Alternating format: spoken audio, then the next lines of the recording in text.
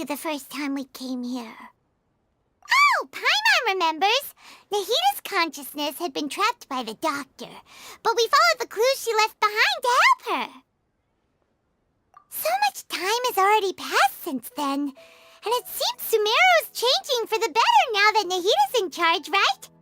Paimon just hopes this peace will last a long time, and then Nahita won't have any more new problems to deal with.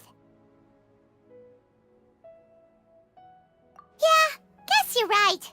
We somehow always find ourselves right in the thick of it. Who knows what will happen next? Come to think of it, maybe it's all because of you. Maybe you're just a magnet for trouble.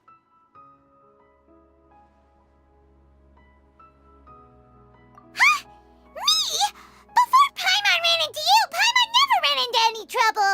At most, when she was super tired, Paimon got caught in some strange whirlpool and sucked out into sea. And even then, you fished Paimon out! Anyway, for Nahita's sake, maybe we should think about heading to our next destination for now. Ah, look who it is. Running into you in a place like this? I can see you two still love wandering around. Oh, it's Dia! Since when are we just wandering around?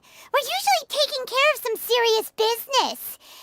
Even though it may have nothing to do with our journey. But never mind that. What brings you here? I just finished a commission in the desert for a usual client of mine. Nothing too interesting. Just escorting a shipment of goods. I'm on my way to report back. That's when I saw you two all the way over there, chatting away.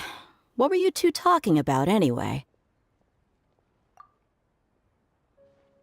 Huh? You serious? Can't say I saw that coming. But you are travelers after all. I guess you'd never stay for too long in one place.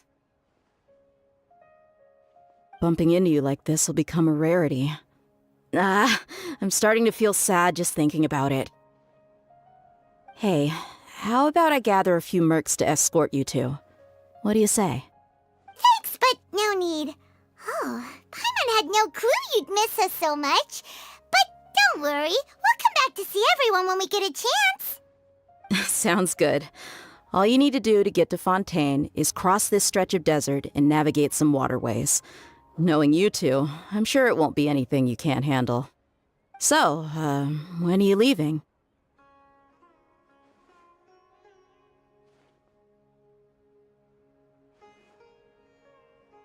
Oh, wait a sec.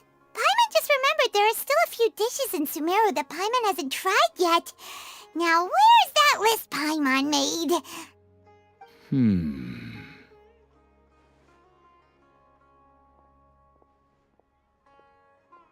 I see.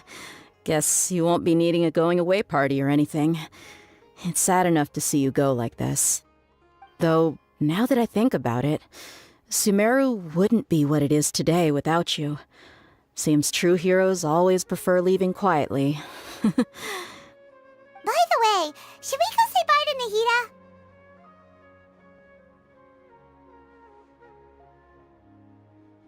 Oh, good point.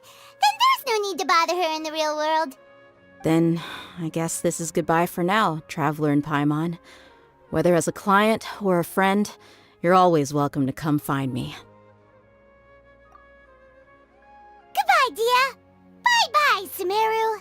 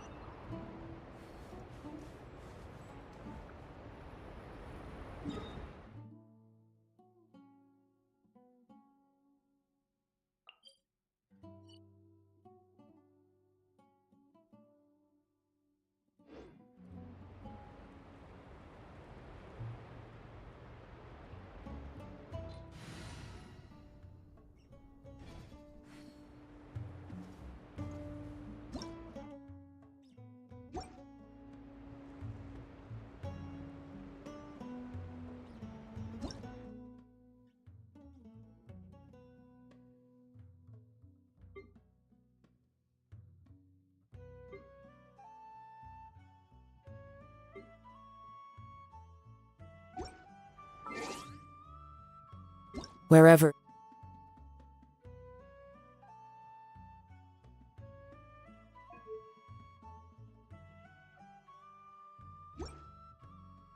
In this world I roam.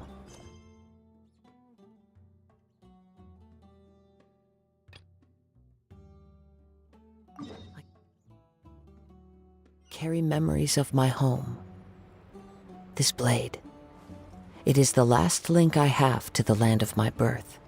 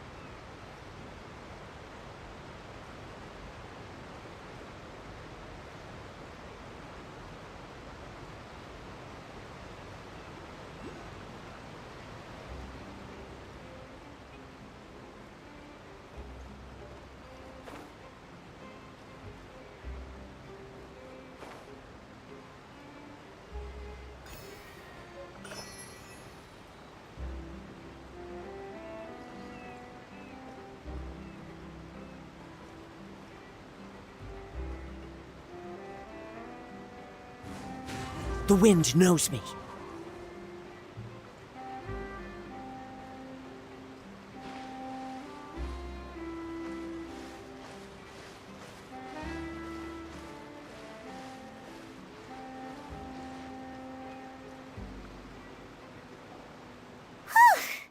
After crossing all that sand and water, we finally made it! Oh, this must be Fontaine's port! Wow! Everything looks so advanced in Fontaine! Paimon's heard that the industry here is extremely developed, and there are all kinds of unusual machines! Just seeing the sights as a tourist is nice, but maybe it would be better if we found something to do! What do you think?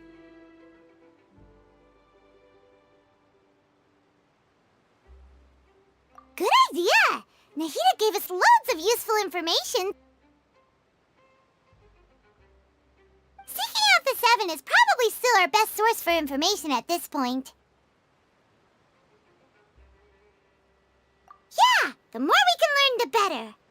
So, what do you think the Hydro Archon's like? Will we get along?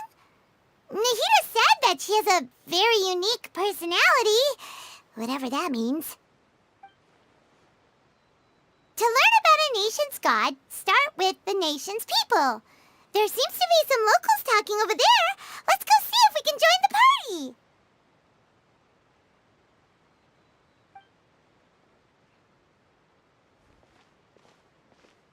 party. If you ask me, it's a tragedy how things ended for him. Clearly, he was a pretty decent person. Yeah, I didn't expect that kind of ending for him. I thought he would at least fight on a little longer for his family. I was expecting a sudden plot twist, but it's a pity that it never happened. Still, his story is quite the tearjerker.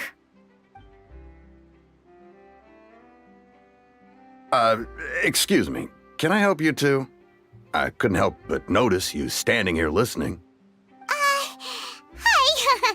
We're travelers new to Fontaine, and we had something we wanted to ask, but you seemed to be really busy talking about some kind of play, so we didn't want to interrupt. Play? Oh, no. We're talking about something that really happened. In fact, it's a case that was just heard a few days ago. Really? Like, a real trial? But the way you were talking about it and the words you used just now made it sound like some kind of story. Well, good tales are often based on true stories, aren't they? And what you see in reality may also be someone deliberately putting on an act while harboring ulterior motives. Whether something is true or not simply isn't that important. The main thing is whether the story being acted out on the stage is splendid enough. Oh, but it looks like you're not from around here. You probably don't know that the Fontaine Court of Justice is called the Opera Epiclese, or more commonly known as just the Opera House. But, shouldn't court cases be treated a little more seriously than that? Not to question Fontaine's way of doing things. It's just that putting someone on trial is usually a very serious thing. No worries. Other visitors to Fontaine have wondered the same thing. You could say that we just don't want to waste the moving stories behind those cases.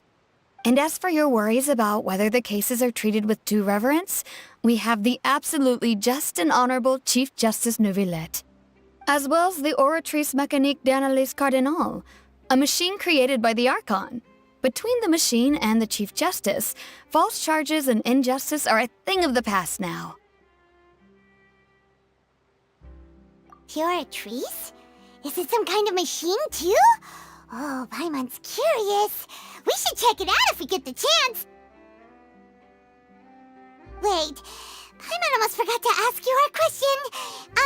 Do you know what we should do if we want to meet the Hydro Archon? Oh, that's easy. Just go to the Opera House. Lady Farina practically lives there. You could definitely say it's her biggest passion. Huh. I think what they mean is that they wish to speak with the Archon personally. In that case, I'm afraid it's going to be a tad more difficult. You'll have to make an appointment well in advance, and it'll depend on whether or not she has any time slots available. Huh.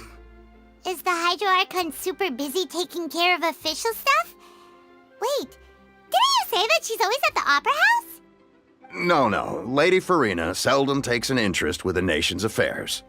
The reason it's difficult to make an appointment is simply because she's incredibly popular. That's right. After all, she is the Archon. Though she may tend to get a little dramatic from time to time, people can't get enough of her. Huh. First time Paimon's ever heard of an Archon being described that way before. Wait! Paimon gets now! The Hydro Archon is kinda like a big celebrity here, right? Yeah, I suppose you could say that. Perhaps you could even say our mascot. Hang on. This is still Fontaine's Archon you're talking about. You should show some more respect. Yes, you're right. I guess I should at least try to be a little more respectful in front of visitors. Otherwise, I might get arrested and find myself face to face with Monsieur Neuvillette. Come on. Sure, there's a lot of laws here, but nobody's going to be arrested for saying something disrespectful about the Hydro Archon.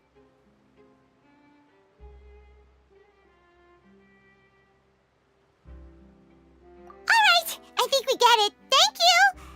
At least we now know that we can find the Hydro Archon at the Opera House.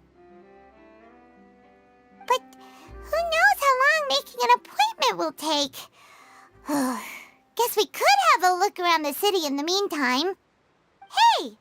What are you looking over there for?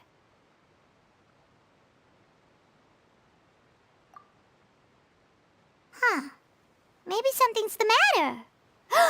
She isn't going to jump into the water, is she? Maybe we better go check on her.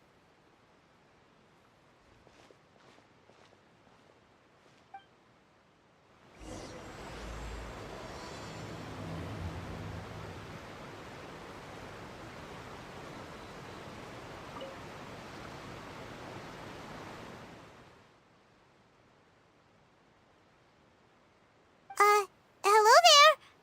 Excuse me. Are you alright? Huh? I'm fine. Thanks. Oh, okay then. We just noticed that you seem to be worried about something. About many things, actually. But there's nothing I can do but just keep my troubles to myself. I was just reminiscing about a place my brother and I would play when we were kids. It was just atop that hill over there. See? You're pointing at the sea. Wait, Are you saying that you and your brother lived in the water? Though people call the waters around Fontaine a sea, it's actually just an inland lake that's filled with fresh water. And though I can still see that hill clearly in my memories, now it's been completely submerged. He would skip and jump, tossing sand in the wind. The sun shone brightly, and the air was filled with the scent of the sea. But now, the water is gradually swallowing our memories. It won't be long before it swallows us. Sorry. Paimon doesn't really get what you mean. I don't believe we've had the pleasure of meeting. Are you Lynette's new friends? Oh, and you are? Thanks for looking after my sister. She often comes here to reminisce about our childhood, that's all. There's no need for any concern. Allow me to introduce myself. I'm Linny, and this is my sister Lynette. If I had to guess, I'd say you must be travelers from abroad. Nice to meet you. Paimon is Paimon, and this is the Traveler. We just arrived in Fontaine. We were just talking with your sister. Even though we didn't really get what she was saying. I see. It's unusual for Lynette to be so willing to talk with anyone. In fact, she seldom speaks at all. I'm usually the only one she ever talks to. Oh, really? Then you two are just like us! Paimon's always the one talking for some reason.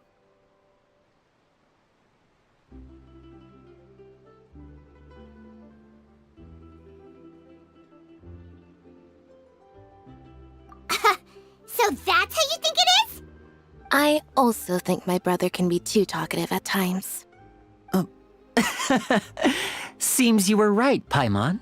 We are quite similar. So, what did Lynette mean just now when she said that the water is engulfing your memories, and that it won't be long before it engulfs you too? Oh, that. It's from a prophecy that's been circulating in Fontaine for some time now. Well, I suppose prophecy isn't exactly the right word, because that implies a certain amount of uncertainty. There's no doubt about what's happening in Fontaine now. Where to begin?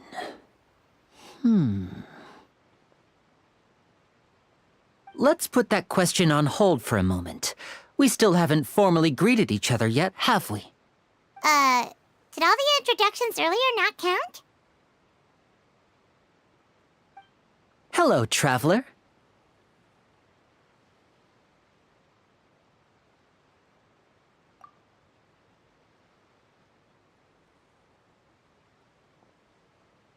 And hello, Paimon.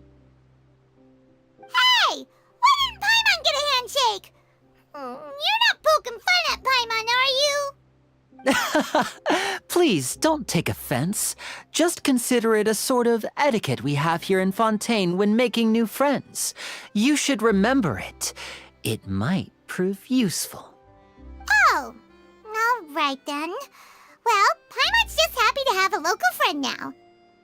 By the way, we were just getting ready to go to the Opera House to meet the Hydro Archon. Would you be able to show us the way? So you're going to see Lady Farina? No problem at all. In fact, I was planning to go to the Opera House later myself. I'll gladly take you once I finish things here. Please follow me.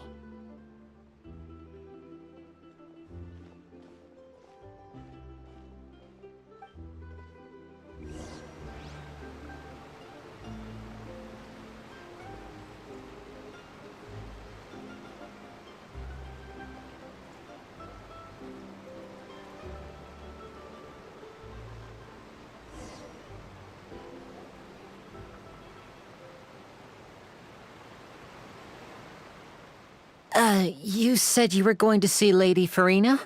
Well, it seems Lady Farina has come to see you.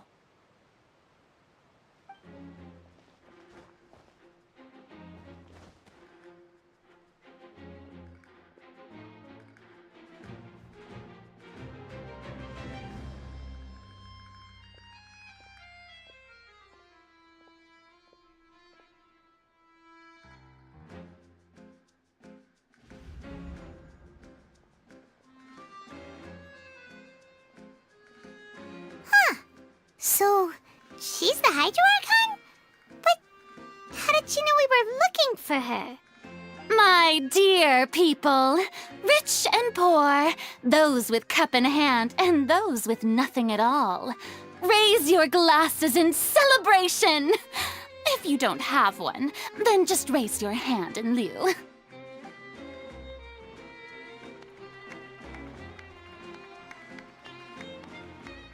As you can all see, 2 unfamiliar travelers have arrived in our nation. Come, let us make a toast in honor of this traveler and his companion, who have journeyed here from distant lands.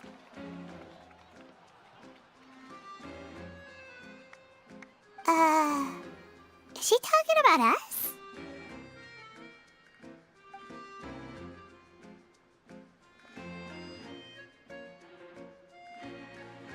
I've long heard of the turmoil and chaos you've left in your wake as you visited other nations, but I welcome you nevertheless. No, I have come to receive you personally. Fear is for insignificant cowards.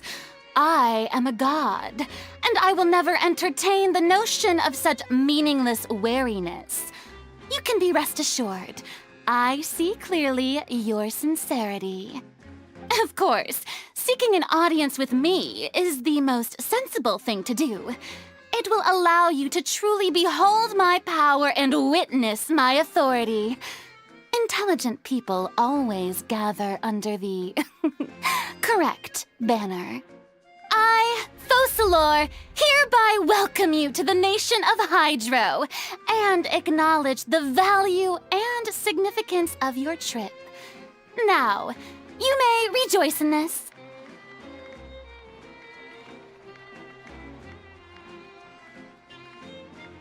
Yeah, Paimon still can't believe it. Feels like we've only been here for a few minutes. But the Hydro Archon's entrance was, how should Paimon describe it?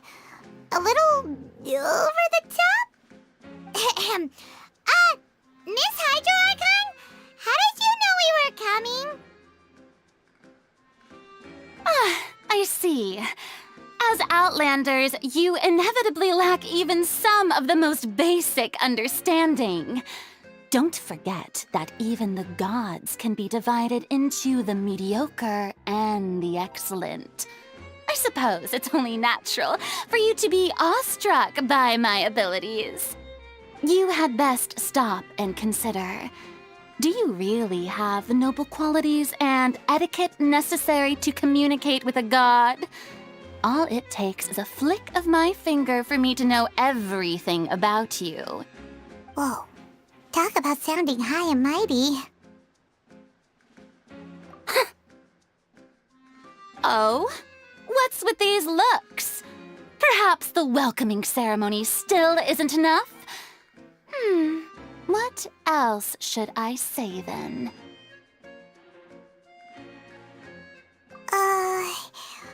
Is she waiting for us to start talking? Wow, I didn't expect to see Lady Farina here. What a surprise! Wait, does this mean they're the legendary blonde traveler? How did I not notice before? Hey, what's all the commotion? Oh, is that Lady Farina?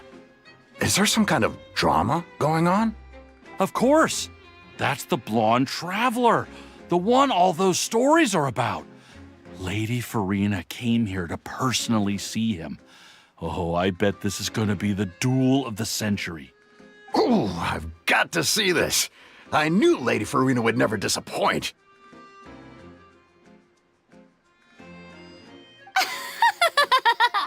Yes, but don't get too excited now. My dear believers and spectators alike tend to get quite rowdy, and despite the noise, I've come to tolerate all their ruckus.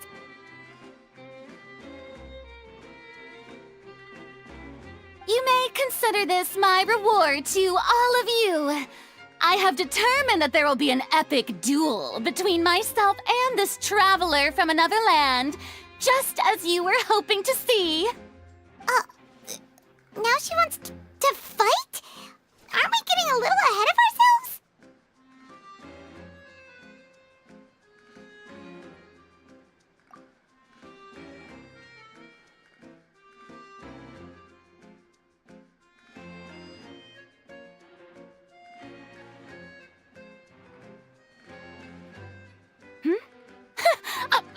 not afraid. Might I remind you that this is a duel against the divine? What are you trying to do, traveler? Provoking a god in front of her people? Stand down, Clorend. I admire his bravery. Few have the courage to draw their sword against a god. He is obviously a true warrior. Unfortunately, people nowadays only crave to be thrilled, and a mere duel will not slake their thirst for excitement. Oh, yeah, she's right. Just a duel wouldn't be all that interesting. On Araneus, criminals are always requesting duels to defend their honor. They're getting a bit old, to tell the truth. You see. Then, as the god of justice, I shall face this traveler in another kind of duel. A duel in court! Whoa, all right! Now that'll be worth seeing! Right. This is Fontaine, after all. With such a grand opera house, it would be a pity not to use it. Why do you care so much about the crowd's reactions? Seems you've spent a little too much time in the opera house. Besides, how exactly do you plan to have a duel in court? You mean you're going to put us on trial?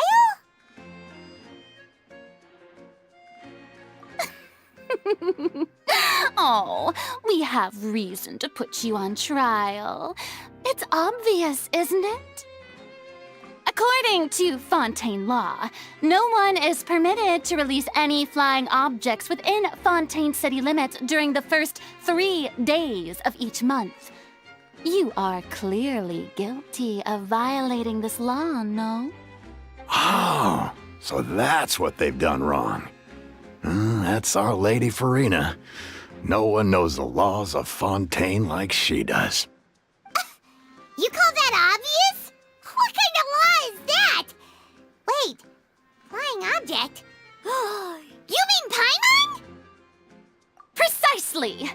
Now, if you two have no objections, then in the name of the Hydro Archon, I order your arrest.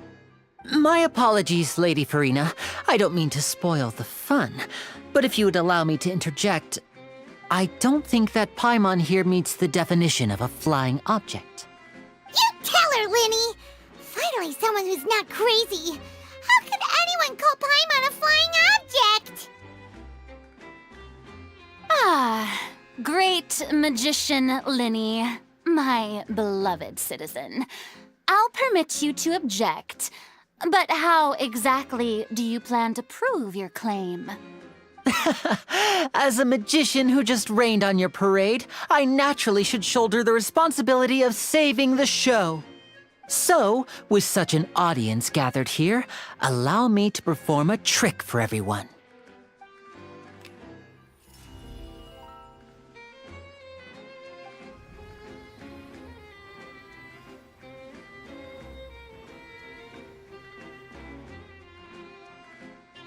Ta-da!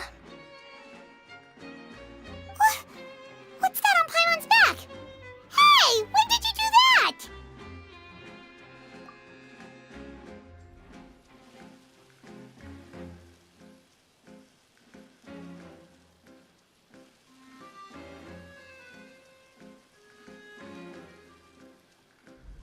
There. As you can all clearly see, Paimon should be classified as, well, something like a balloon. This rope has been in the traveler's hand all along. It was just that no one could see it before. Huh? You call that magic? You've got to be joking. I thought it was pretty good. Nice one. Huh, I'm not sure what to think. It seems Lady Farina's charges no longer hold water.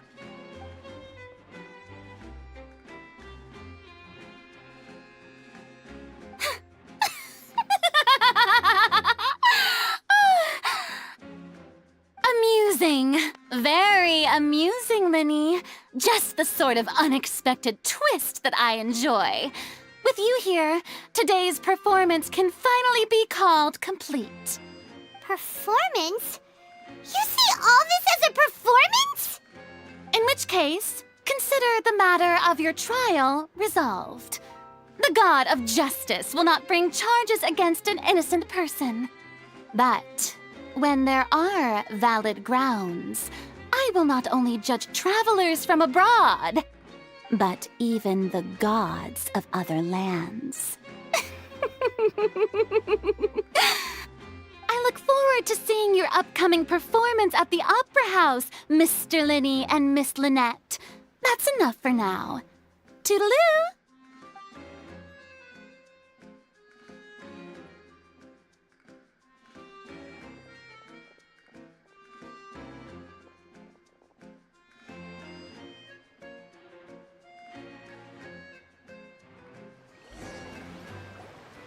And just like that, she's gone. Well, that's the most unpredictable Archon Paimon's ever seen. We never even had a chance to ask her anything. But that's a problem for future Paimon. That whole scene just now was really... Don't mention it. I just happened to remember that there was such a law, so I did a little preparation, just in case. I didn't think it would actually come in handy. So, now do you see what kind of god Lady Farina is? She can be a bit confusing at times, but she is still amenable to reason.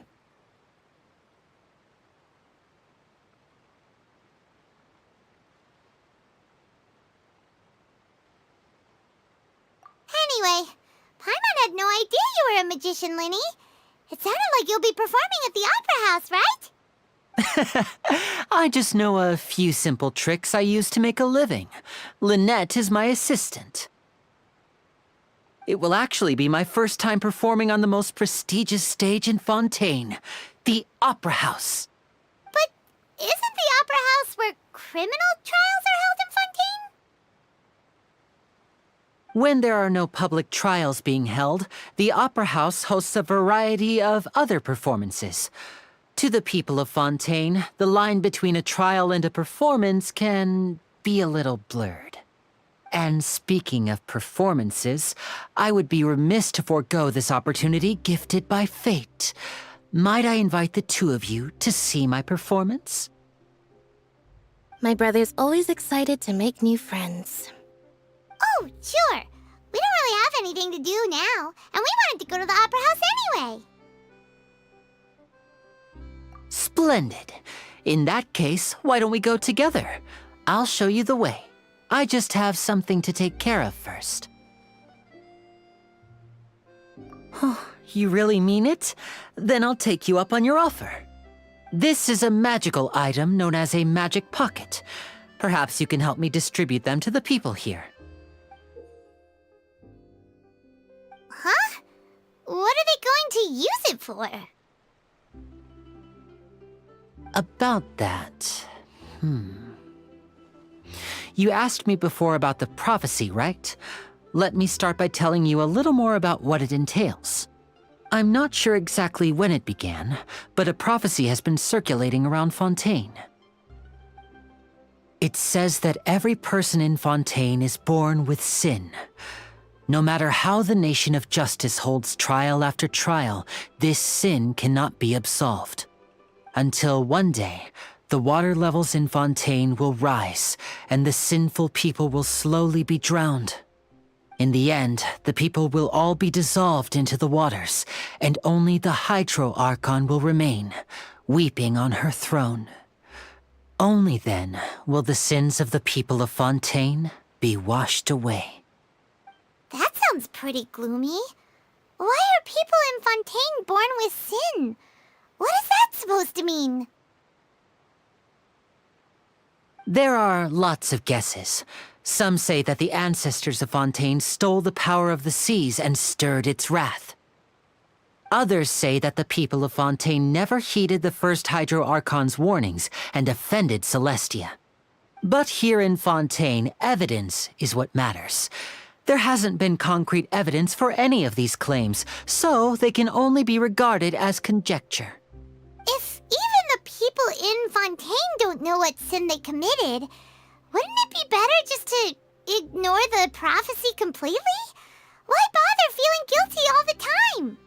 That's exactly what the people did at first. But in the last few years, the water levels in Fontaine have actually started rising.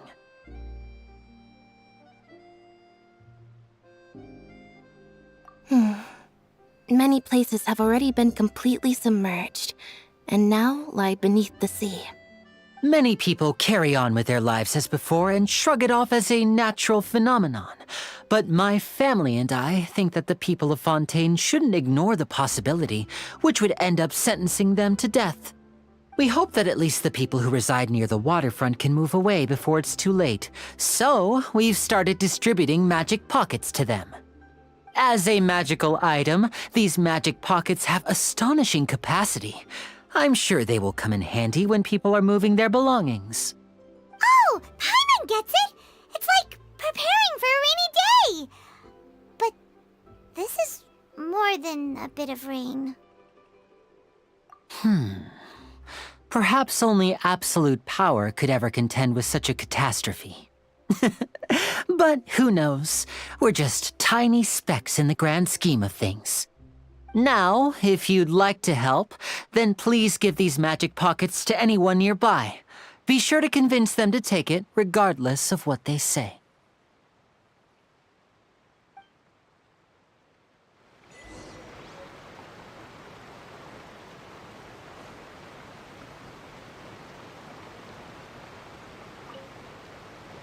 What's this? So you also believe in the prophecy. Keep it. I won't have any use for it. What? You mean you don't believe in the prophecy? No, I believe in the prophecy. But I also believe in another story. The story says that people once lived in the ocean. They were one with the ocean and couldn't live apart from it. But as time wore on, people desired to live on land and developed blood vessels, encapsulating the sea within their bodies. Thus could people set foot on land. So, if you ask me, when the water rises and takes us all, it'll be like we're going home. Oh, we hadn't heard that one before. But people can't live underwater. They'll die. You should probably still take it. All right, I'll take it. I guess I just feel that being dissolved into the water doesn't necessarily mean death.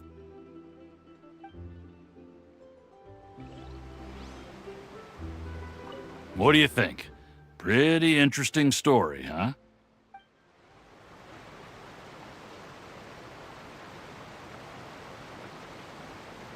What do you think? Pretty interesting story, huh?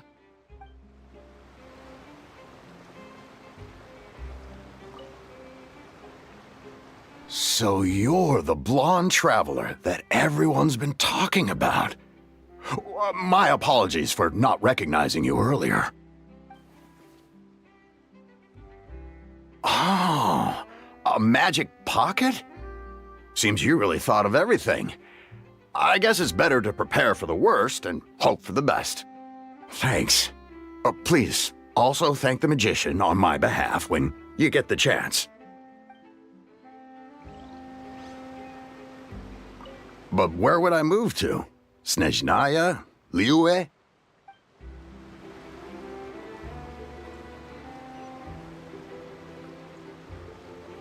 One with nature.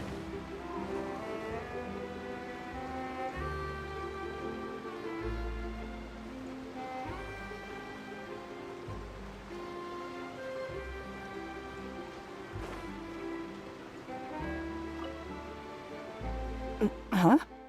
I don't want that thing. Way I see it, if the prophecy's true, it's still gonna be a long time before the water can cover everything. Life is all about living in the moment. What use is there in worrying about the future all the time? We'll cross that bridge when we get to it. You should still take it. You never know when it'll come in handy. Oh, all right, fine. Thanks. It's just that if I start moving, that means I've already given up on the life I have now. I'd really rather not.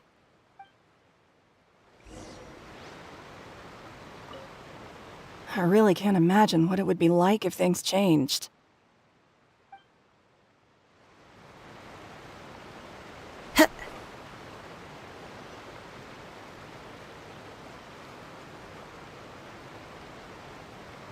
Oh? You already handed out all of the magic pockets?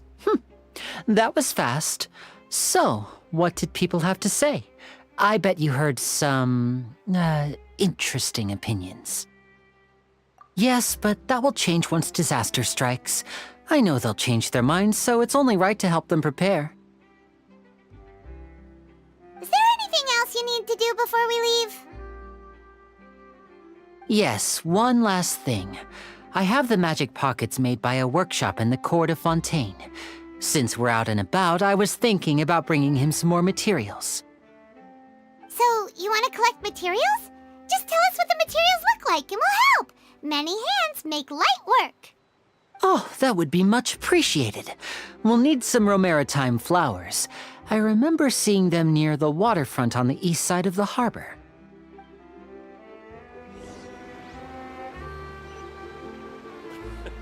I can't wait to give her my gift.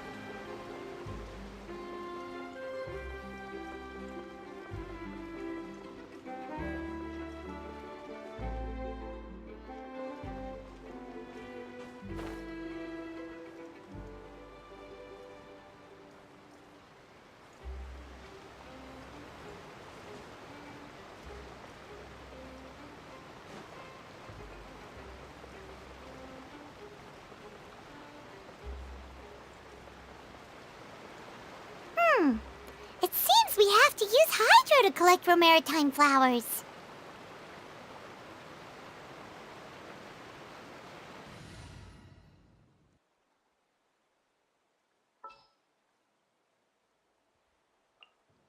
Take heart. Victory will be ours.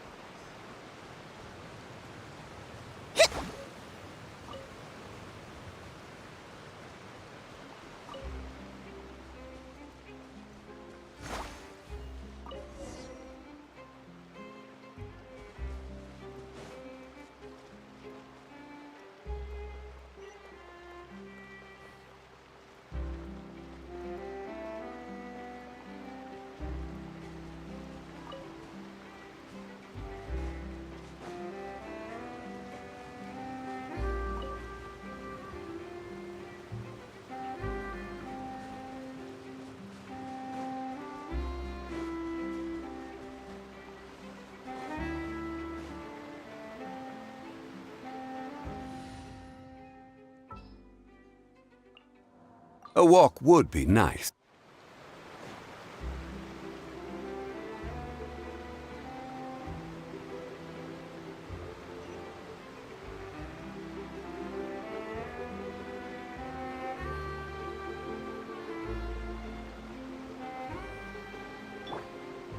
The wind knows me. Time to go.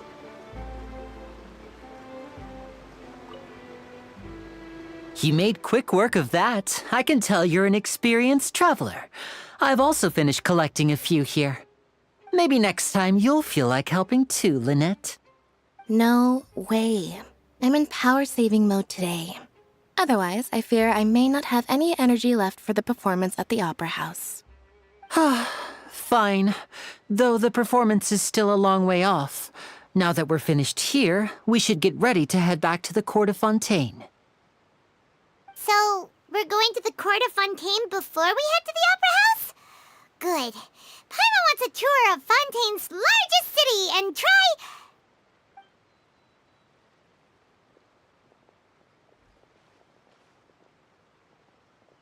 Wait, shh. Have you noticed that person over there? The young girl. Huh? What's wrong with her? Paimon didn't notice anything. She's obviously a thief. Magicians and thieves practice similar methods. We divert attention, and a distracted audience is one that won't discover what you're really doing. Watch her movements carefully.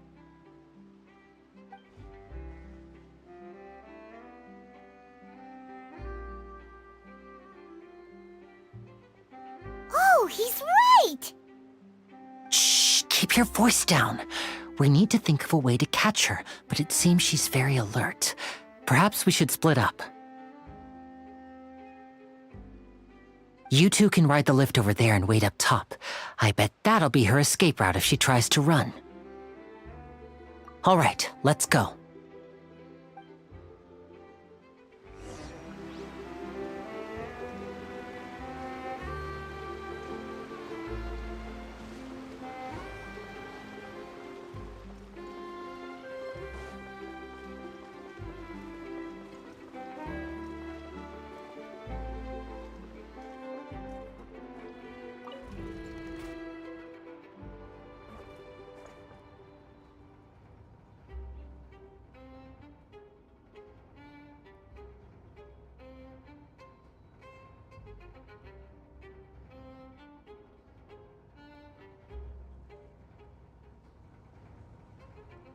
This scenery is wonderful. Surely enough to convince anyone to become a wanderer.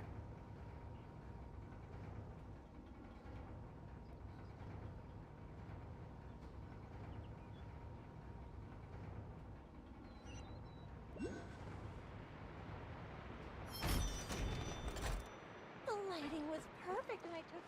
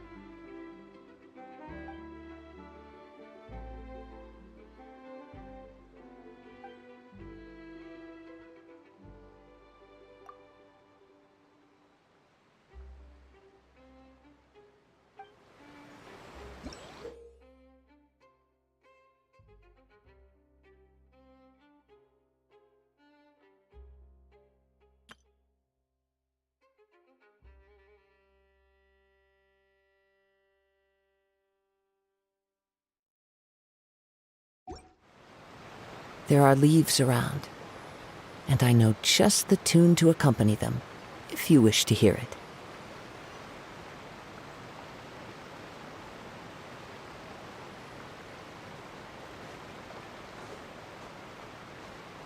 The lighting was perfect and I took these photos.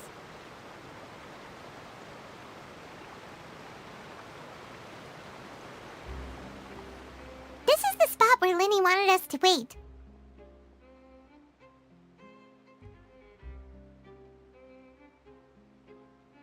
Oh, look! Isn't that her?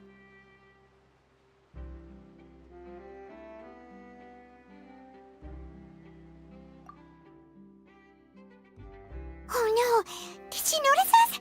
She started running the other direction! What should we do? Should we chase her?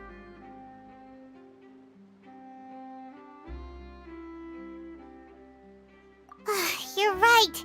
She might also be trying to lure us away.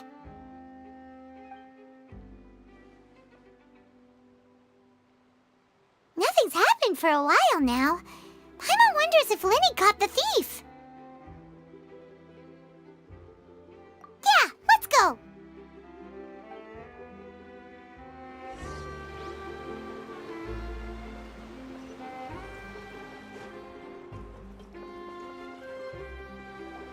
Are you sure that's all she took?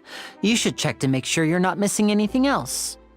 No, that was all. Oh, I can't thank you enough. I didn't notice a thing earlier. Anyway, I should be going now. Thanks again.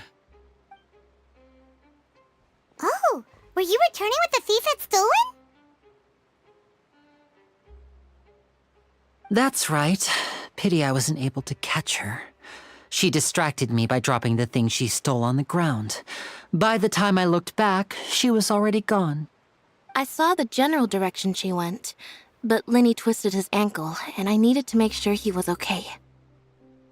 Oh, did you get hurt, Lenny? I'll be all right. It's just a twisted ankle, that's all. In fact, it's feeling better already. If you want to play at being a hero, at least try not to get hurt doing it. Imagine what would happen if you managed to derail our performance as a result. You're right. Sorry, Lynette.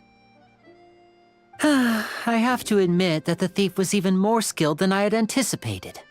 But at least we were able to get the stolen items back, so it wasn't a complete failure. What a slippery little thief! Guess things turned out all right in the end, though. Lenny's initiative paid off! All right, let's put this little detour behind us. We should go to the court of Fontaine now.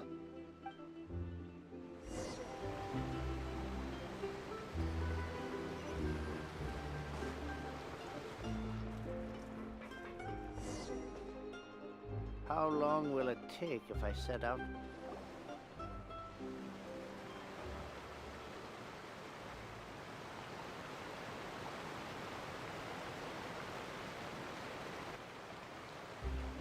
So, we ride this thing to go into the city?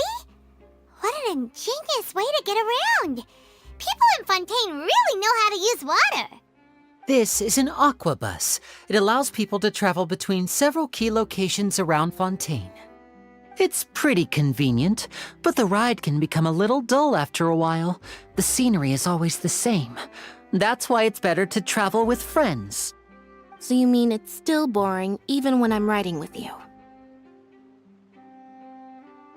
No, that's not what I meant.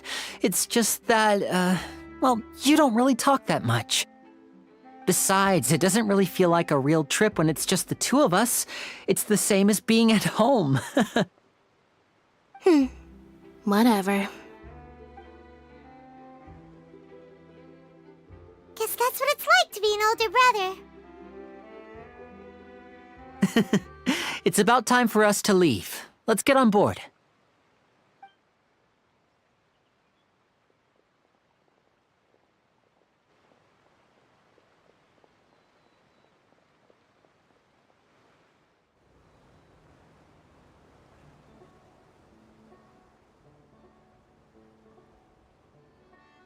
Huh? What? Traveler! Paimon! Charlotte! Oh, I never guessed I'd bump into you while riding the aquabus. In the story of my life, this is big news. What are you doing in Fontaine? I didn't hear anything about you paying us a visit. Yeah, it's quite the coincidence, but as travelers, we're always on the move. It's not surprising that nobody knew we were coming. Though we still have no idea how the Hydro Archon knew about us. Oh, let Paimon introduce you to our new friends! Oh, no need for introductions, Paimon. I would recognize the great magician Lenny and his assistant Lynette anywhere. I wouldn't be much of a reporter if I didn't know who they were. It's a pleasure to meet you. I'm Charlotte, a reporter for the Steambird. Nice to meet you. From the Steambird, huh? We've often relied on your paper to promote our performances. It's an honor to meet you. Now that everyone knows each other, Fontaine suddenly doesn't feel like such an unfamiliar place. So, what have you been up to lately, Charlotte? Any big news? Not too much. When there isn't any breaking news, I mainly cover the trials at the Opera House. You can still manage to keep readers' attention as long as you tell things from a clever enough angle, even if it's the same old topics. For example, reporting on how a scammer once deceived vulnerable girls into relationships, or how a financial criminal was once so poor that they ate a single piece of bread for 5 days.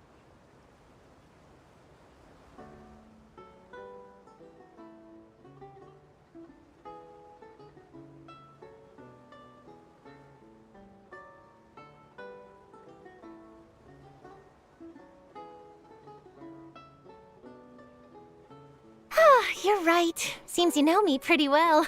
What I'm really after is exclusive, sensational news pieces that could shake the country. These smaller stories are a waste of my talents. Oh, I just remembered. I've been following a case lately. Well, a series of cases, actually. You mean the serial disappearances of young women case? That's right. These stories are the talk of the town right now, and it's probably the most mysterious case we've ever seen. If I'm the first with a draft ready to publish when the case is finally cracked, and it's the headline story in the Steambird, oh, when that happens, I bet all the other reporters will shed tears of envy. I've already gathered all kinds of materials. I just can't wait for the truth to be revealed. So, what is the serial disappearances of young women case? You mean the culprit hasn't been found? That's right. The first missing girl case happened almost 20 years ago. And ever since, after a period of time, another girl disappears. What the cases have in common is that the girls are all of a similar age, and that they've all vanished without a trace. But the scariest part is that to this day, none of the girls have ever been found. Many suspects have been arrested over the years in connection with this case, but shortly after each arrest, another disappearance would always happen.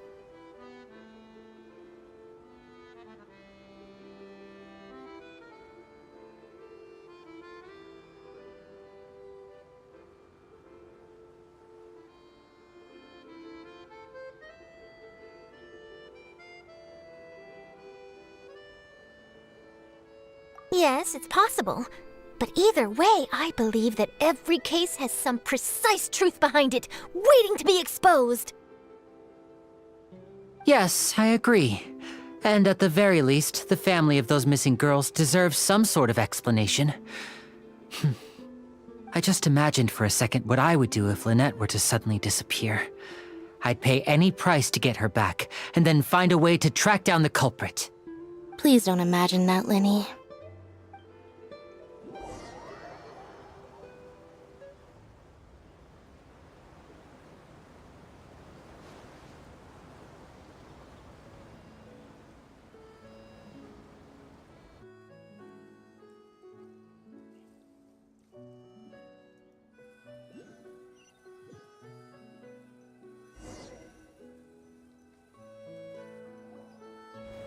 Hmm?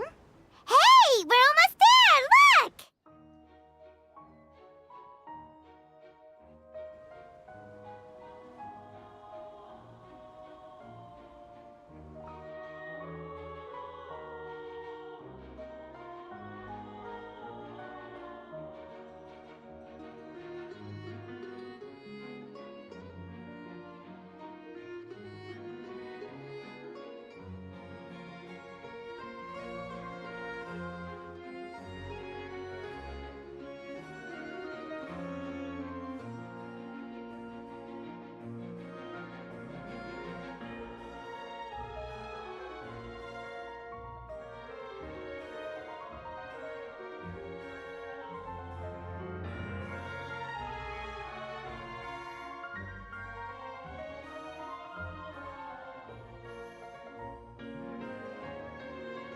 Well, I really enjoyed chatting with you.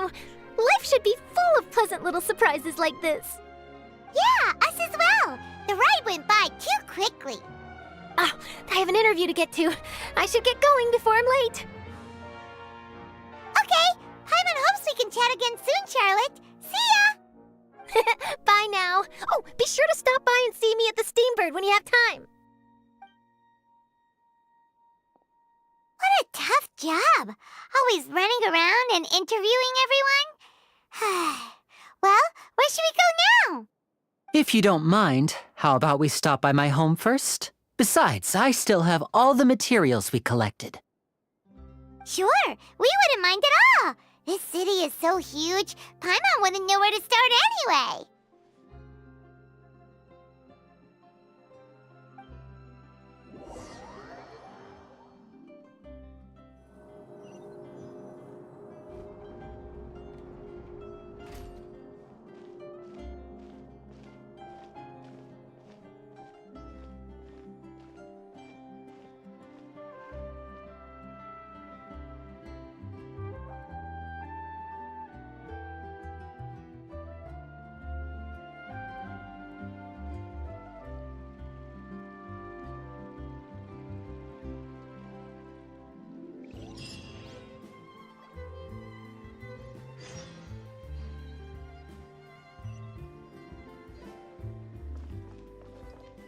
Time to go.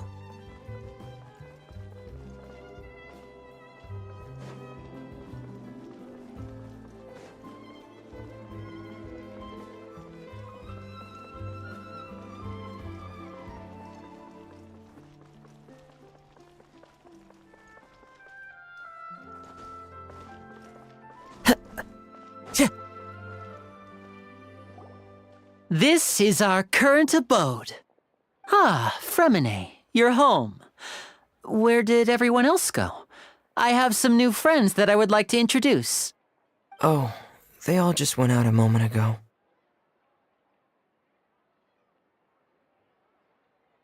I see. Everyone is getting busier now that Father will be returning soon. I suppose that can't be helped. Allow me to introduce you to my little brother, Fremine. He is a phenomenal diver. Hello. Nice to meet you. Paimon is Paimon, and this is the Traveler. Oh, you sound very proud to have a diver as a brother, Linny.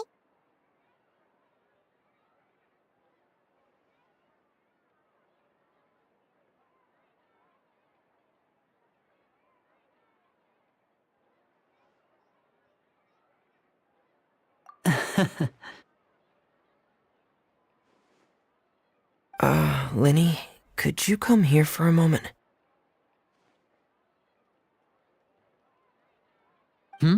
What is it, Fremine? Do you have something to tell me?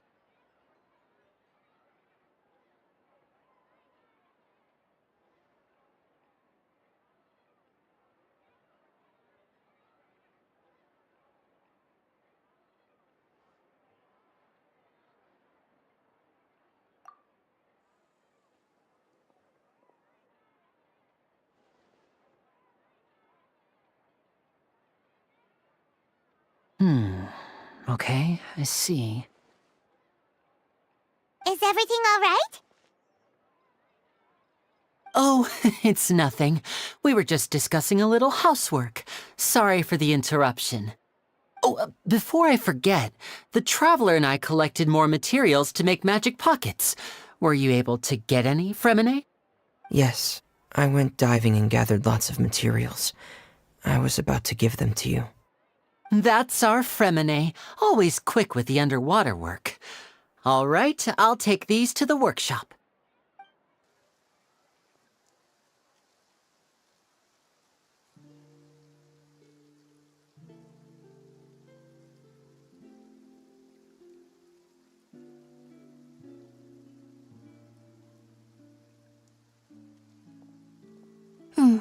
Looks like rain. Oh, you're right. But wasn't it clear and sunny just a moment ago? Fontaine's weather sure is weird. I'm afraid that's just how it is here.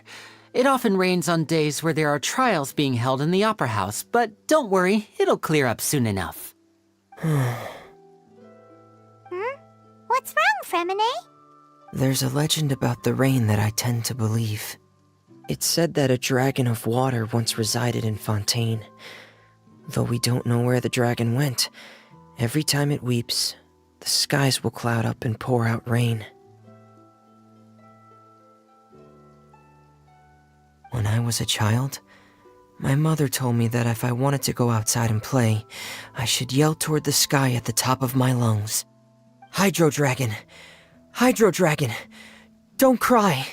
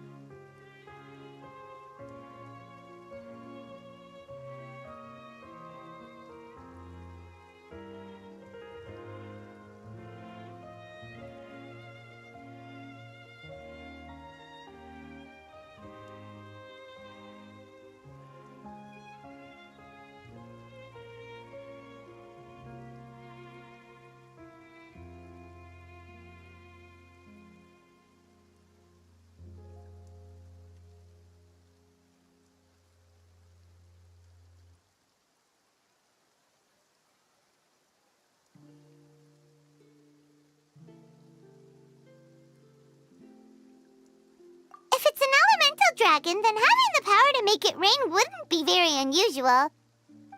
Let Paimon try something. Hydro dragon, don't cry!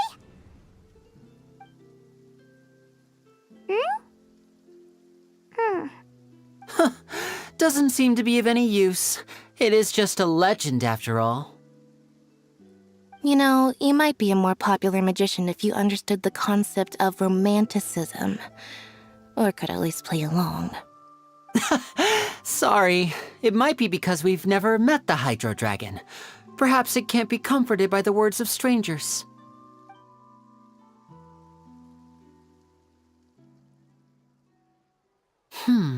It rained for longer than I suspected. Oh, it's already getting late. Was there something you needed to do, Linny? Yeah, some preparations for the show at the Opera House. I need to find a way to catch the last aqua bus of the day. On the day of the performance, just ride the aqua bus to the island of Araneus. I'll have Lynette meet you at the fountain in front of the Opera House.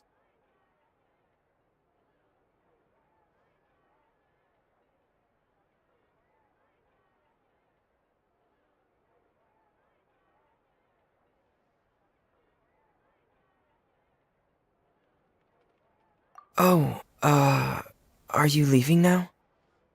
What is it, Fremine? I'm in a hurry. Oh, I get it. You feel nervous delivering the materials for the magic pockets, is that it? Perhaps we could trouble the Traveler to help us take these materials to the Beaumont workshop and deliver them to the owner there? I'm afraid that Fremine can be quite introverted, and the boss there tends to be pretty talkative. Fremine has always been a little afraid of her. No trouble at all! Don't worry, we're on the case! Sorry for the inconvenience. I'm quite useless when it comes to such tasks. I'll think of a way to make it up to you. Oh, no need! This will be a walk in the park for us!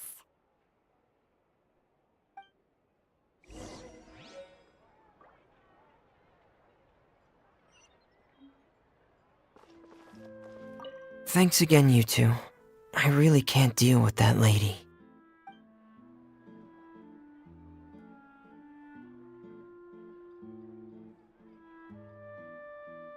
Fresh fruit, sweeter than syrup.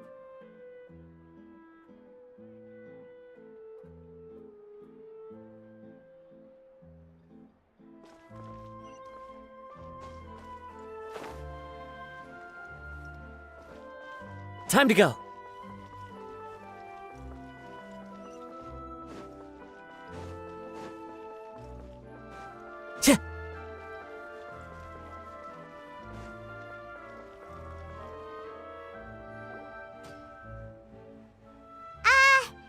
Hello? Is there anyone here? Oh, hello there. New customers? Looking to buy, or do you need something made? Or perhaps you're just looking for a chat with me. Oh no, we're just here to deliver some materials. Here they are. They're for making... what were they called again? Ah, these must be for magic pockets. I could tell right away. I've already made several orders worth now.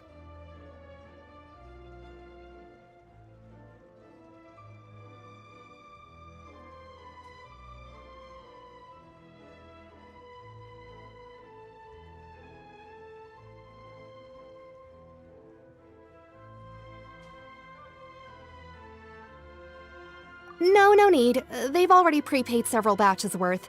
When they told me what they'd be using them for, I even offered them a discount. But they insisted on paying the full amount, saying that I had a business to run.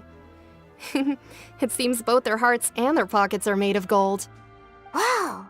So, is Linny actually loaded? I can't say for sure, but who knows?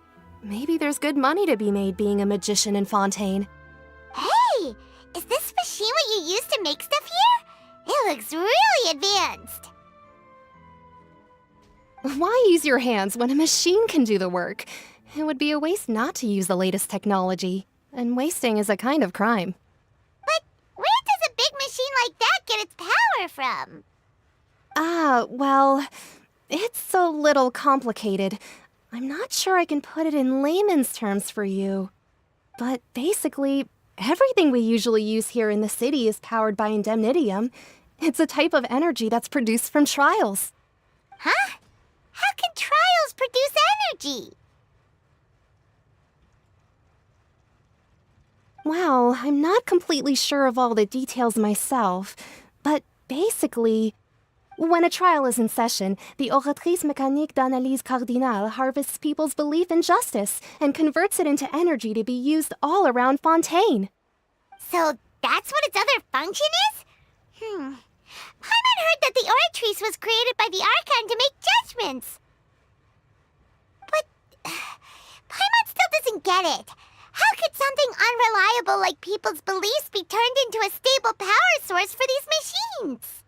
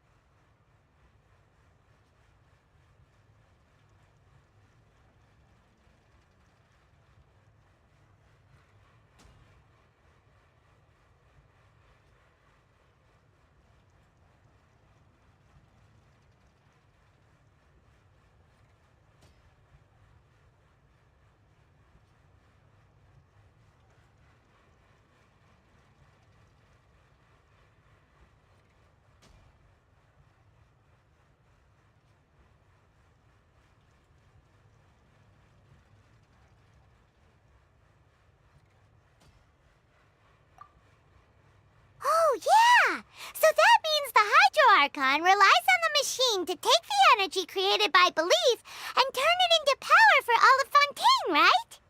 Even though I've never heard anyone really put it that way before, it sounds like it makes sense. Besides indemnitium, we have another type of energy called pneumosia. It isn't produced by the power of the Archon, but it is unstable by nature. Even now, it still cannot be widely used by civilians. I thought I'd find you hard at work, but here you are chatting the day away. Since you're already talking, I'm sure you wouldn't mind a few words with me. You again? Didn't I already promise you that I'd have the more I owe to Confrérie of Cabriere by next month? Why are you hounding me now? Yeah, but how do we know that you won't go running off by the end of this month? I want 50% today. Wait, no? 70%. Huh? You... Seems business isn't so great for the workshop. We've already finished our job and delivered the materials. Maybe now's a good time to leave?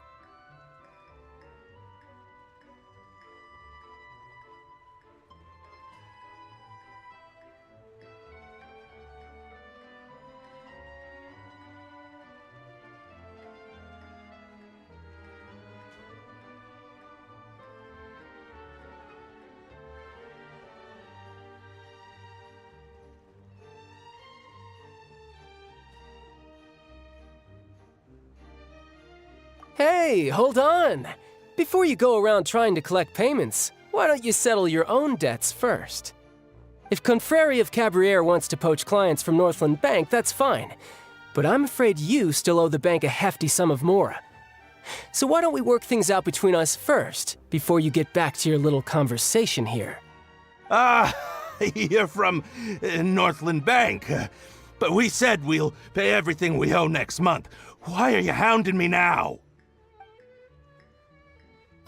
Traveler, Paimon! I didn't think I'd run into you here in Fontaine. What are the chances? We're surprised to see you too! What are you doing here in Fontaine? You didn't want to stay in Snezhnaya?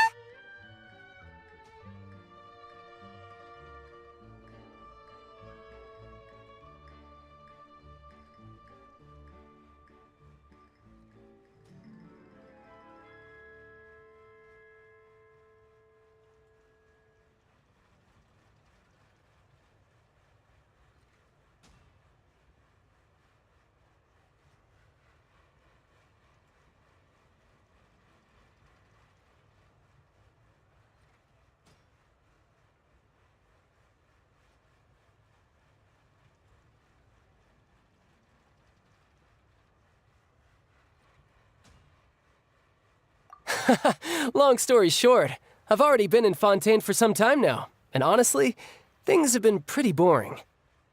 But it seems that fate brought our paths together today.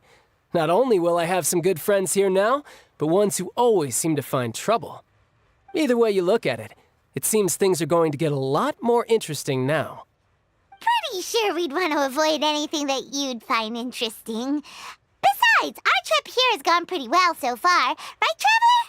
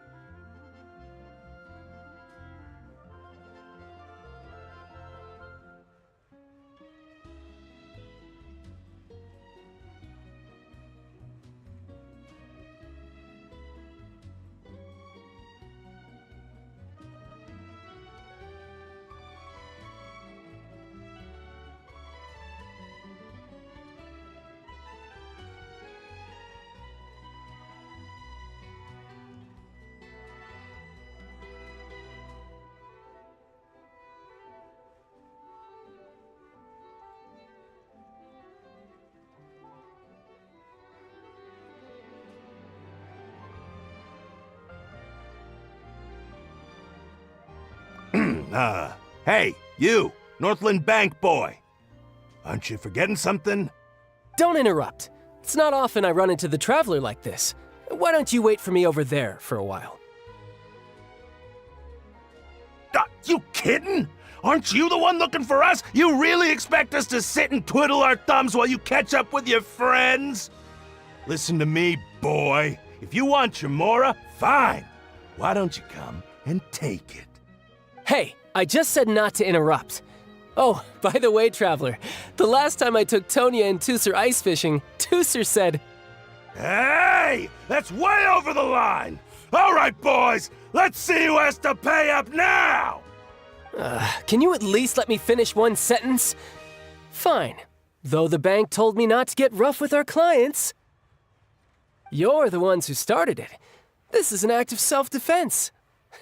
You two will have to be my witnesses, okay?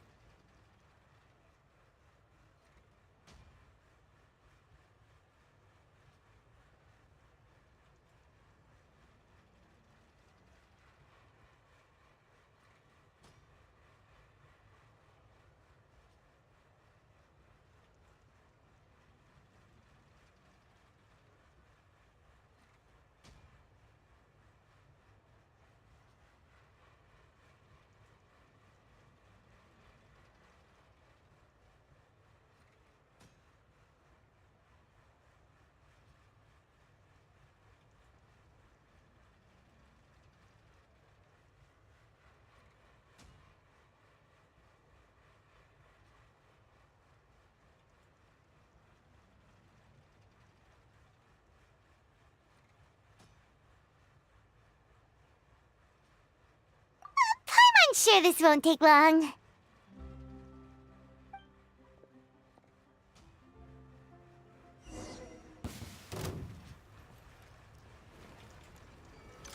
Tidal wave.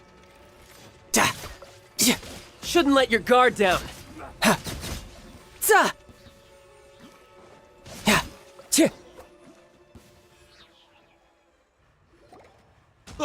What's your deal, Brad? How are you so strong if you're just a staffer from Snezhnaya's Northland Bank? Wait, don't tell me you're...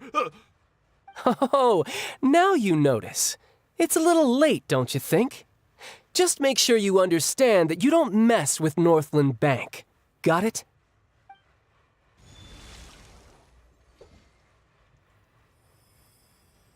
Huh?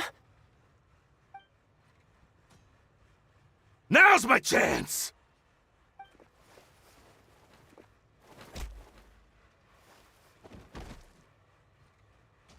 Huh. That was weird.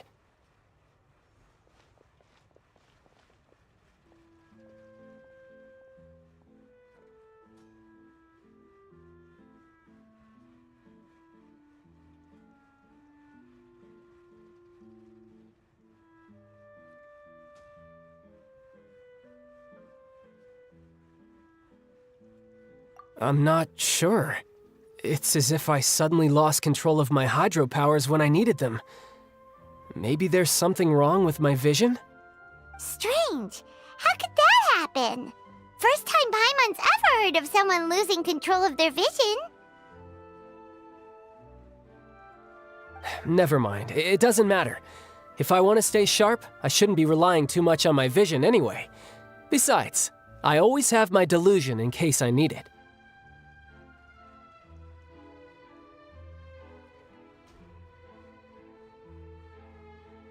So what are you doing in Fontaine, child? And don't say it's work for Northland Bank. Well, I guess it's because I've been in a bad mood lately. Huh? What kind of reason is that? Wait, since when do you feel down about anything? I don't know. Maybe I still have a lot to learn about myself. But recently, there seems to be some sort of restless power stirring inside of me.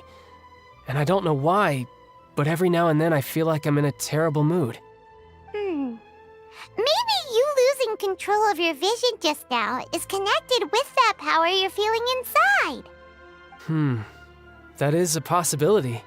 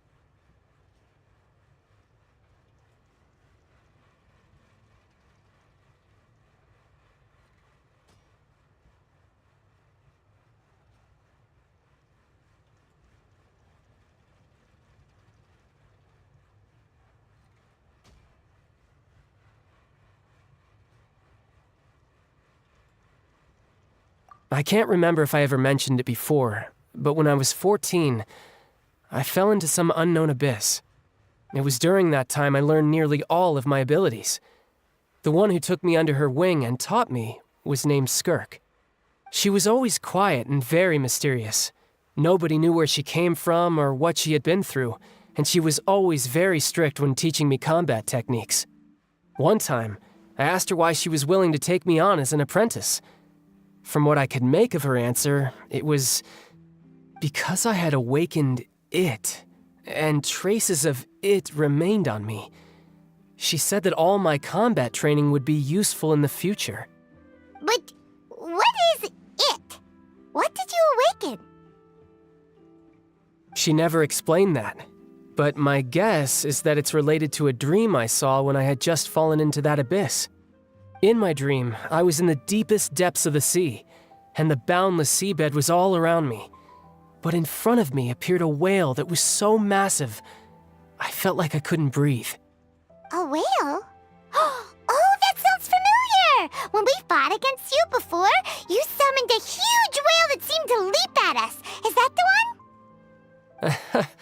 That's just an abstract form of a whale that I create using my elemental powers.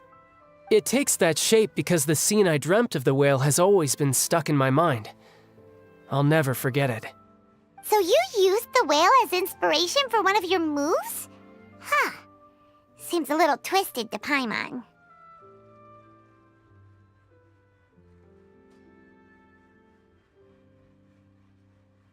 So why don't you just go ask your master? Maybe she knows the answer. You make it sound so easy. Ever since the incident I experienced there, I've never stopped searching for Master Skirk and that unknown abyss. But it's been years now, and I've still found nothing. There isn't even a trace of the place where I remember falling into the abyss. Oh, it sounds like some kind of ghost story. Yeah, I'm out of leads at this point, but there's nothing more I can do. It seems that strange encounters in this world tend to be elusive like that. Oh, seems the time really flies when I'm talking with you. I just remembered I have somewhere else I need to be, so I should get going. What?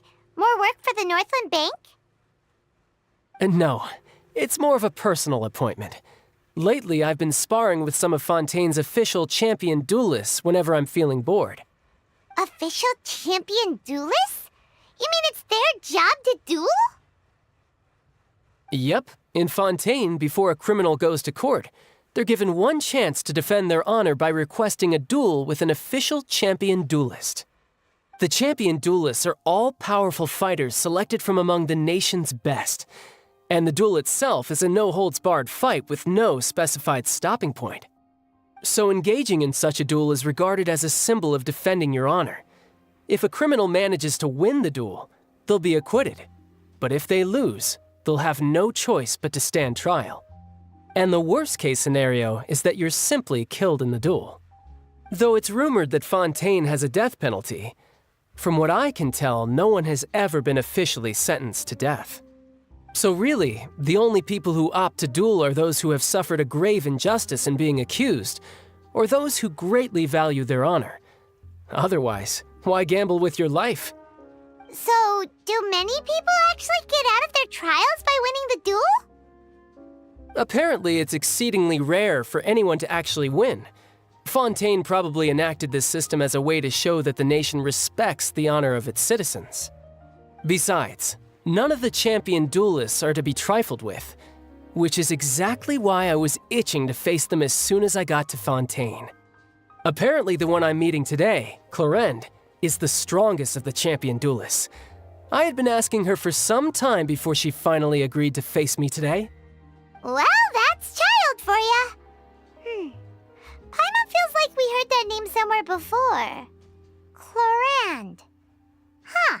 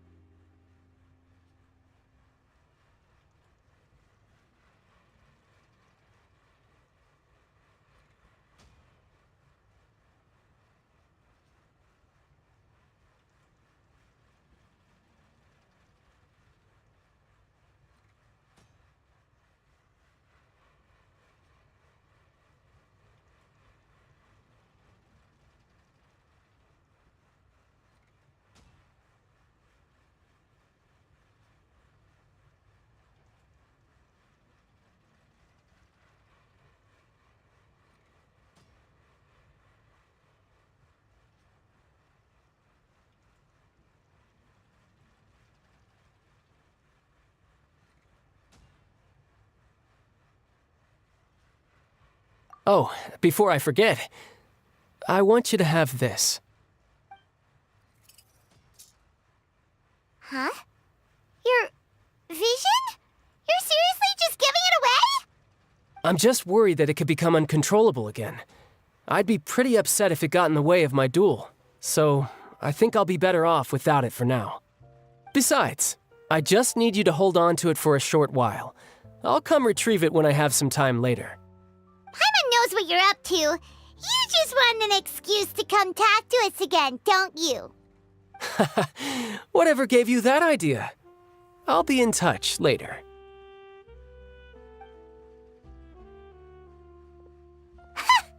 That sneaky guy. He said he's been feeling down lately, but he seemed the same as ever to Paimon.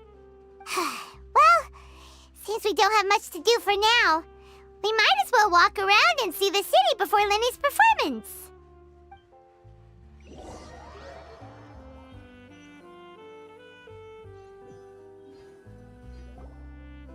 Wow! Who could have seen that coming? The reporter who was barely around for most of the story was the murderer all along!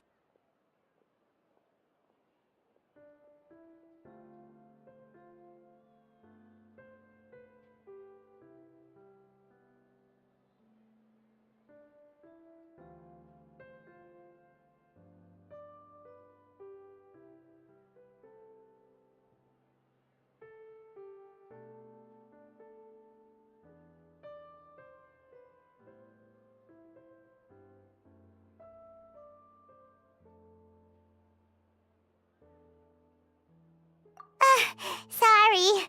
Paimon was just surprised, that's all. Whew. Paimon never saw that twist coming.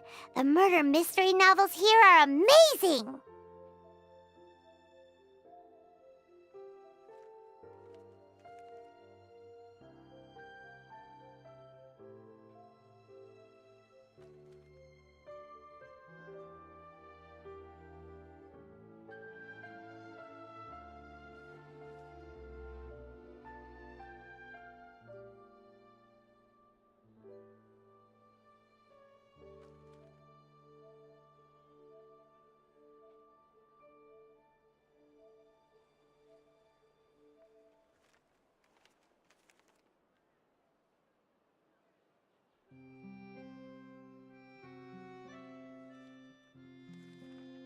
The whodunits here in Fontaine are a lot different than the light novels you see from Yai Publishing House. Both have their merits, but Paimon thinks this style of novels are more, well, novel.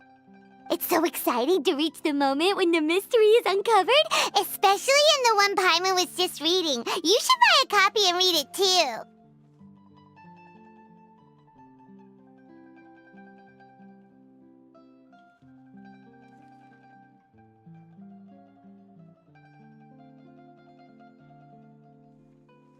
Oh, sorry about that. Paimon will be more careful next time. Hey, shouldn't we be heading to the Opera House to see Linny's performance soon? It's almost time for the show to start, so we should get going. Linny said that the Opera House is on Aranias, so let's go ride the Aquabus!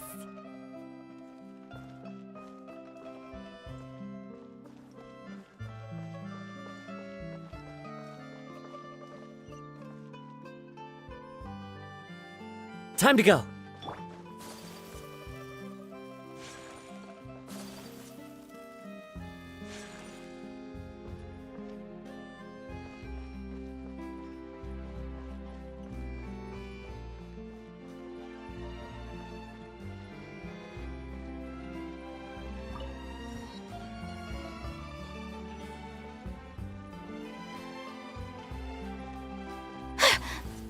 It should be fine.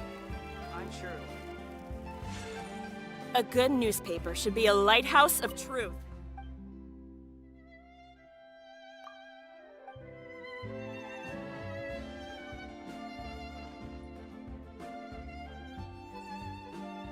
Hello, hello.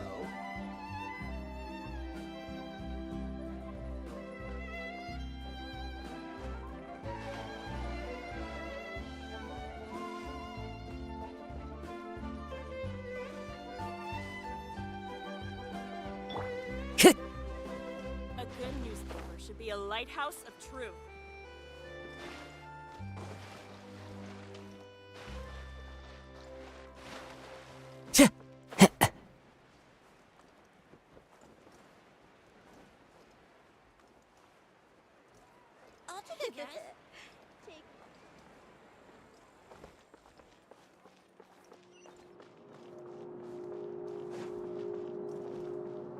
Time to go.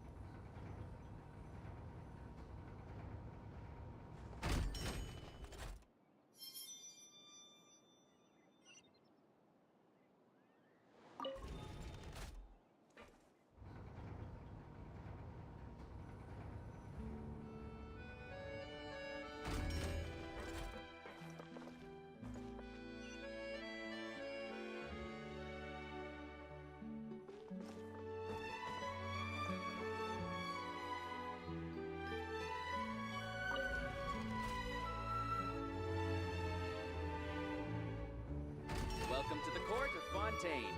Please watch your step.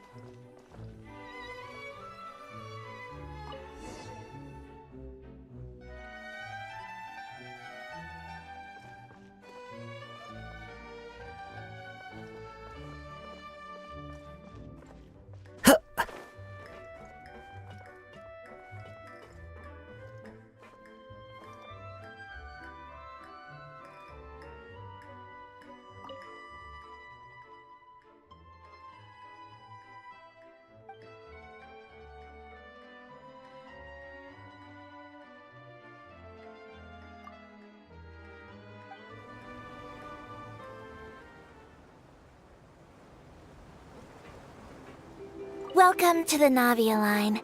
I am Elfan. The boat will be departing imminently. Please do not stick your head, hands, or other body parts outside the boat.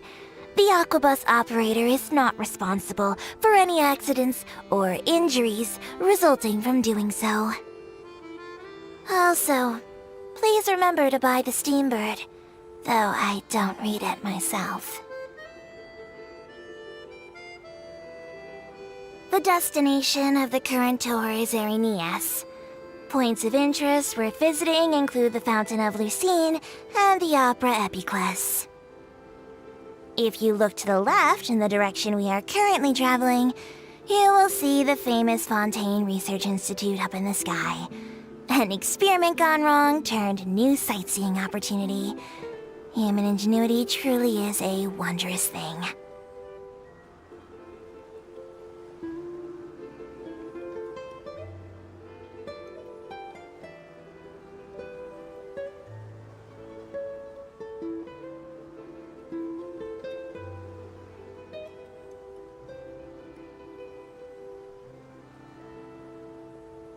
We are now approaching our final destination. Please be sure to bring all your personal belongings with you as you disembark. Even though I will take any forgotten items to the lost and found, the paperwork is rather annoying, as Melusine hands are not suitable for grasping pens. Please be careful when disembarking. It has been my honor to be your tour guide this trip. Thank you.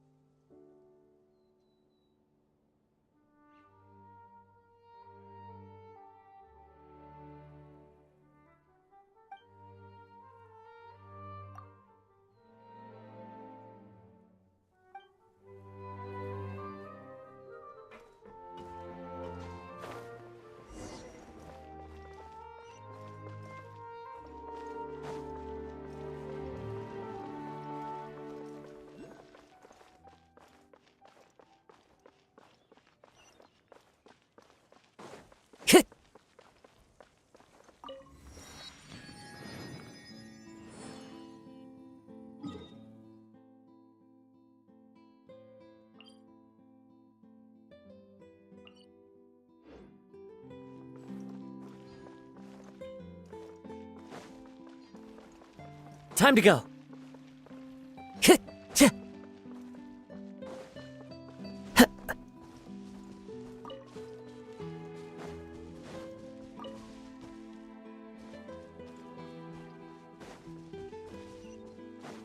Time to go.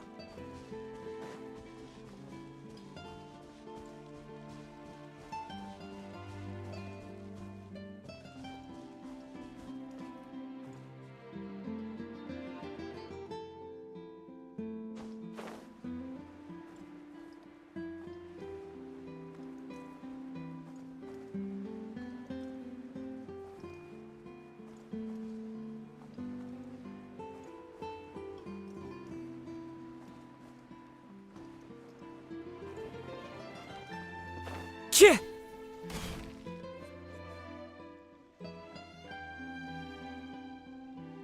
The more data samples, the better.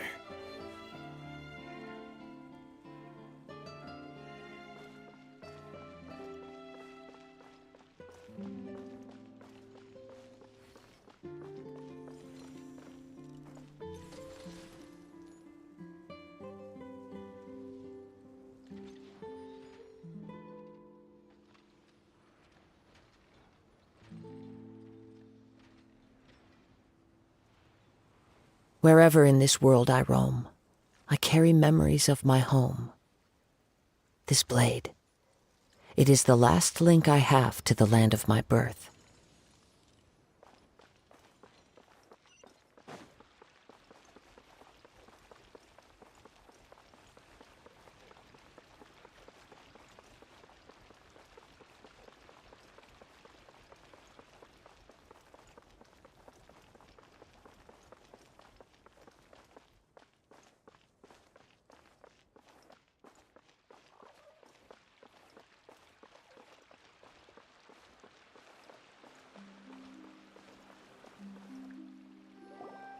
Whoa!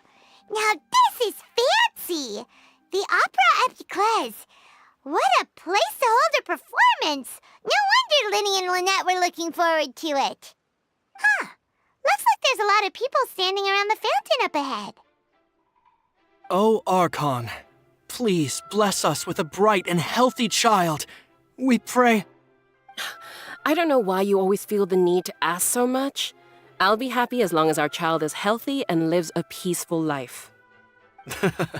I guess if they're our kid, then there's no doubt they'll turn out smart.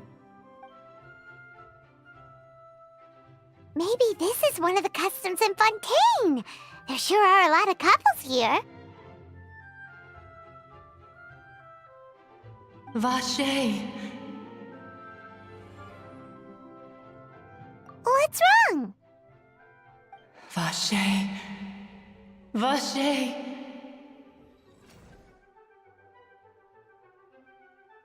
No, Paimon didn't say anything. Are you hearing things? Welcome to the Fountain of Lucine. All the water flowing through Fontaine converges here. It's customary for newlyweds to come here and wish for children. Ah! Lynette! You scared Paimon! When did you get here? Lenny asked me to wait here for you, remember? Right.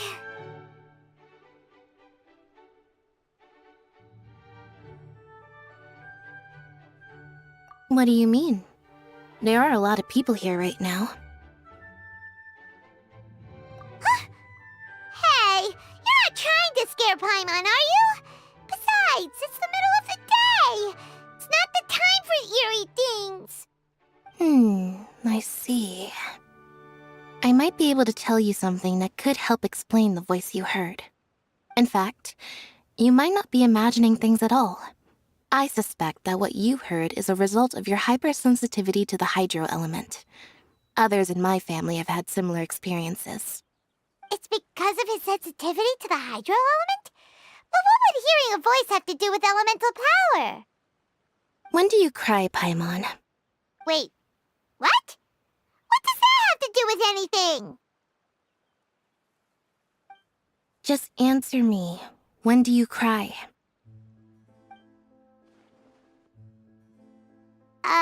When Paimon's really sad? Paimon's super happy. Oh, and also when Paimon's really, really scared.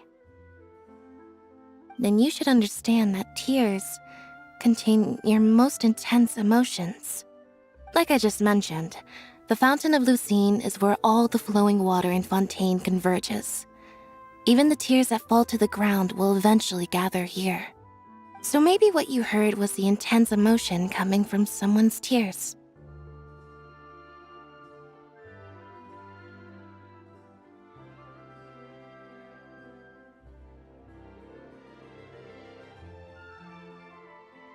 So, what did the voice say? Huh. If you were hearing their emotions, then Paimon wonders what happened to them. Rather than worrying about them, we should worry about my brother first. Don't let that calm look of his fool you. He tends to get pretty nervous just before a performance. So chatting with Linny might help him relax a little before he goes on stage. Oh, right. That makes sense. Let's go in and see Linny.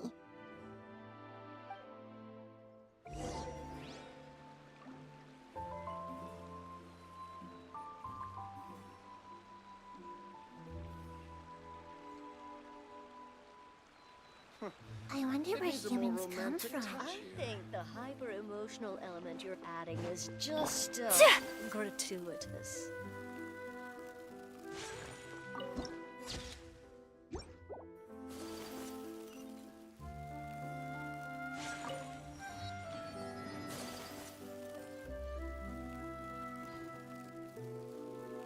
I can't wait to see how this turns out. It needs a more romantic touch here.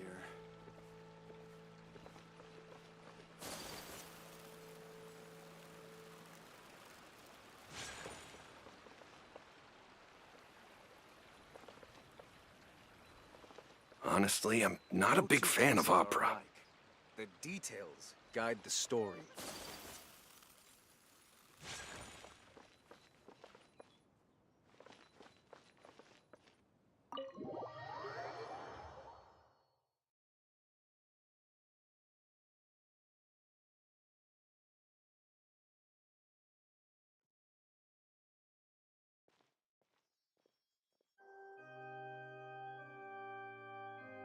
Ah, Traveler and Paimon. Good to see you. I knew you two would come. Are you kidding? We wouldn't miss it for the world. We've been looking forward to it. I can tell, judging by how early you've arrived. But you're actually right on time. The audience still hasn't started entering the venue yet, which means now is the perfect chance for us to take you to the best seats in the house. Wait just a moment. I'll fetch the tickets.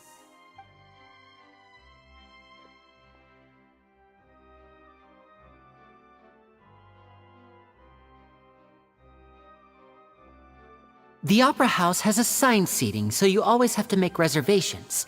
I've already reserved your seats, and here are your tickets. Ooh, front row seats! Thanks, Linny! Don't mention it. There's no need to keep thanking me. Hey, Linny! Could you come over here and take a look at this? Oh, I'll be right there. Seems there's an issue with the stage props over there. That's Cal, my assistant, calling me. I'll go lend him a hand.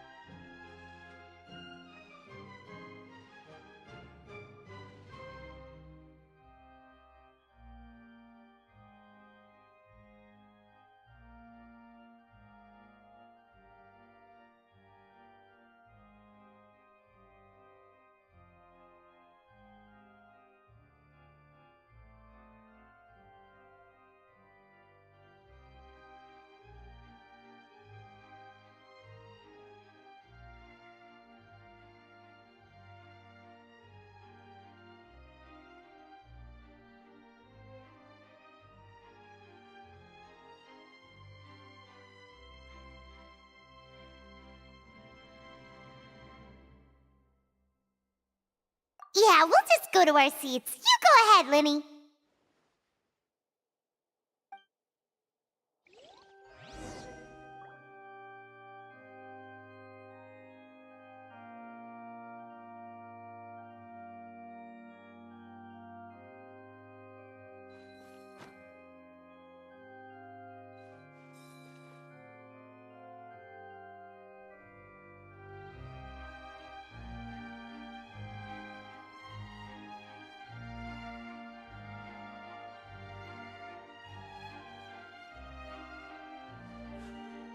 A blade embraces its duty, as a jeweler cherishes their gems.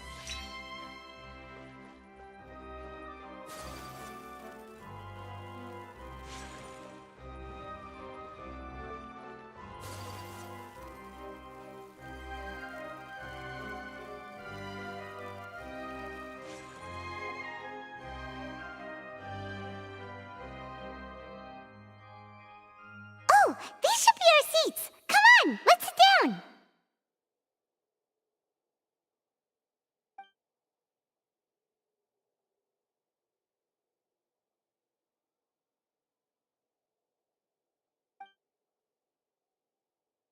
Uh... Uh...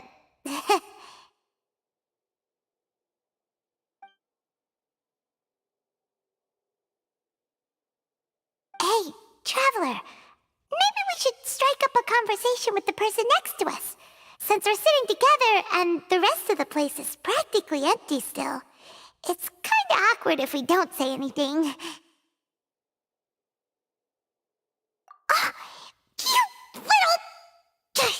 Of course you put this on Paimon. Excuse me, I did not realize you felt awkward. I am terribly sorry. I would be perfectly happy to chat with you if that is what you would like. Oh, so you heard all of that, did ya? Boy, you sure have good ears. Paimon thought she was keeping her voice down. Wait, that's not it, Paimon's... Sorry, Paimon's the one who was being rude, talking under her breath like that. So, let's talk, but, what should we talk about? Oh, Paimon's got it. You're also here early and sitting in the front. Are you a friend of Linny's too? A friend, you say? Well, if Mr. Linney would like to be my friend, I would be more than happy to reciprocate. Oh, so you're not friends with Linny then? Oh, this is getting more awkward by the second. Paimon nearly forgot to make her introduction. Nice to meet you. Paimon is Paimon, and this is the Traveler. We just arrived in Fontaine. It is an honor to meet you two. I have heard of your deeds across Tevat. And as required by proper etiquette, I will also introduce myself. I am... Oh, Monsieur Nervillet.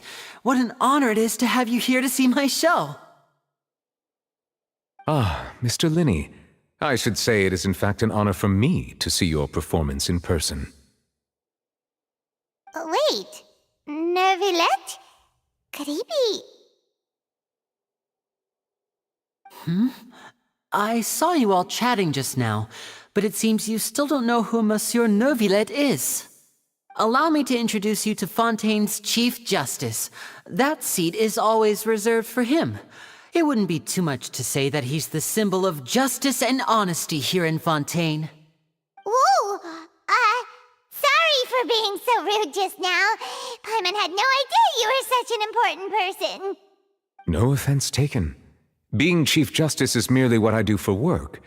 Nearly every person has their usual reserved seat, so I'm not so special, really.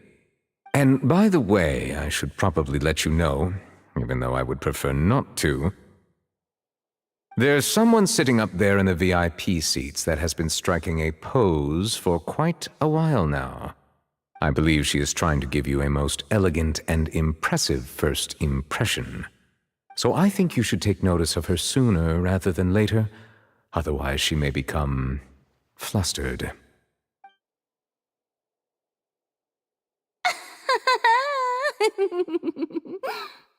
Huh? Oh, it's Farina, the Hydro Archon. Huh. She sure has a smug and satisfied look on her face. Guess she has no idea that you saw right through her act. Very good. That is for the best. No need to pay her any more attention. We may now enjoy the show. Huh? So is this what things are like between the Chief Justice and the Hydro Archon? All right, please wait just a moment longer. I've pretty much finished my preparations, and the performance will start as soon as the audience has made their way to their seats. Yay! The show's finally about to start! Paimon can hardly wait! Paimon's never seen a real live magic show before!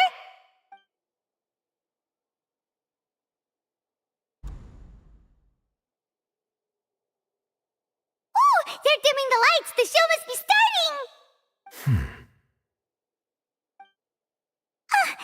Sorry. Paimon will try to stay quiet. Welcome, one and all, to the Opera Epiclese. I am the star of today's show, Linny. And over here is my sister, Lynette, who will be working as my wonderful assistant. Please, let's give her a warm welcome. Hello, everyone. I know she may seem to be a little sleepy right now, but that's just a sign that she's nervous. Whatever.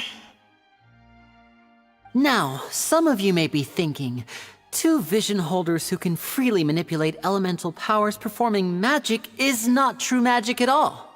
So, I would like to take a moment to assure you that elemental powers will have nothing to do with what you will witness on the stage today.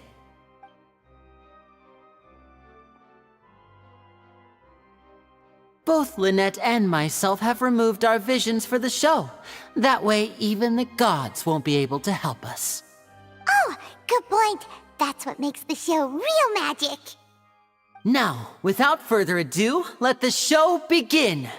Lynette will now exit the stage to make some preparations. I know you might miss her, but don't worry. She'll be coming right back on stage momentarily. Perhaps in an unexpected way. I'm sure she'll be stealing the spotlight soon enough. Oh, and before I forget, there's one more thing I should say. You never know what can happen in the blink of an eye. A magician's greatest skill is making things disappear or appear. The possibilities are endless.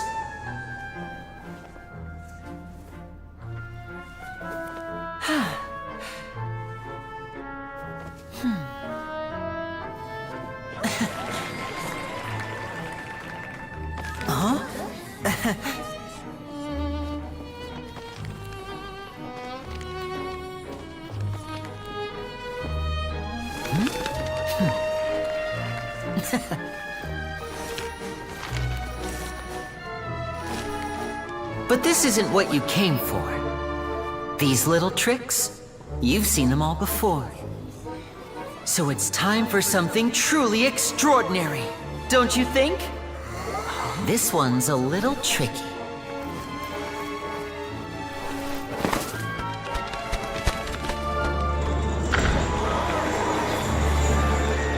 Using this water tank, I shall make my sister vanish completely, right before your very eyes.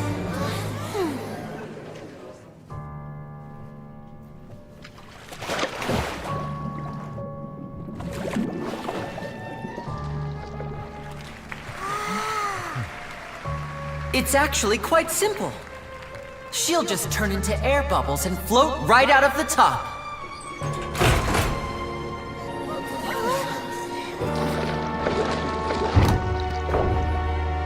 Oh no! I told them to check all the props carefully.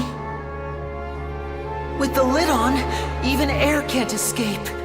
An amateur magician would be getting very nervous right around now. Luckily, it's me on stage, so let me show you what a true virtuoso can do.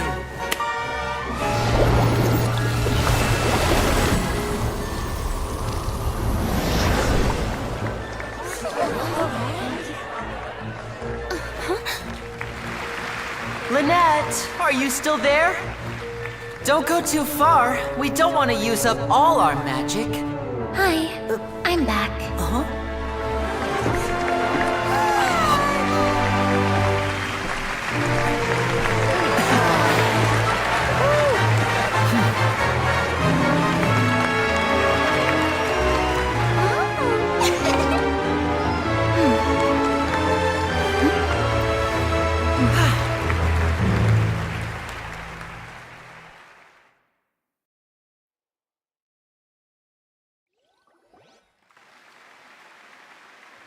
Whoa! What in the world just happened? How did he do that? Paimon didn't see him do anything! Wasn't Lynette inside the water tank? How did she disappear and then reappear out of nowhere? If we could see easily through his tricks, then that would mean that his skills are still lacking. To appreciate magic, you should focus on the show happening on stage, rather than getting caught up in trying to see that which has been intentionally hidden. Guess you're right. Paimon couldn't believe her eyes when Lynette reappeared. Amazing! Thank you everyone. I'm glad you enjoyed that performance. But our magical journey has only just begun. I've prepared even more astonishing surprises for everyone here. The magic of transformation and disappearance can go far beyond what you've just seen. I'm sure many of you are thinking that escaping the water tank was impressive enough, but Lynette is still my assistant after all. In which case, I have ample time to make all necessary preparations. So, for my next trick, I will require the participation of one lucky audience member. Please, if my assistants could bring out the magical boxes now. There are 2 boxes and only 2 boxes. One is here, and one is there in the aisle among the audience. I'm sure many of our clever audience members have already guessed our next magic trick. A swap! Our lucky audience member and I will each enter a magic box.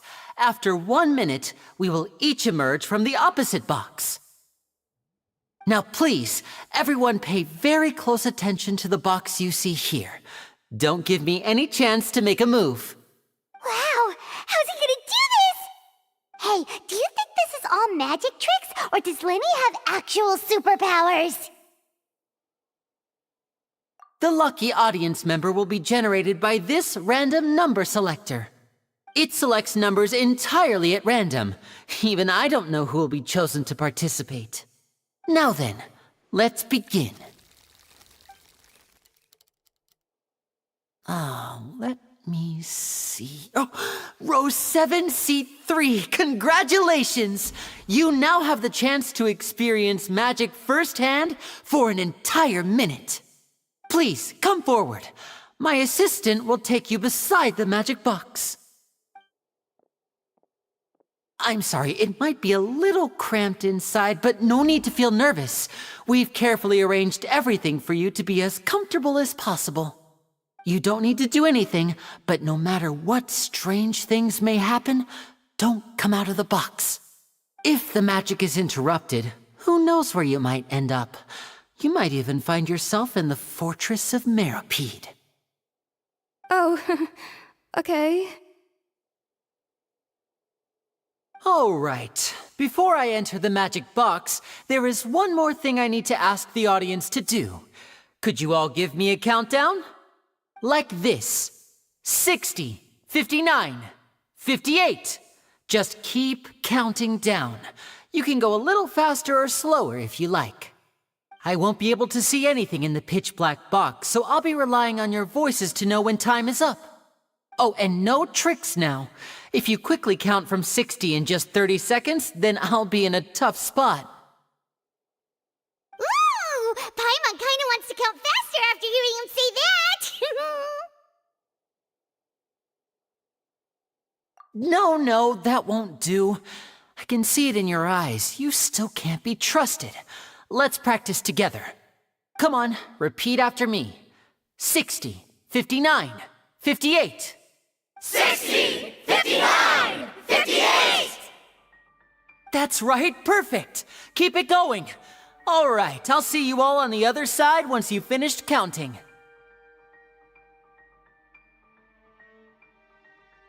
54, 53, 52? Huh? Why aren't you counting, Nervalet? I am counting in my head. I think things are exciting enough in here as it is. Merely a consequence of my identity and personality. Do not worry about me. Just enjoy the show. Oh, all right. You looked so serious that Paimon thought you might be feeling uncomfortable or something. 40, 39, 38! Mr. Linney, are you all right in there? Is everything ready? Yes, I'm fine, I'm just double-checking the direction of the magic. It would be a disaster if we get sent to the wrong places. For example, mid-air right above the audience. Even though he's saying that, Lenny doesn't seem nervous at all.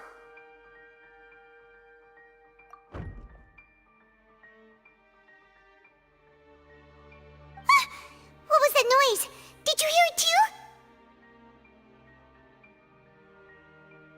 Not sure. Anyway, it doesn't seem like anyone's worried about it. 25! 24! 23! What's wrong, Mr. Linney? I can still hear you moving in there. I seem to have accidentally knocked over a decoration. I'm trying to fix it, but it's pitch black in here.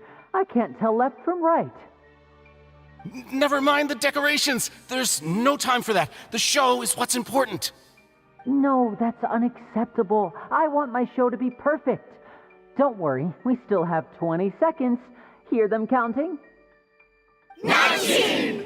18! 17! It seems things aren't quite going as planned. I apologize, everyone. It feels like you're all starting to count faster, but that's all right. I know it can be tiring to do such a long countdown. 10 seconds and change is still plenty of time. 10! Almost there now. 8! Whew. Swapping two people is harder work than you might think. Even a master magician like me can't guarantee I'll get it right the first time. Hey, wait! Is this the back one? I can't tell. They both look the same inside. Huh? No, that's not it. I'll try again. 7! Hey, slow down! Honestly! 5! 4! 3! Whoops! That doesn't count! 0!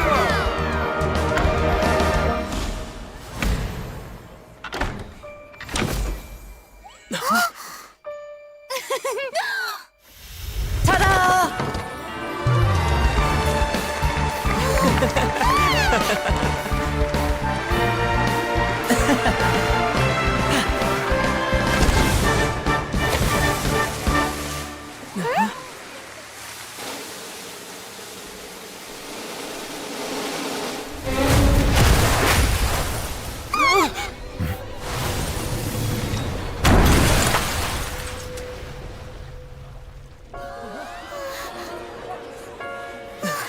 What happened?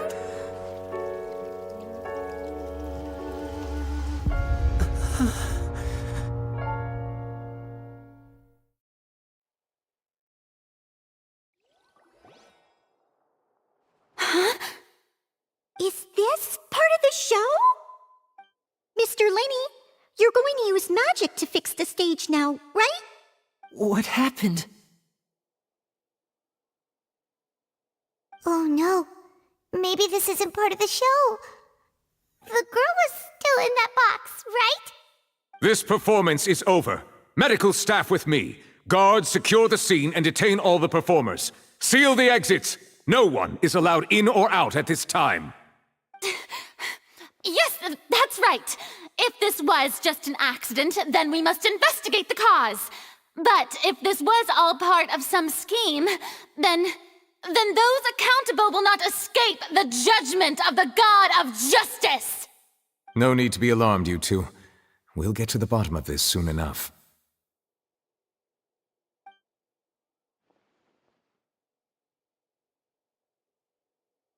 Unfortunately, the person who is in the magic box has been pronounced dead. His name was Cowell, one of the assistants in Linny's magic troupe. Apparently, the fireworks on stage ignited the ropes that were suspending the water tank, which then caused the tank to fall onto the stage. As of now, we are still not sure why we found Cowell in the box, rather than the guest from the audience. And after an initial search of the area, the guards have confirmed that the girl is nowhere to be found. It appears that this incident was not merely some mishap with the performance.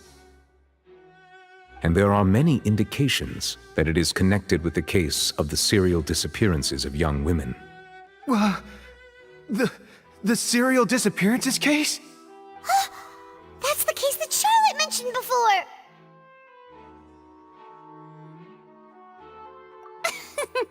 I know the truth. I can see through the whole thing.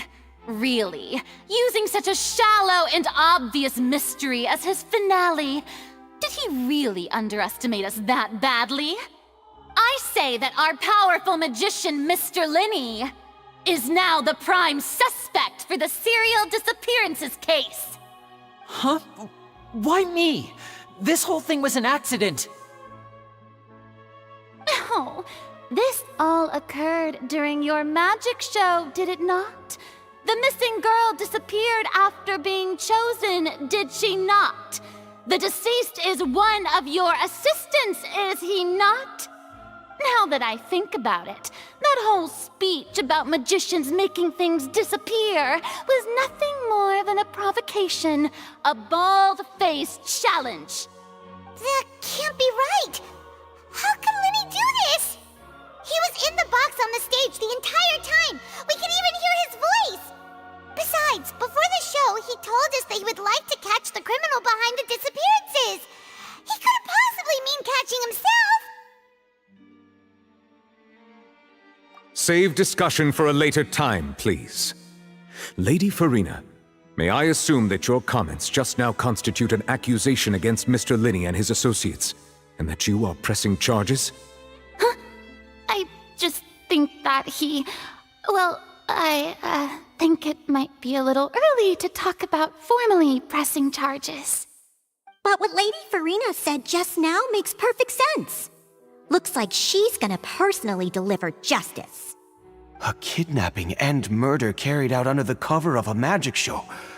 Lady Farina said it all. Of course, my dear people. But what excites me even more than the obvious truth before our eyes is the opponent I'll be facing. That's right. I mean you, Traveler. You'll support Linney, won't you? After all, he was the one who helped you the first time we met. Then there's no problem at all. You know, the Traveler and I already had a duel the first time we met. But with Linney's help, our little duel ended in a draw. But draws really are the most boring possible outcome. So, no more draws. Between the two of us, there must be a clear winner and loser. And what better place to hold such a riveting showdown and decide the true victor than here, on the grandest of stages, the Opera Epiclese? Huh? It wasn't a draw. She obviously lost last time. I understand. Charges have now been pressed, and as such, a trial is in order. Well, Traveler, seems Lady Farina has set you in her sights. But putting her dramatic rhetoric aside for a moment, I would like to ask you, are you willing to act as Mr. Linney's attorney and defend him in this case? Very well. The trial will be held a day from now in the Opera House. Both sides may investigate the scene to build their cases and search for the truth. Linney and his troupe are all potential suspects and shall remain within the Opera House. The audience may begin to leave in an orderly fashion once they have been cleared by the guards. A day isn't that long. Let's see what what kind of case this big shot outlander can build in such a short amount of time. I'm really quite looking forward to hearing it.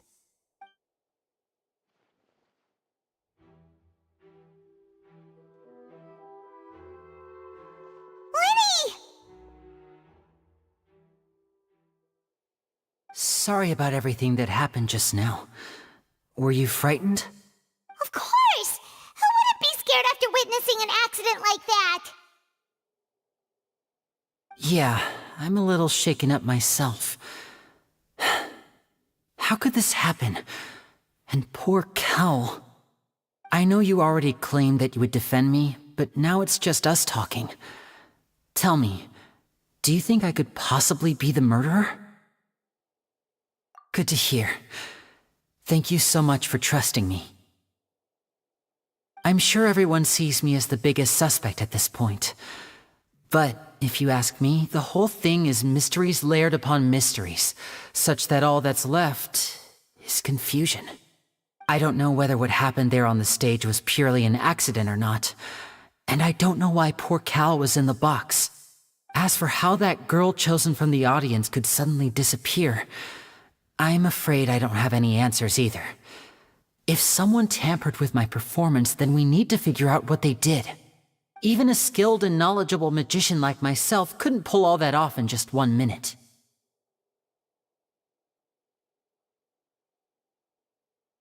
Which is precisely why we need to investigate! As this book says, the impossible could not have happened. Whatever happened must have been that which is possible. Paimon bought them when we were reading at the bookshop in the city earlier. Pretty cool, huh?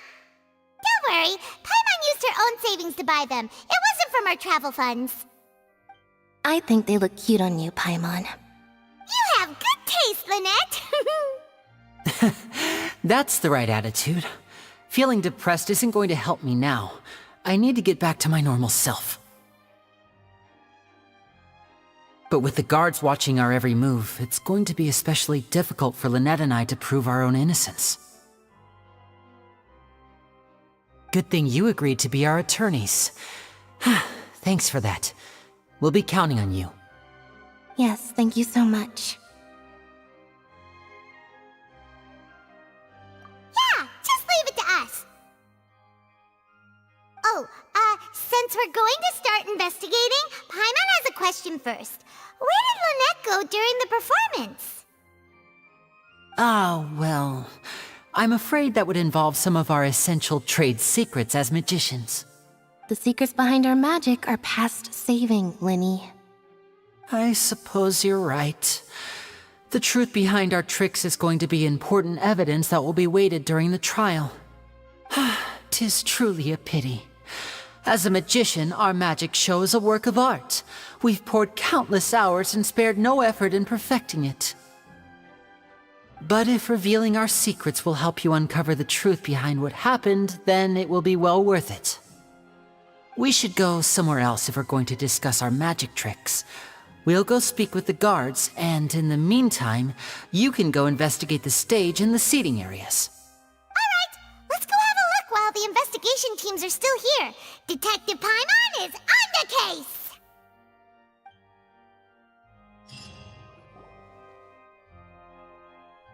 Hello, officer.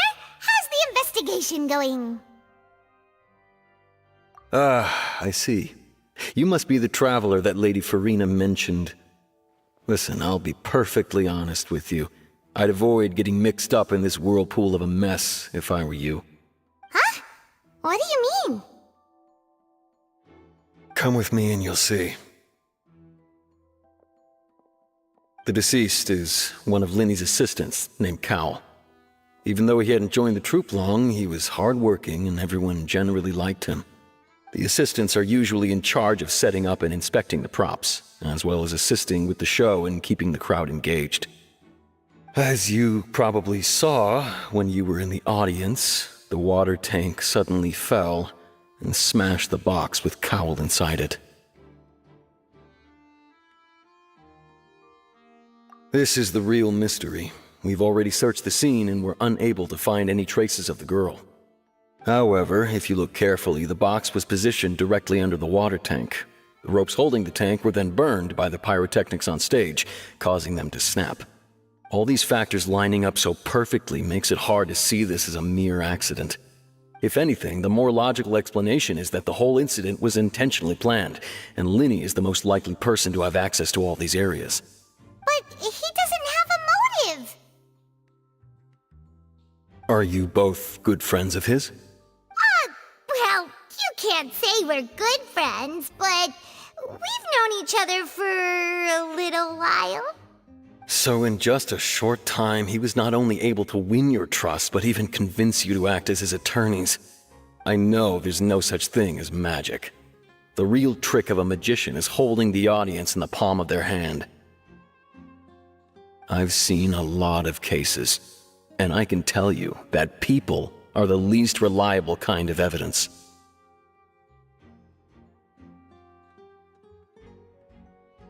Sorry, I tend to be pretty straightforward. Just know that I'm warning you for your own good. Anyway, you may investigate the scene of the crime yourselves if you're curious. Who knows, maybe you'll be able to come up with some new evidence.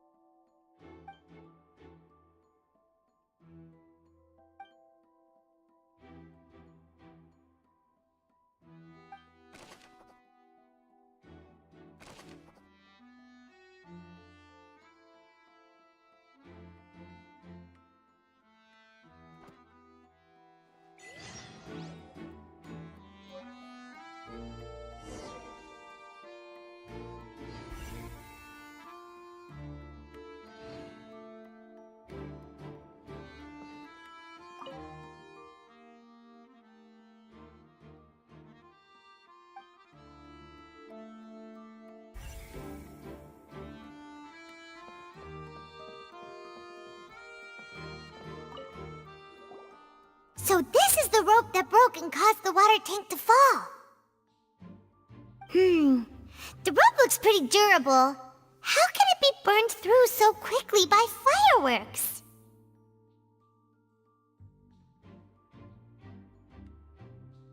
Why are you suddenly so serious, Traveler?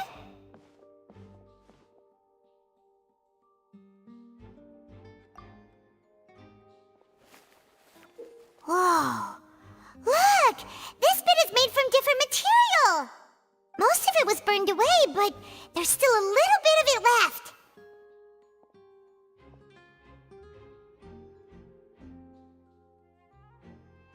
Huh. So if a rope meant to hold something was made with that kind of material in it, then that means... Wait! Why don't you write all this down? Let's take notes!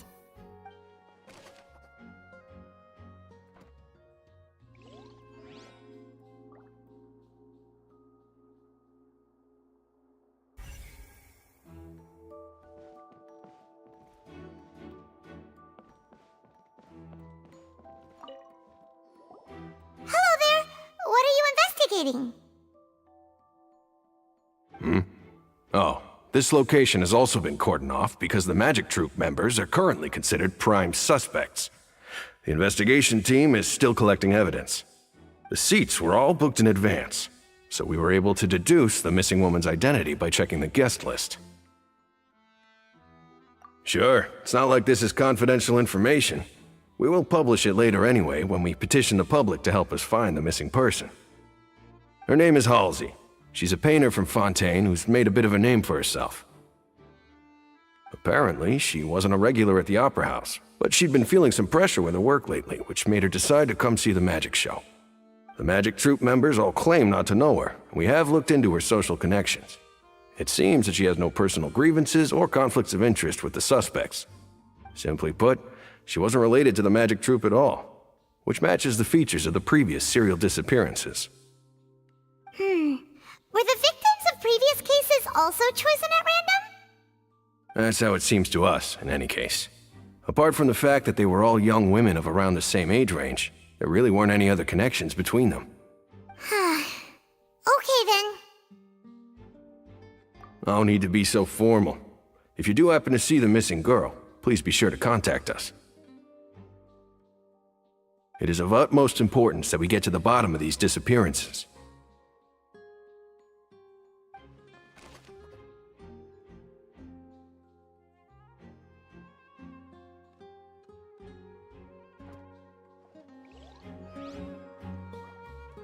If you do encounter Miss Halsey, please contact the guards immediately.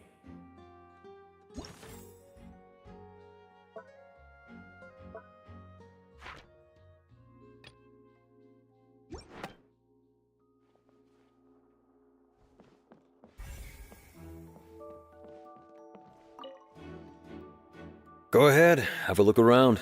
In the end, we're both after the truth.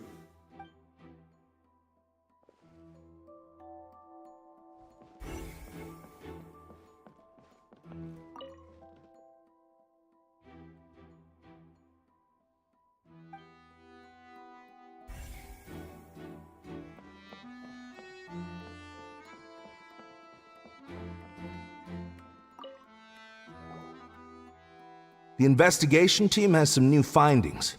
Turns out there's an issue with the random number selector after all. See, I told you. What if the machine picked some big guy's seat? You think the murderer would have still made his move then? Sorry to interrupt, but we're helping Linny and Lynette with their side of the investigation. What were you saying about the number selector? There's something wrong with it? You're trying to help them? That'll be a tall order. Linny used the machine to pick a random member of the audience during his performance, right? The lucky girl that later disappeared. Well, we thought there might be a serious problem with the machine, so we had it taken away for further inspection. It turns out that the seat number it picked wasn't random at all. The machine picks that same number every time. I'm sure you already know that you have to make a reservation in advance to get a seat, regardless of whether it's a trial or some performance. In other words, Linny knew who would be sitting where from the very beginning. That much checks out. Linny reserved our seats for us too. Bet you see why I was saying it'd be tough to make a case for Linny. Even though it's bad for Linny's case, Paimon had better write it down.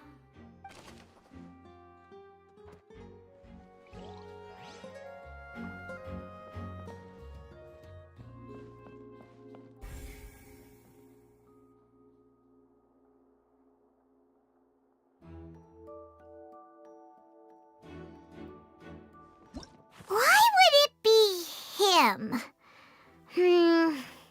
How strange. Gosh, no wonder the serial disappearances never got solved.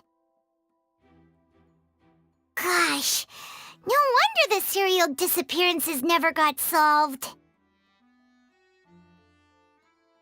Whoever the murderer was, they must have made preparations well beforehand. This rope was obviously tampered with. People needed to register and reserve a seat for the show.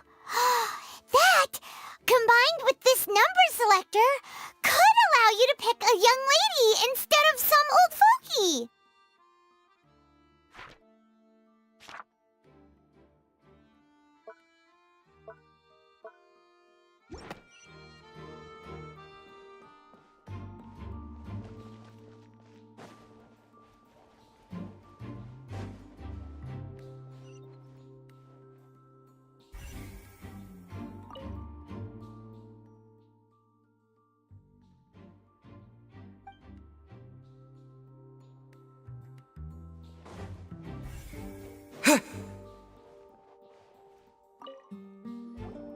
I see that you're investigating the area.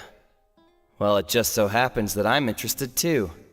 If you find any new and interesting leads, be sure to share them with me, alright? We don't have too many thoughts yet.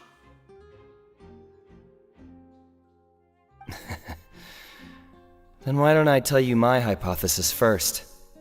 The way I see it. And I'll start it with that loud thud. The thud? Oh, you mean the sound that happened during the countdown? Yes, exactly. It wasn't terribly loud, but I suspect that most people heard it. It's just that everyone was awaiting the results of Linny's trick with bated breath, so no one paid it much mind. But now that the incident has happened, the thud has become an important clue. That makes sense. So, what do you make of it? I'm of the opinion that it may have been the sound of Linny's accomplice, Lynette perhaps, jumping atop the water tank or something like that. And when the pyrotechnics went off, she cut the rope, sending the water tank crashing down. But wasn't the noise we heard too loud for that? Perhaps the balance wasn't right, leading to a particularly rough landing. Oh, that's true. I suppose I must reconsider. That does remind Paimon, though. What was with that sound?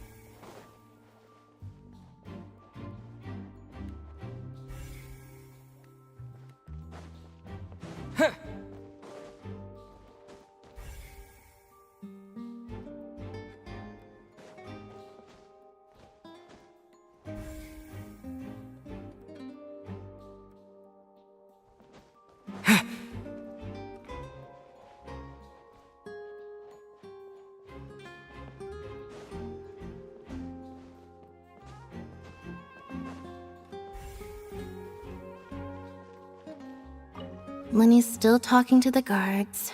It seems he'll have a lot of explaining to do. I think someone will be assigned to monitor us later, but that's alright.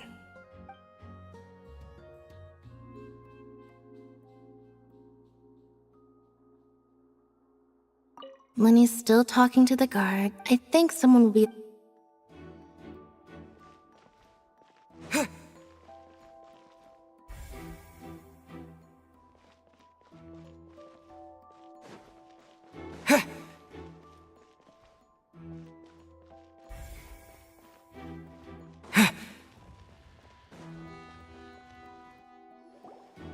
Hey, you! Yes, both of you! Over here! I've been keeping an eye on you for a while now. Huh? You mean us? That's right. If I'm not mistaken, you're also among those who wish to cut down the thorns and pursue the truth. No? And by the looks of it, you're not from Fontaine. Well, you're right on the more about that one, but who are you? Have you never heard of the Spina di Rosula? From mediating disputes and providing protection to solving conundrums, you name it, Spina di Rosula does it. And I, Navia, have the honor of being its renowned president. Though those who play by our rules call me boss. I'm Silver, her attendant. Pleased to meet you. And I'm Melus. Demoiselle's various daily needs and affairs are under my purview. Huh? Boss? Demoiselle? What gives with the names? Well, I am the second generation president. Melus and the others are still used to my previous title. My apologies, Demoiselle. Should you prefer, boss, I will endeavor to use that instead. No, no need. You don't have to call me boss. Just Navia is fine. Okay, if you say so. Not that we're members of Spina di Rosula anyway. All merely trifling details. Never mind. Now, back to the situation at hand.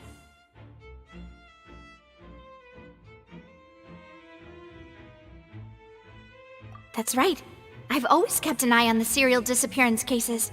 My interest stems from a matter back from my father's time. Judging from the look of things, I find Linny an unlikely mastermind. Really? We think so too! That's why we're looking for clues now!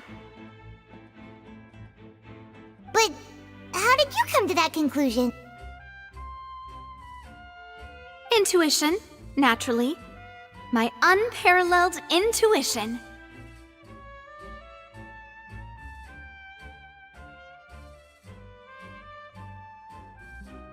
Farina sure was quick to point the finger at Linny without any decisive evidence whatsoever, wasn't she? But that's not uncommon for her. If you remember, the Justice had to interrupt her and ask if she was pressing charges just to keep her from getting carried away. Anyway, a trial begins the moment someone levels charges. And, of course, there was no way Farina was going to back down in that situation. Sounds more like you just don't trust the Hydro Archon. Well, what's your opinion? I must admit that she can be interesting at times, but liking her doesn't mean that I'll blindly agree with her.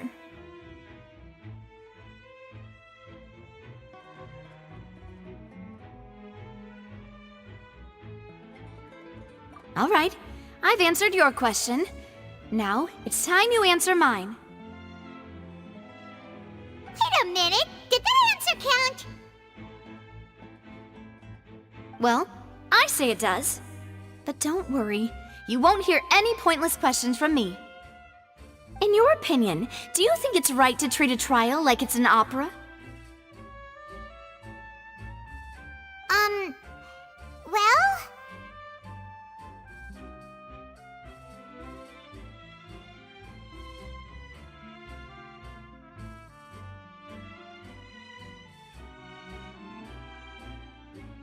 And why would that be?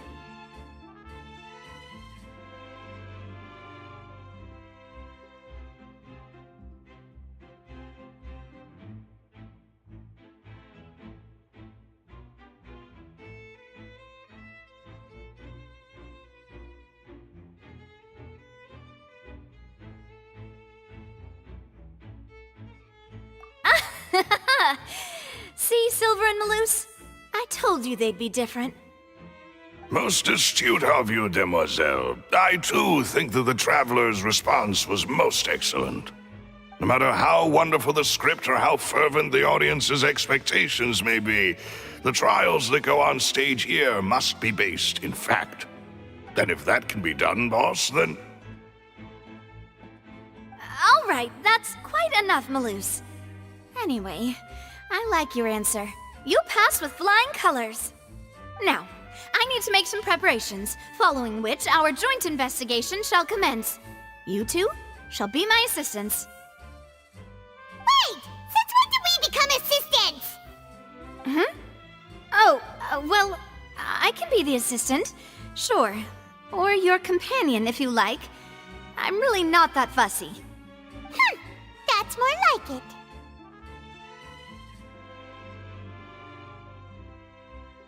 Far be it from me to brag, but I believe that Demoiselle's intuition will be instrumental in uncovering the truth. You wish to save a friend from false accusations, and we wish to unravel the disappearances. In this sense, our goals are aligned. You have a point. You're quite the talker, aren't you, mister? And what about you over there? What do you think? You seem like you've got something on your mind. I have nothing to add. Oh, alrighty then. We'll be making some preparations first. Just be sure to let us know if they start revealing Linny's tricks. Thanks!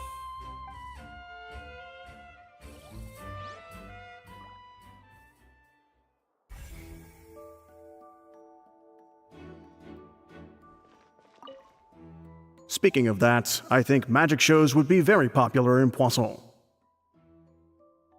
I can see that. Maybe I should try to learn some magic. If I could make things disappear, cleaning my room would be a cinch. You need not worry about such things, demoiselle. That falls under my duties. Oh, right.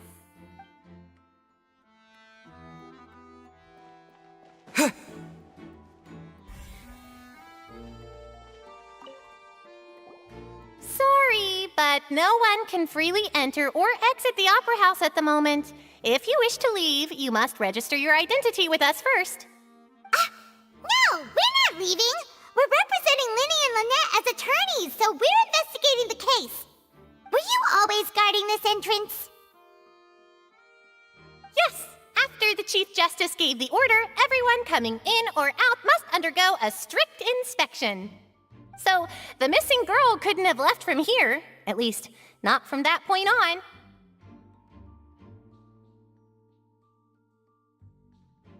I doubt there was much opportunity then, either. How can you be so sure,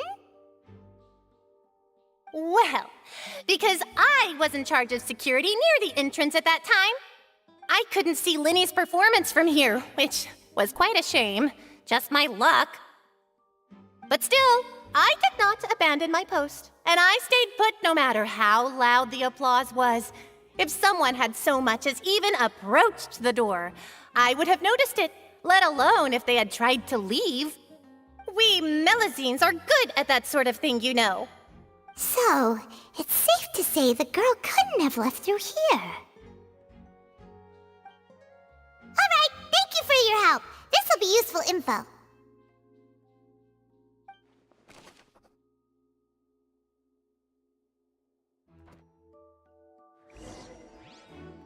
We've checked everything of note here at the performance venue.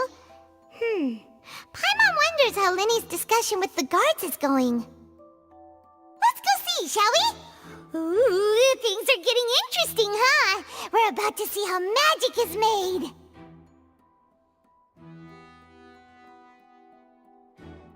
My apologies, but access to the venue is restricted at this time. Please register first.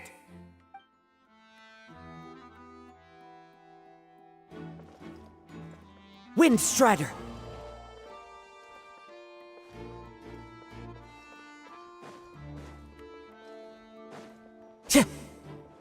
Time to go.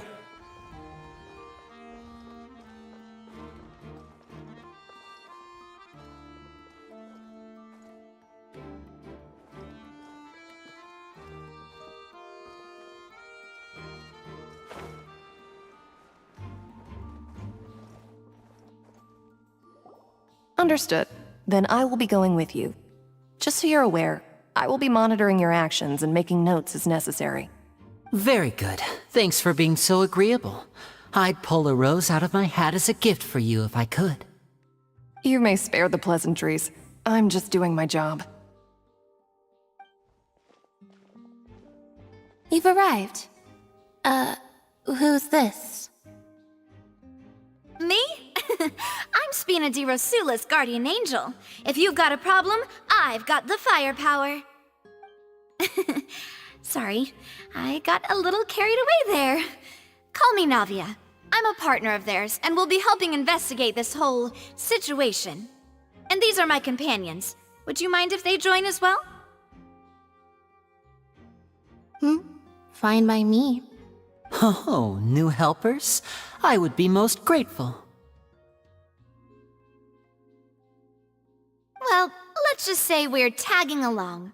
It's not every day you get to see the secrets behind magic performed on such a large scale. I appreciate your kind interest. Come with me. We'll be heading below stage.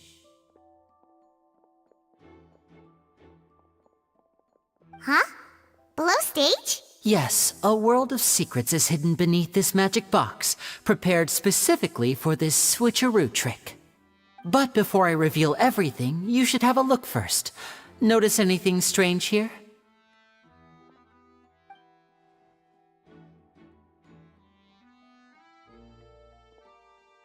I'm not trying to be dramatic. Remembering the details of a trick will help you understand the methods used to perform it more easily. Huh. Weren't there balloons and other decorations here? Where did all that go? Ah, good eye. That said, you're still far from discovering the answer.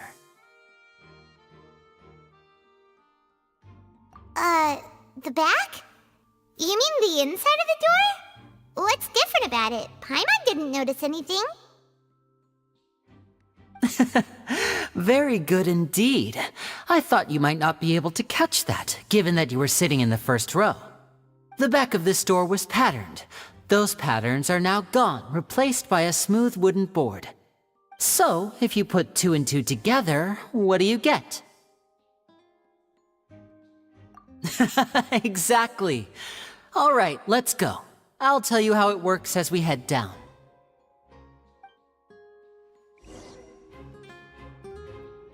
Oh, so there was a passageway under the magic box!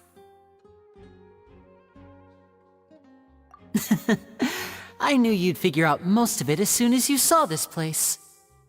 The 2 magic boxes are positioned right above the 2 entrances of the tunnel. See this flatbed trolley? The box with the lucky audience member in it would be shuttled over to the other side using the trolley.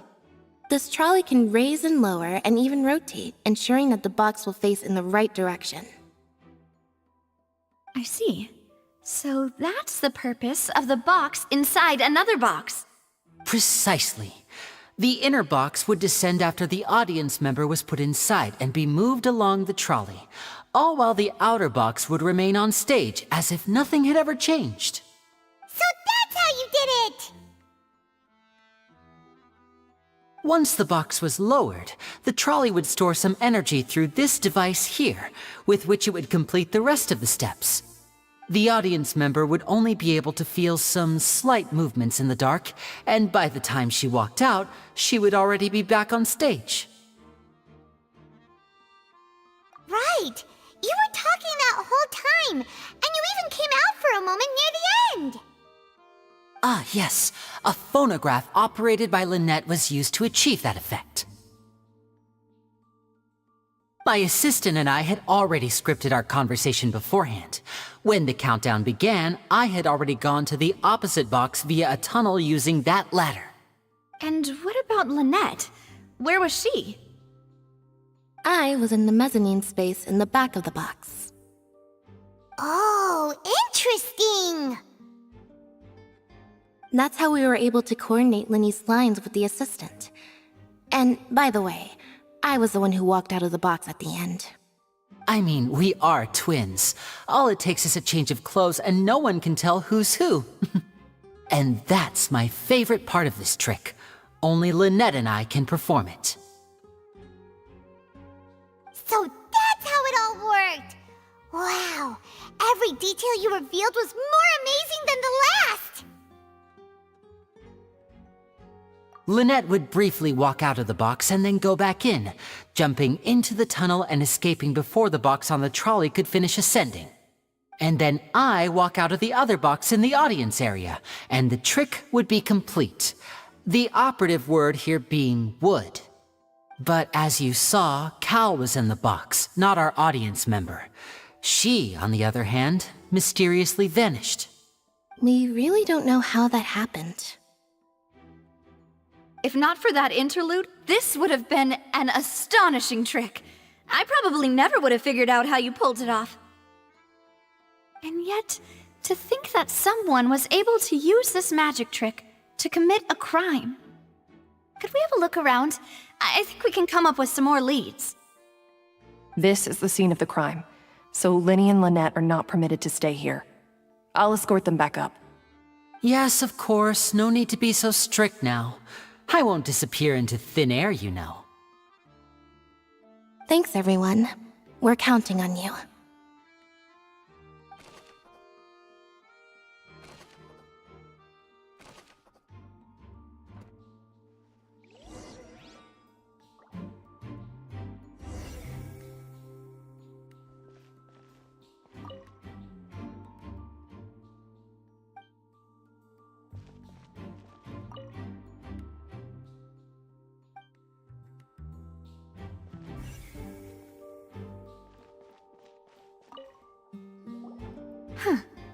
What's this?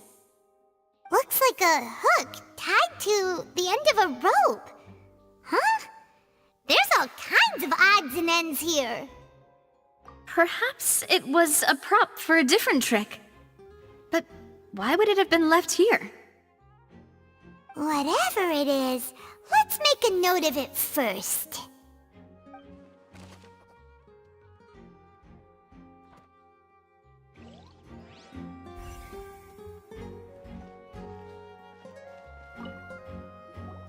The floor is wet. Please be careful not to slip.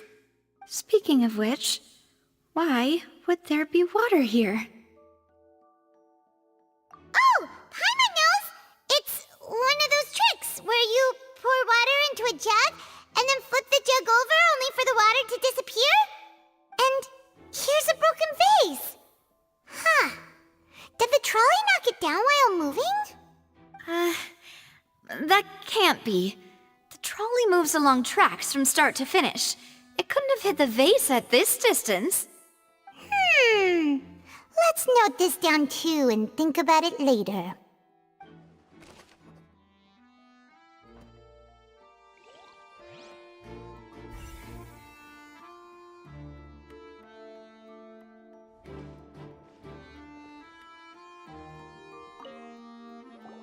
Oh, these are the clothes that the lady chosen from the audience was wearing, right? Her clothes are here, but she's nowhere to be found. Right. And do you really need to do that if you're kidnapping them? Ugh, this is so confusing. Paimon doesn't want to be a detective anymore.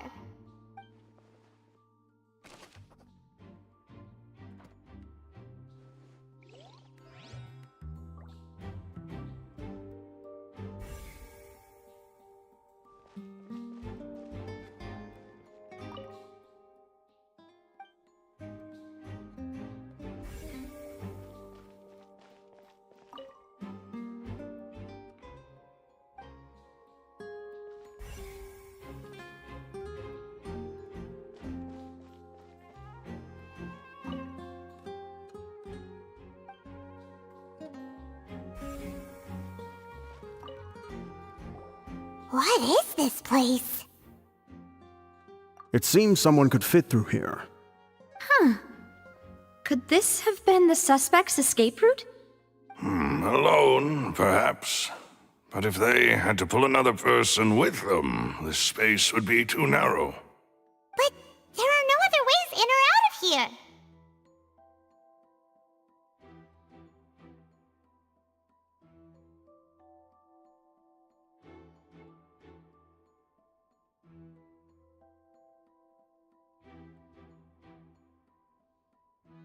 Oh, you're right! Let Paimon write that down.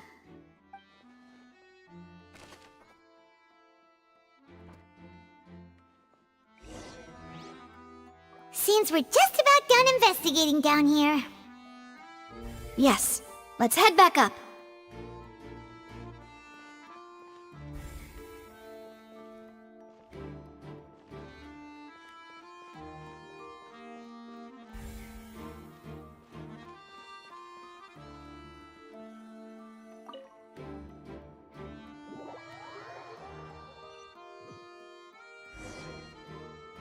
Well, we've ascertained the state of the crime scene. Let's find a place to sort out our findings once Malus returns. It seems to me that there are several things that don't add up here. Apologies for the wait, demoiselle. So, what did the guards say? Did the criminal escape through the vent? They believe the odds of that are very low, since the vent leads to the Opera House's basement. The guards have checked the area carefully. No one left through the basement during the performance or after the incident, and no one was found hiding there. So the tunnels become like a secret chamber then! You know, like the kind you usually see in novels! The plot thickens. Halsey's disappearance and Cowell's death are both quite inexplicable. No wonder Farina was so confident in her accusation. All the current evidence points toward Linny and Lynette. In other words, the charges are very likely to be upheld unless we make some considerable progress. Charges and then trial. So if the charges are upheld, they'll announce a sentence? That's right. This is how a trial goes in the Opera House. During the proceedings, the Chief Justice and the Oratrice will hear statements from both sides. That's right. This is how indemnitium is produced. The statements from both sides, the defenses from attorneys, witness testimonies, and even the audience's emotions will all be projected on the Oratrice. To put it simply, it's as if the Oratrice has its own will, and is a judge in its own right. This also precludes any kind of favoritism on the part of the Chief Justice. Not that this has ever happened anyway. Once both sides have finished speaking, the Chief Justice will make his final decision. This, too, will be used by the Oratrice as a reference. Then, finally, the Oratrice will be consulted by officials.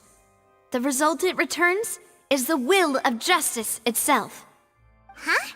So that machine is the one that actually decides?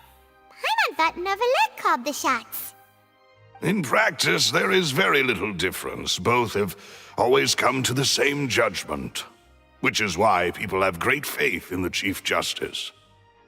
Ah, yes, the guards also asked me to convey that none of us will be allowed to leave this place before the trial. Huh? Why? Because we've chosen to act as the twins' proxies. That makes us persons related to the case.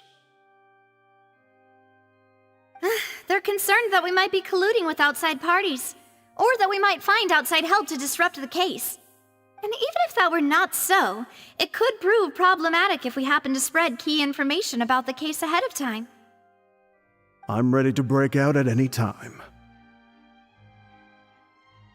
Whoa! There's no need for that! Paimon thinks they have a point. That said, are they providing food? Of course. I just hope you don't mind the lack of options. I'm afraid that catering to all tastes is not in the cards, nor is any guarantee of balanced nutrition. In that case, let's just sort out our findings together here. Pity. I was hoping to take you to try some of Fontaine's famous desserts, too. I mean, what better way to properly think through our findings than over some tea and sweets? Huh.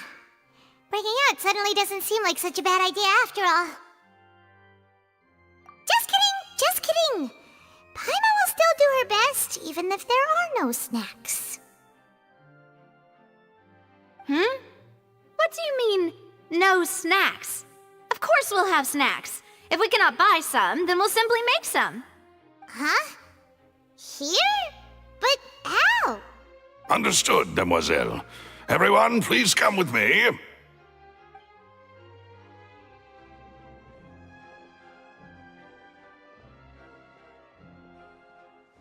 Wait, you're carrying a portable stove with you? Yes, I must be prepared to meet the Demoiselle's baking needs whenever the fancy strikes her. I have eggs, sugar, and almonds at the ready. Good work, you two. Then I'll get to it. Please sit tight for a moment. You'll get to taste my awesome snacks soon enough. These three are quite the interesting group.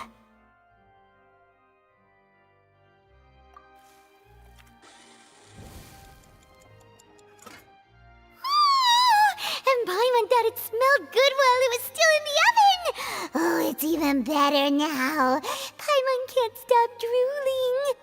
From the way you had these two guys carrying all that stuff around, Paimon thought you'd have them do more during the baking process. But you ended up doing the entire thing by yourself! Beating the egg whites, grinding almonds, everything! I was applauding. And I was giving encouraging smiles.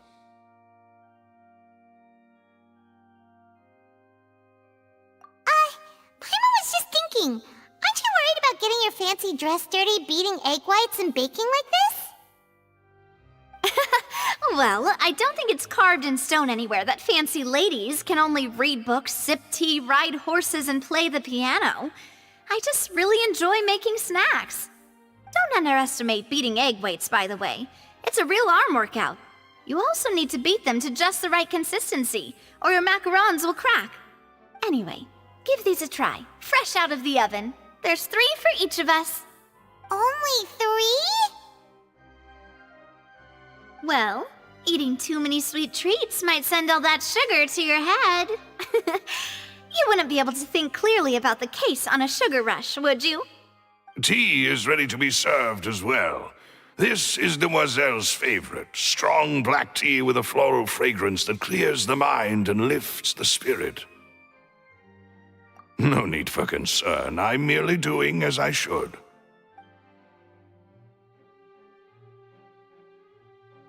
All right then. Down to business. As Paimon mentioned previously, the tunnel seems to be something of a secret chamber. However, we can assume that Linny and Lynette were not alone within it. Some criminal also occupied its sealed confines. The magician twins could have committed the crimes, of course, but they lack any logical motive. Exactly! Why would they do such a thing right when everyone was watching?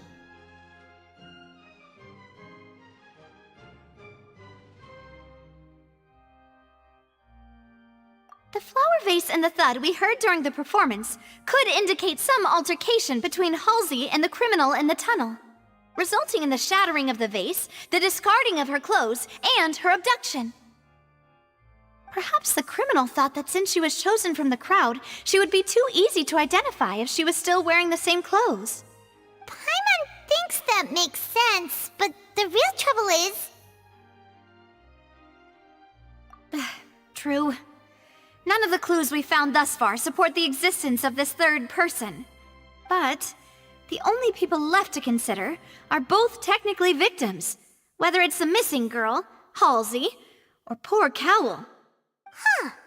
Could Halsey have secretly made modifications to the magic props in order to murder Cowl before making her escape?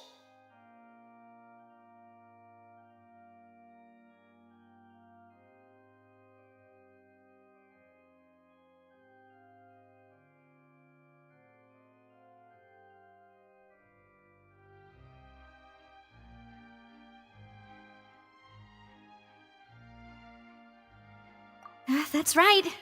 And even if she had tampered with the setup, she would need to understand the entire trick to pull it off. Nor does she have any motive. The guards said that she has never had any dealings with the magic troop's members. Were we not thorough enough in our search? From the sound of things, this is turning into an impossible case. Your macarons are amazing though, Navia. They smell great! They're nice and crisp and super sweet! They are my specialty after all. And I see you've already had 5 of them. What? 5? Oh, that can't be right! Paimon only counted 3! Honest! Please don't worry about it. At my age, a few less sweets might actually be a good thing. No! Being greedy is one thing, but Paimon knows how to count. Besides, Paimon knows that if she ate too many, then others wouldn't have enough.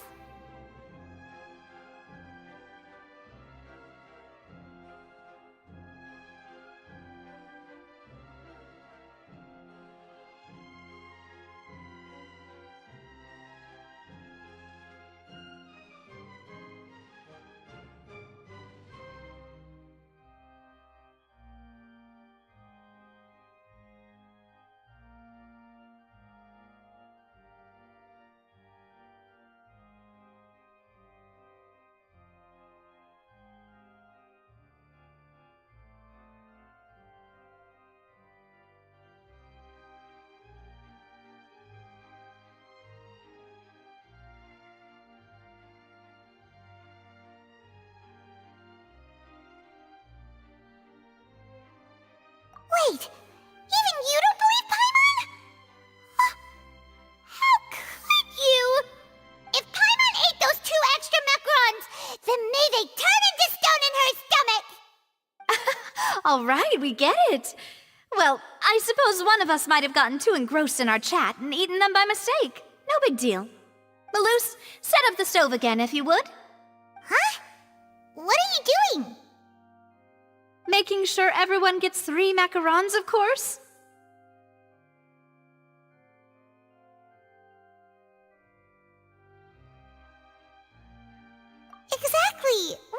trouble you? As you wish, demoiselle.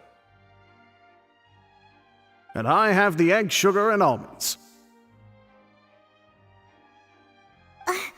Well, this really is your hobby, huh?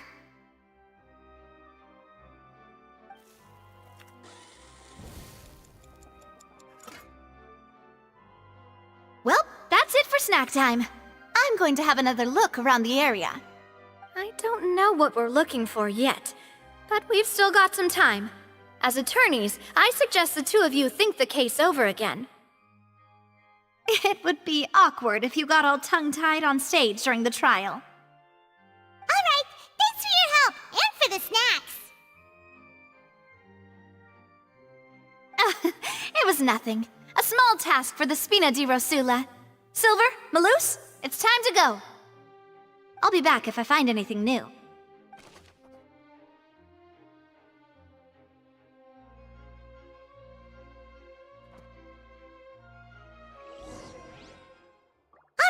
It's time to put our heads together. We've got to get our defense ready for the trial.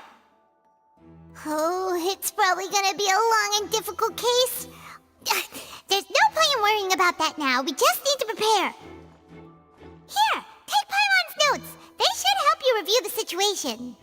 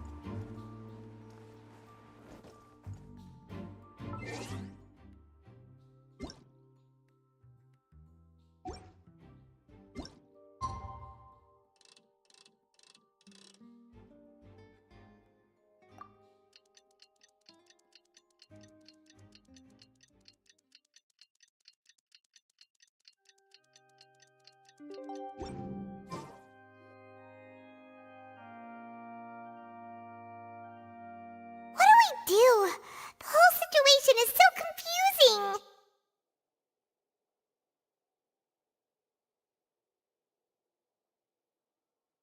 Good plan. Impossible things don't just happen. We'll get to the truth one way or another. Just relax. Even if everyone else suspects Lenny and Lynette, at least we will be supporting them from the stands. Besides, I doubt Farina understands any more about what happened than we do. Thanks, Navia. Well, we'll be going then. Best of luck to you.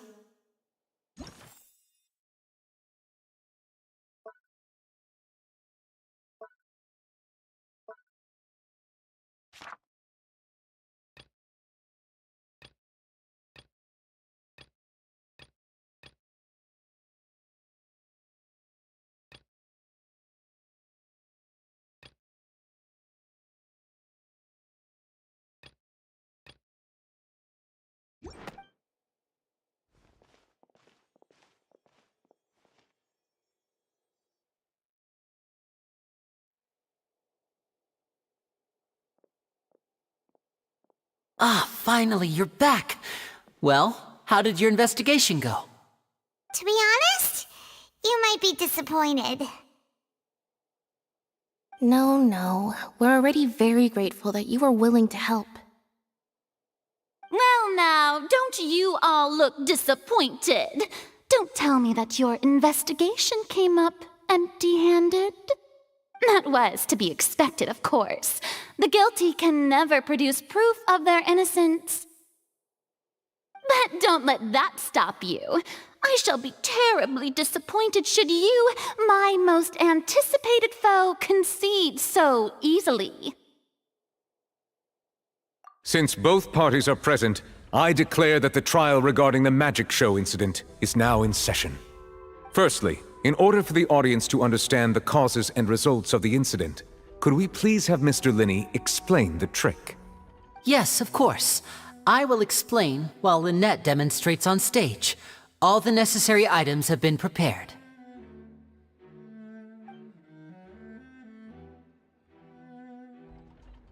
Thank you, Mr. Linney. In that case, I take your statement to be that you ran to and remained hidden within the magic box in the audience stands once the trick began, and thus...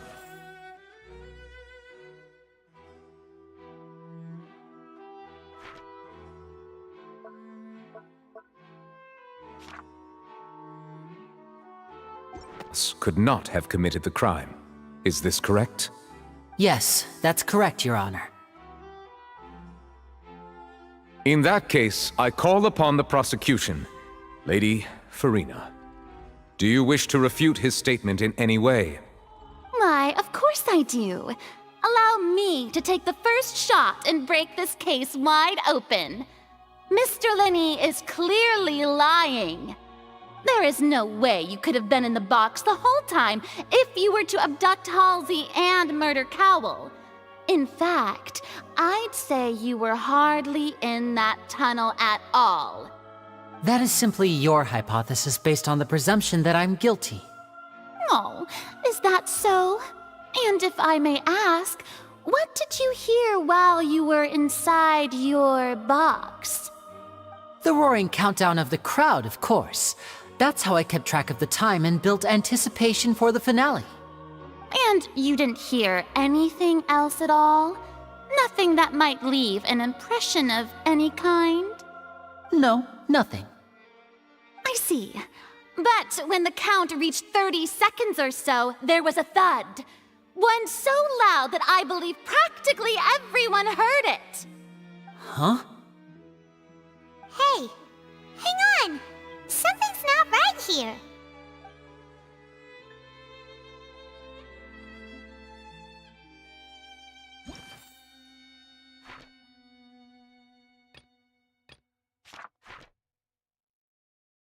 Yeah, I'm sure he could have heard a noise that loud from inside the box. I was right by the box and I definitely heard the thud. Look at those scales. Could those mean... Well then, ladies and gentlemen, allow me to use the words of the magician himself. You never know what can happen in the blink of an eye. Indeed, it seems his alibi can also collapse in the blink of an eye. Of course, I have armed myself to do far more than smash your alibi. Confidence cannot go unfounded, and my foundations are rock solid. Tell me, aren't you and Lynette actually from the House of the Hearth? The House of the Hearth?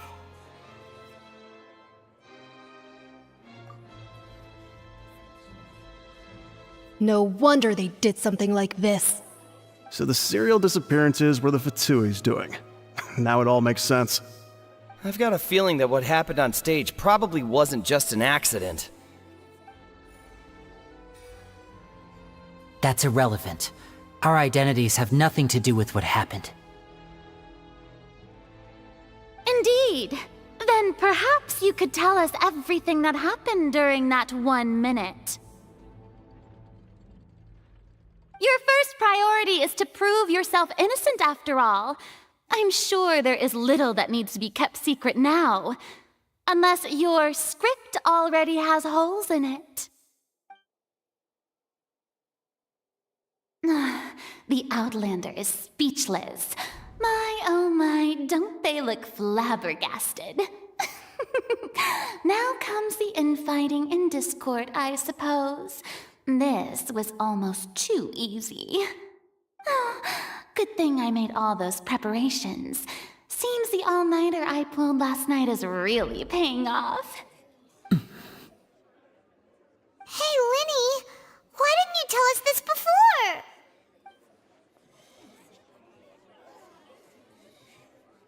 Order! Order! Mr. Linney, allow me to re-establish the facts. Lady Farina has raised 2 points. First, when the thud was heard in the Opera House, you were neither in the box nor the tunnel. Second, you and Ms. Lynette are both members of the House of the Hearth. Are these claims true?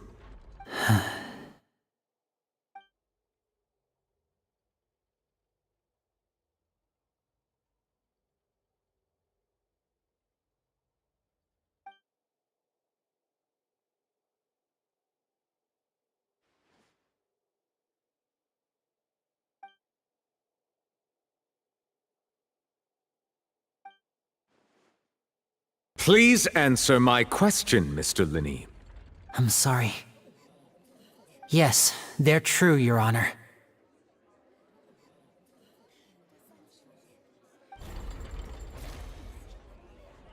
I knew it! Well, that's it. We might as well move on to the sentencing already. What should we do now? Granted.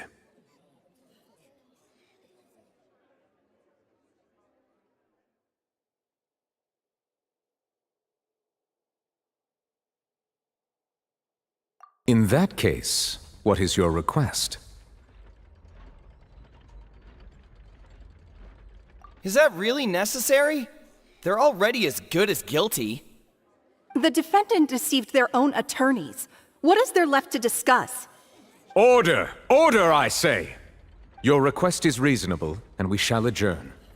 This trial will reconvene in 1 hour. So you would stick to Mr. Linney's defense even after knowing what you do now? You certainly have more professionalism than I thought. In that case, my dear audience, let's allow the joy of victory to steep for a little while longer.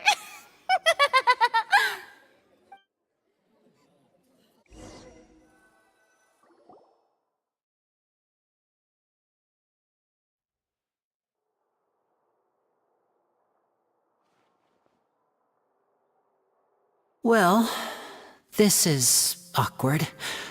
I didn't think the Hydro Archon would dig all that up. I'm sorry, Traveler and Paimon. Yeah, sorry. Paimon doesn't know where to start. We trusted you two. We based our entire reasoning on the assumption that you weren't bad guys.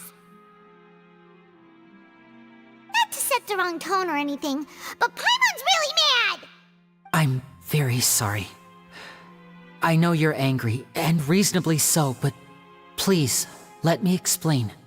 I know you've clashed with the Fatui several times before.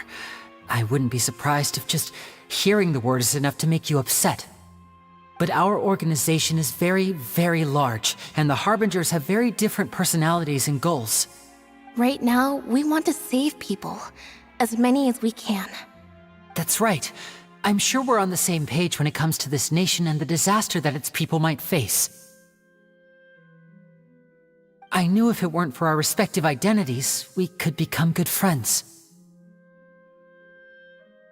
That's why I didn't wish to flat out lie to you, but chose to hide some details instead. The truth is very important, but being completely transparent about everything would see us spending more effort than we need to. Right. So, you be the judge. Heck, if I were you, I fear that I'd even struggle to trust me at this point. You met a Fatus who works as a magician, a trickster by trade. All by coincidence, too. But still, I'm asking you to trust me. I am no criminal. At least, not in this case. Sorry. Please forgive us. Well, you both say that, but...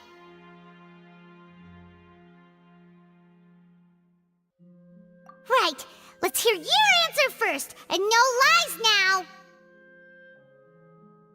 Of course. I'll answer any question you ask. We've been trying to find out how the Oratrice operates. We want to know why it has a consciousness. Why can it deliver sentences accurately? During our investigations, we learned that the machine's core is beneath it. From that moment on, Lynette and I have been designing this box swap trick with the objective of getting close to the core. Is that why you needed a whole minute? That's right. In truth, the audience would take about 75 seconds to count down from 60, while I would only need 15 to get to the opposite box. So, after jumping into the tunnel, I accessed the Opera House basement via the vent, and went to investigate the room in which the core is stored. That air vent was created during the construction of the tunnel specifically to execute this step. Well, nothing. As soon as I reached that room and was about to investigate, I heard someone's voice. Which should have been impossible, of course. I was quite certain that I was the only one in the room. That voice seemed to recognize me and tried to speak to me. I chose to err on the side of caution and retreated the way I came. On the way back, I saw the broken vase and the clothes on the ground, but the countdown was almost finished, so there wasn't time to give it any thought. After that, the homicide occurred just as you saw.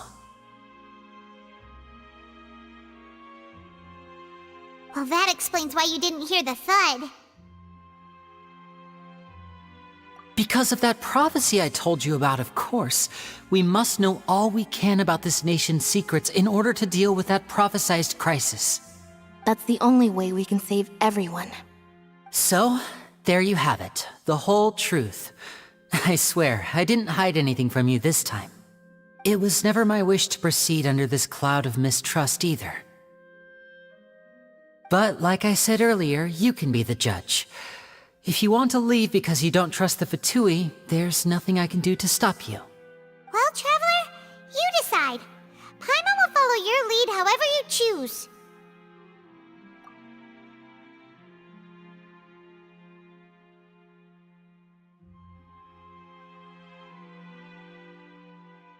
Okay, thank you. Thanks for giving us a chance. The current problem is that the scales are tipped pretty badly against you two. If we want to refute the Hydro Archon's accusations, we're gonna need a seriously watertight defense. Huh? Oh, Paimon thinks she gets what you mean.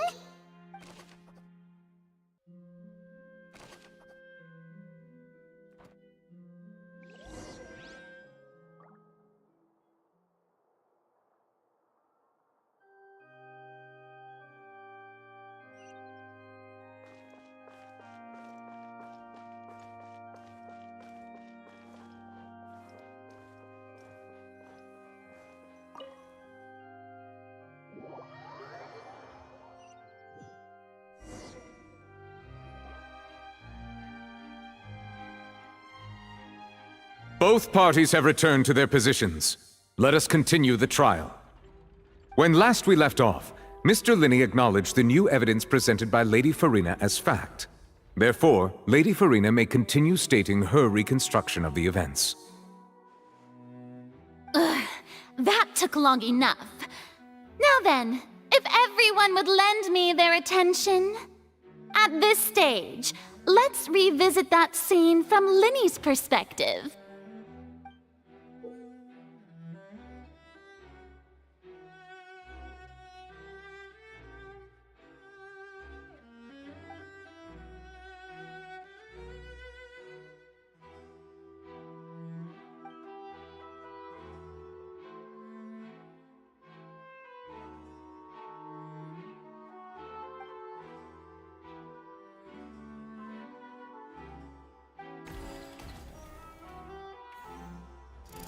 As the countdown began, he entered the tunnel. When the flatbed trolley passed, he opened the box and got into an altercation with Halsey, which caused the loud thud. He did not realize that this sound could be heard by everyone in the Opera House, which is why he claimed earlier that he could not hear the sound. Finally, he used the vase to knock her out, before making her change clothes to prevent others from recognizing her. At this time, Cowell arrived in the tunnel, having heard that strange noise, and caught Linny red-handed. So Linny proceeded to knock him out too before stuffing him into that box. Afterward, Linny passed the unconscious Halsey to his accomplice through the magic box in the audience stands, before operating the devices such that Cowell's death would be ruled an accident. And there you have it. That's the truth behind what happened. Does the defendant's side have any objections to Lady Farina's description of the events?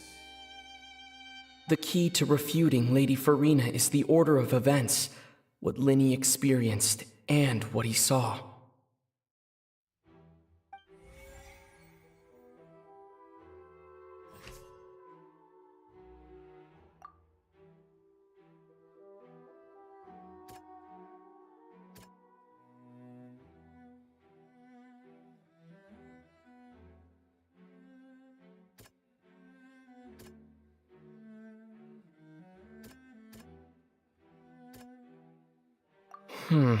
Seems this won't produce a particularly effective rebuttal.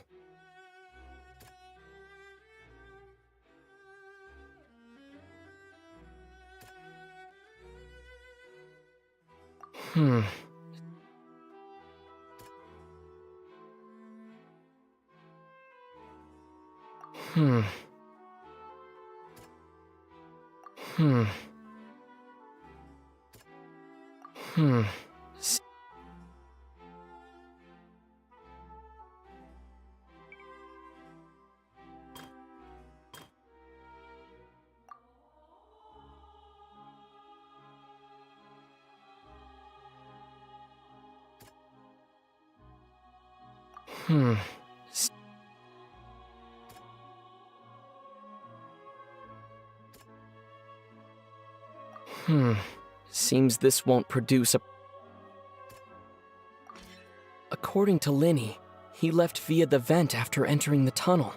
He couldn't have had that altercation with Halsey.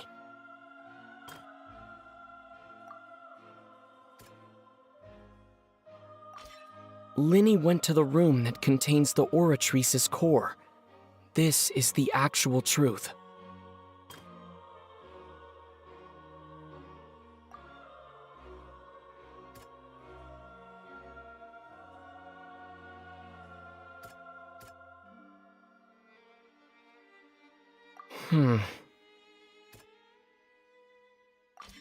Linny did not take part in the underground altercation.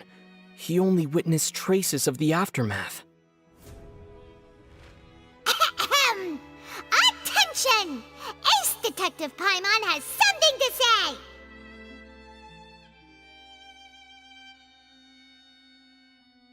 When the countdown started, Linny did indeed go into the tunnel. But he immediately used a vent to access the Opera House basement, which is where the underground core of the Oratrice is stored. Once he reached that area, he heard a voice in what should have been an empty room. Since he felt something was amiss, he returned immediately. The crime scene had already developed by the time he reached the tunnel again, and in order to complete the magic trick, he did not remain there for any length of time. Finally, he reached the surface, and that was when the accident happened from his point of view. Therefore, he's innocent!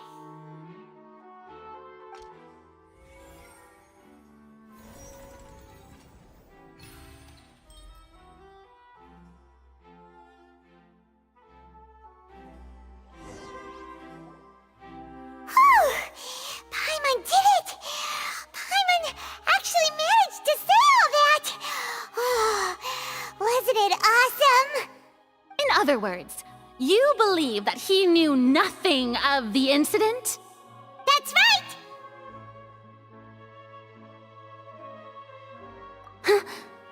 My reasoning?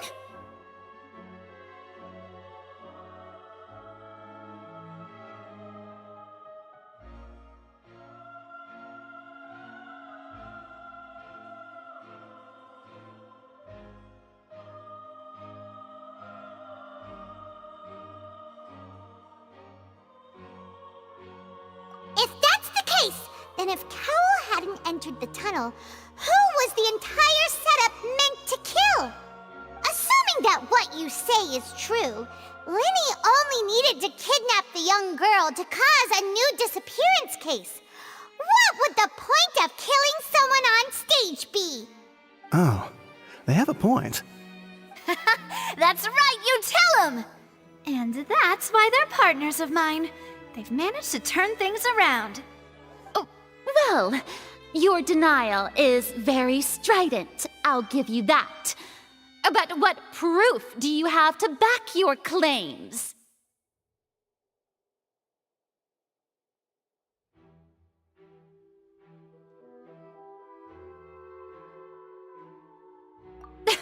Of course I do.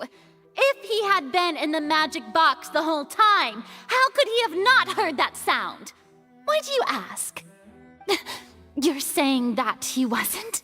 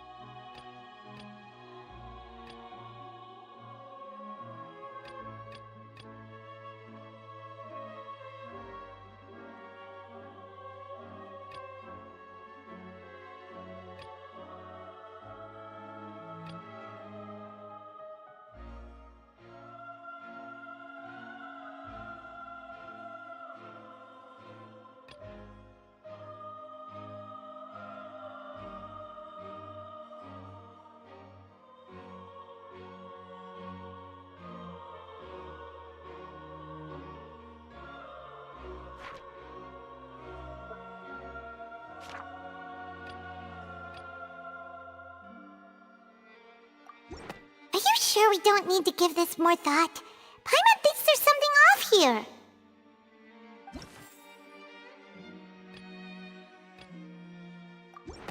That's right! Linny wasn't in the box or in the tunnel. That's why he didn't hear anything strange during the performance. This means that when the crime happened, Linny had already entered the basement via the vent. The same clue you used to disprove his alibi has now become the best proof! How do you like that? Well played. To think you'd use such logic. Well then, if it wasn't Linny who committed the crimes, then who was it?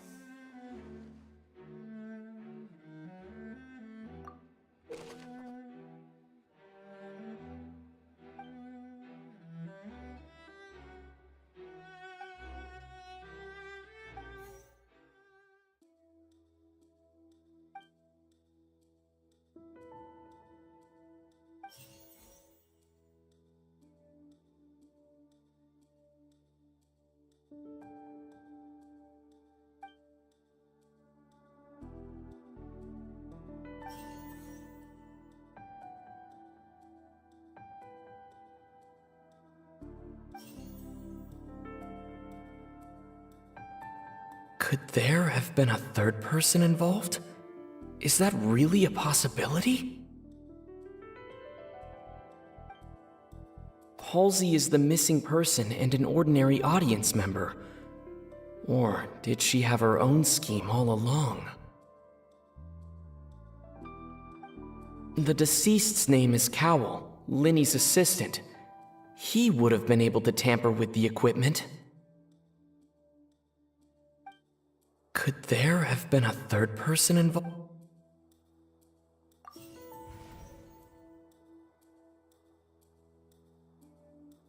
The deceased's name is Cowell. Linny's Halsey is the missing person, and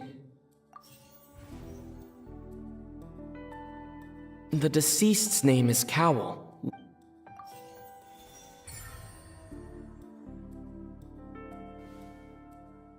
Huh? That can't be right. Are you serious? The killer was, in fact, Cowell, the deceased! Oh, is that so? How interesting! Let's hear your reasoning then. What I must do next is recreate the truth. What Cowell did, and how he went from would-be perpetrator to victim.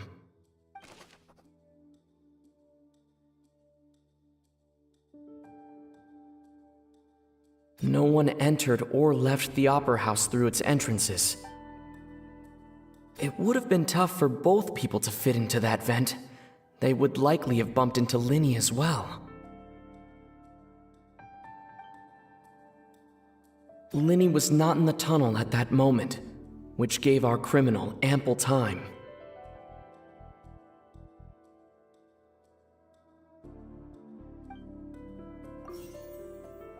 It would have been tough for both people. The deceased's name is Cowell. Halsey's clothing was in the tunnel.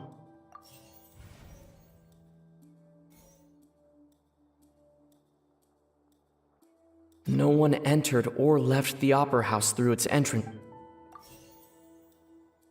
It would have been tough for both people to... No one entered or left. The sound we heard may have come from a clap.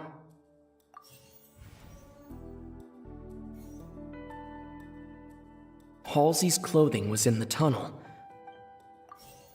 It would have been tough for both people. No one entered or left the Opera House through its entrance. It would have been tough for both.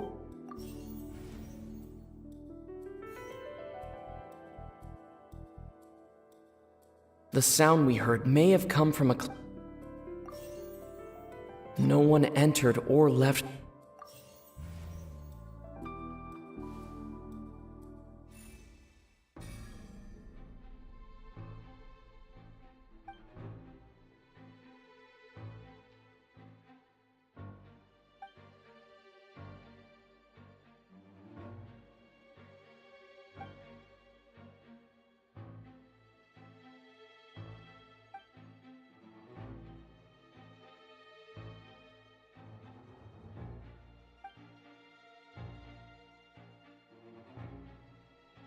What's wrong, Traveler? Are you still having trouble figuring things out?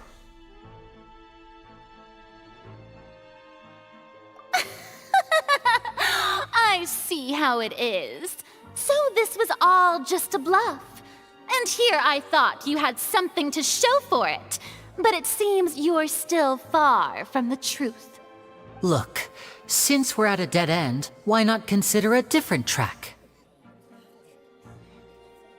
Just like the trick as it transpired, the end result must have been utterly different from the magician's initial design. If only we knew how Halsey disappeared. Well, that would be nice, but the tunnel only has 3 exits, and none of them seem very likely. And it's not like this is a magic trick where you can just make a real live person disappear. You know, like you did from that water tank, Lynette.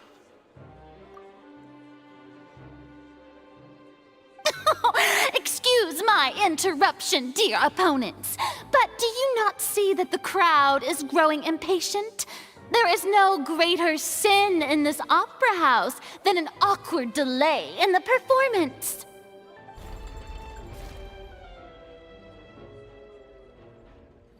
If the defense is unable to make further effective arguments, we will move on to the next stage of the trial. Linny was not in the tunnel at that moment, which gave our criminal ample time. The sound we heard may have come from a clash between the missing Halsey and the criminal.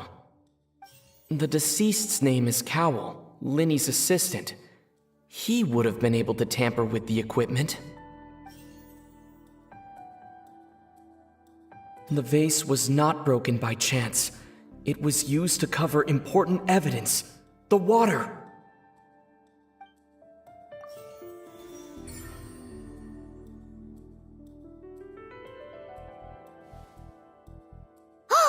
Paimon gets it!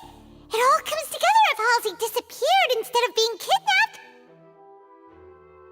Lynette escaped from the water tank, vanishing gradually and leaving only clothes behind. If there's a similar method where a person could be transformed into water...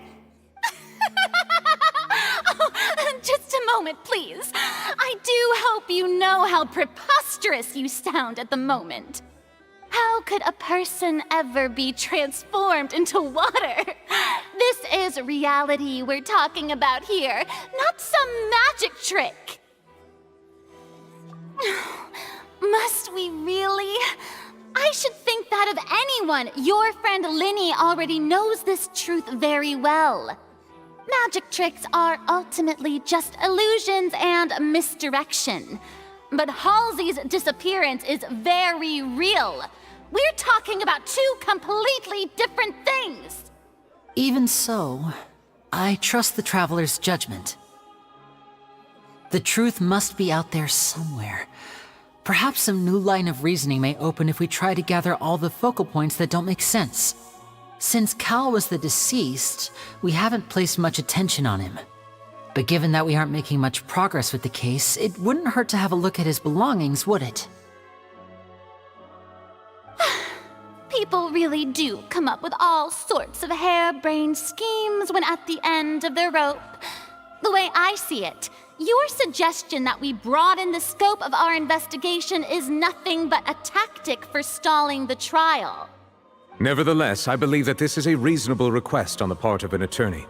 Since the trial does indeed appear to be at an impasse, I believe that additional evidence may help us make more progress. Guards, please step into the lounge and examine the personal effects of the deceased Cowell. We are still examining the items, but we have already made critical progress that we feel must be shared with everyone post-haste. We discovered several test tubes of fluid within Cowell's baggage, each labeled separately. The notebook in his backpack claims that these fluids are water from the primordial sea. The primordial sea? The note's contents also indicate that Cowell belonged to an organization that sells illegal drugs and that he had an accomplice. The notebook has many entries concerning safe usage of these fluids, in which the keyword dissolve appears many times. One of these tubes was labeled apreciate, along with yesterday's date. It is empty. The notes also state that these dissolution properties work exclusively on people from Fontaine. It's likely that Halsey was chosen as some sort of test subject. As such, we believe that the defense's hypothesis is, in fact, supported by sufficient evidence. You've got to be kidding! People dissolving into water? Could something so ridiculous actually be true? Wait a moment. This reminds me of a certain prophecy, but it's just a coincidence, isn't it? Huh. If people can become water, does that mean that the water tank's real use was as a means to hide water stains?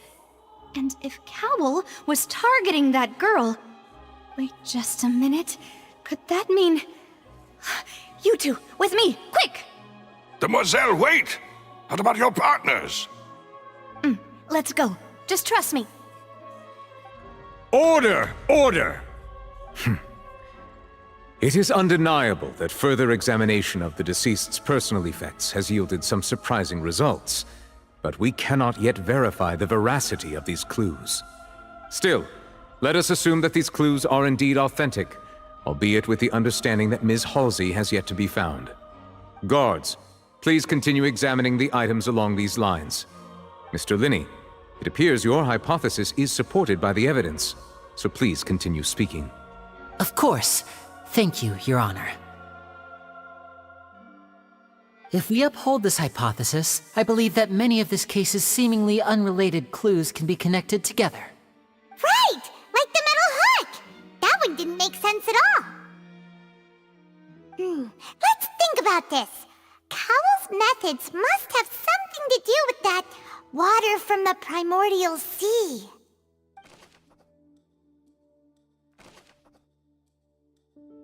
The deceased's name is Cowell, Linny's assistant. The water from the primordial sea should already have been prepped before Halsey entered the magic box. Now it seems like the hook rope was not meant for another magic trick, but was instead some form of triggering mechanism. The rope that held the water tank up was lit by the fireworks and snapped.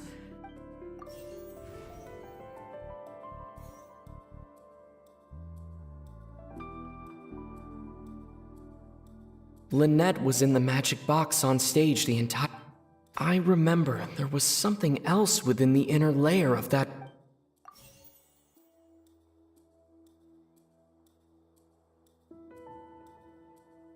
The water from the primordial sea should... I remember there was something else within the inner layer of that box. I remember there was something else within the inner... Now it seems like the... I remember there was some...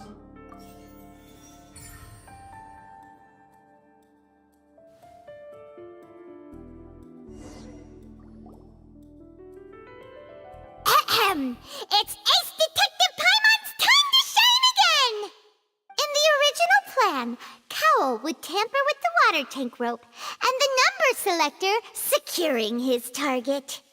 When the magic box containing Halsey was lowered, the metal hook would retract gradually and pierce the balloon at the top of the box. When the balloon attached to the box popped, the water from the primordial seed inside it would pour down and dissolve Halsey. Afterward, Cowell would enter the tunnel and break the flower vase to conceal the water inside the tunnel, with the remaining evidence being covered up by the water tank on stage. But he encountered something unexpected in the tunnel, and wound up being fatally hit by the same water tank he meant to use to cover his tracks. Huh, that does make sense. That actually links together a lot of the more confusing pieces of evidence. Oh dear, what do I do? Even I think they sound convincing now. Have I falsely accused an innocent person? What a humiliation. Now, it seems like the only point of contention remaining is the exact circumstances that led to Cal's death. His notes mentioned he had an accomplice who could be related to the situation. On that note, the guards have just contacted me indicating that they uncovered new evidence. I shall now invite him on stage to share it with us. Thank you, Your Honor. We were just inspecting the luggage of the other people involved in this case. And we found an identical sample of the water from the primordial sea among Linny's personal effects. What? That can't be. Oh, I see. Well, how wonderfully comedic to have your own counterattack only to come back and wound you. Does this not clear all doubt? My dear citizens, my loyal audience, allow me to present my reasoning and bring this performance to a swift close. Linny did not need to take part in the dissolution of the young woman at all. Indeed, he did leave the scene via the vent. Having made modifications to the props beforehand, his accomplice Cowell then caused Halsey to vanish using the water from the primordial sea. But upon his return, in cruel avarice, Linny desired sole credit and prepared to do away with his partner in crime. Ultimately, he knocked Cowell out, and the tool meant to cover the crime up also became a murder weapon. Now, as much as I regret having come to such a viciously straightforward conclusion, it does seem that the famed Fatui is quite the cold-blooded and ruthless organization. Am I right, Mr. Linney? We've used up all the evidence we collected. There's no way for us to make a rebuttal here. Is this the end of the road?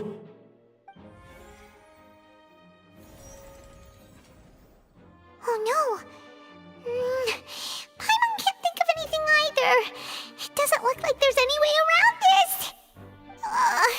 Seems using the water as new evidence was too good a move. Oh, why did this have to happen now?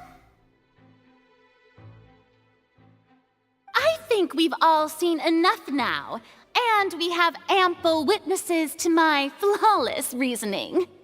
I believe this is indeed the finale!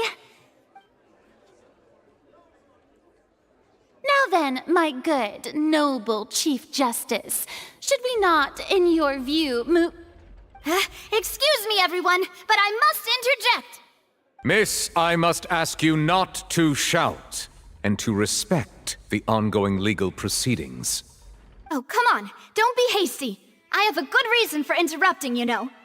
Now, would anyone here like to take a little break from all this debate and see a little magic? I'll show you an amazing trick, one that can bring a young woman who has disappeared back in the flesh, right before your very eyes. Please, do the honors, Mr. Linney, if you would be so kind. What in the world is she saying? No offense, miss, but miracles like that are beyond my scope as a magician.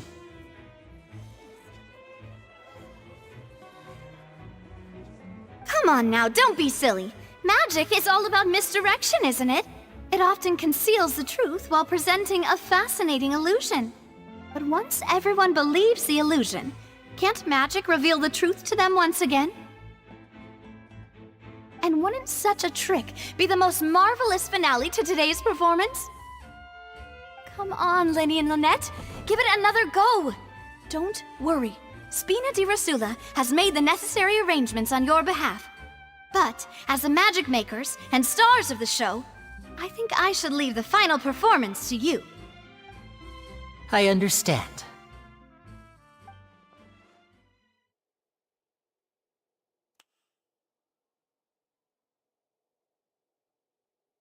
And voila!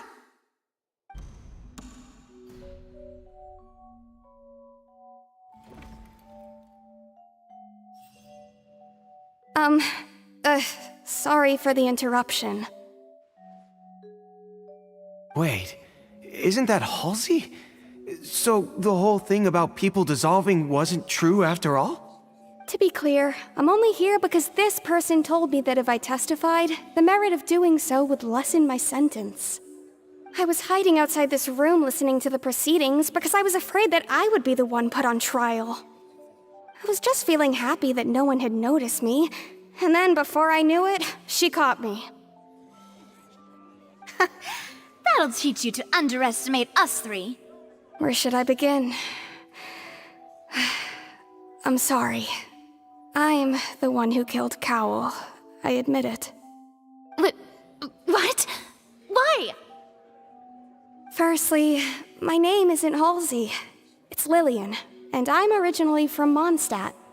I heard that Linny's show was gonna be a real thriller, but I missed the chance to buy a ticket, so I stole one. That's how I make a living. I steal stuff here and there. And I'd never been caught before. But I was noticed at the harbor a few days ago, and I barely got away. Linny was the one who caught me in the act. Hey! No wonder you look familiar! So you were the thief! Liddy even mentioned that you were pretty skilled!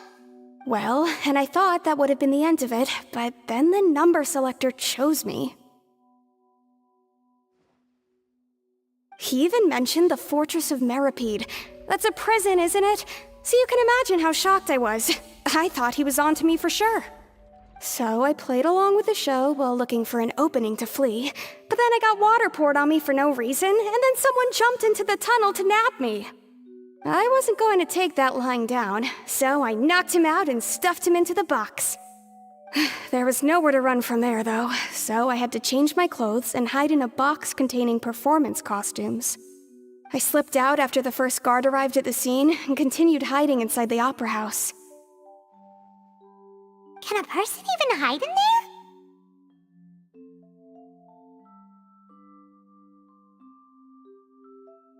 But I swear I didn't know that the water tank would fall down. Really, I swear it. Had I known that, I wouldn't have put him in the magic box. I may be a thief, but I'm no killer. Well, that makes everything pretty clear now, doesn't it? This time, we need to tell the entire story from Lily-Ann's perspective.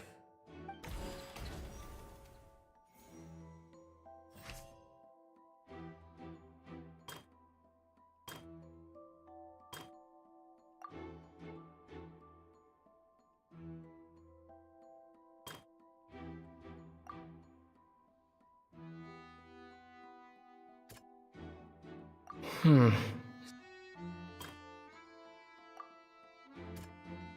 Hmm.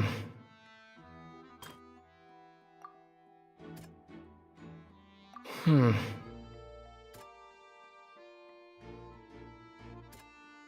Hmm. Hmm. The strange sound wasn't from a fight.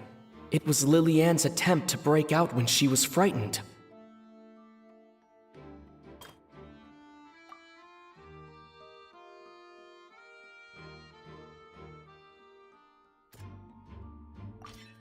The flower vase was not broken to cover anything up, but was smashed during the struggle between Lily-Ann and Cowell.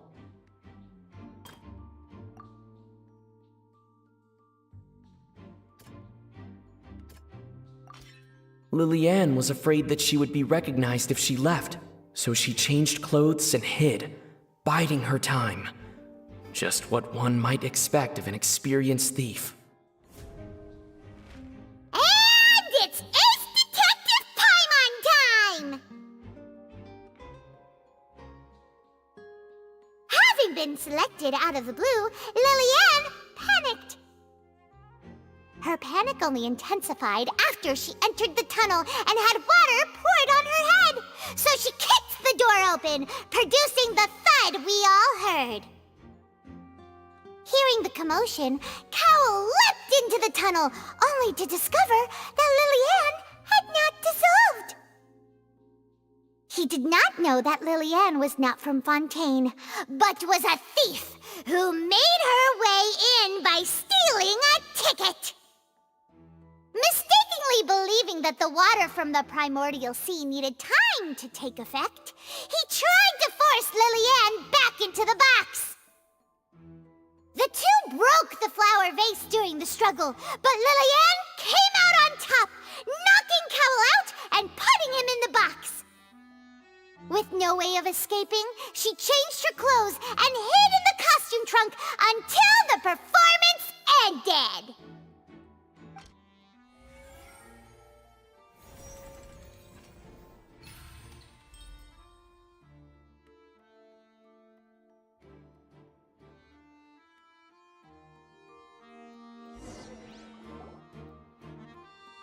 She knew that she would have to go through guard inspection if she tried to leave afterward.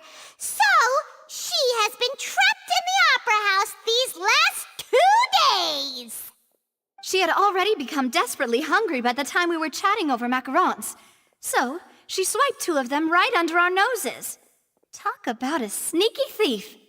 At this point, all the events that happened in the tunnel have now come to light. Ah, so that's the whole story.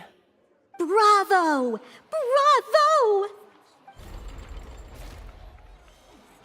Now then, Lady Farina, do you wish to speak against the defense's statements?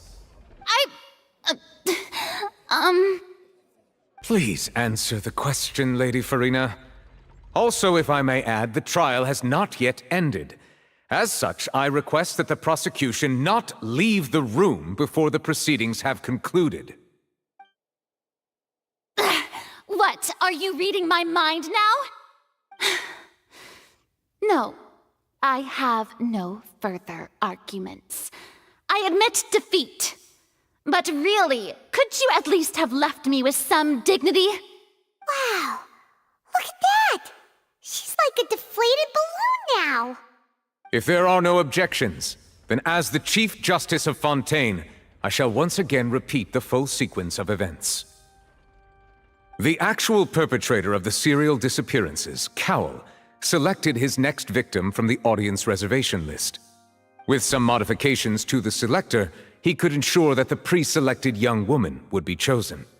To cover up any evidence while committing the deed, Cowell thought of allowing the water tank to fall, which would conceal the water left behind after the young woman was dissolved.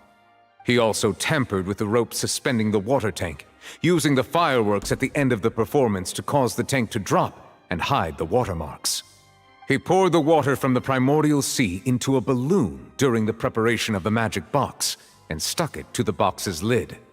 Finally, he passed the prepared hook on a rope through the gap in the magic box's door when bringing the young woman to said box. When the magic trick officially began, the box containing the woman was lowered into the tunnel, tightening the hook rope and bursting the balloon containing the water.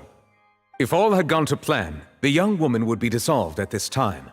However, Lillian was not from Fontaine, and thus fled the box with a loud noise. Realizing that there was trouble, Cowell entered the tunnel and met Lillian. Thinking that the waters had not yet taken effect, he decided to proceed. However, his opponent was more capable than he thought, and he was overcome, knocked unconscious, and placed into the magic box, and thus became his own final victim. Lillian, according to her own statements, then changed clothes and hid until the performance ended, before hiding in other parts of the opera house. As for Linny, he was in the underground structures within the opera house, and was thus ignorant of these happenings. From this reconstruction of events, we can conclude that Linny, the accused, is in fact innocent. While there is much in Linny and Lillian's conduct that should still be investigated separately, this case, at least, can be handed over to the Oratrice to make the final decision.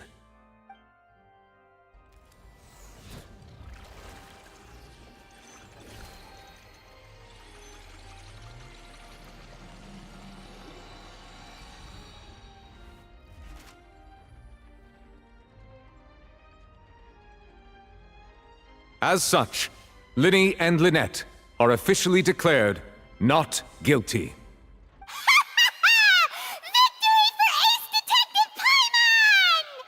Great work, partners. Thank you all. Thank you so much. Next, I think we deserve an explanation, Guard Vaughn.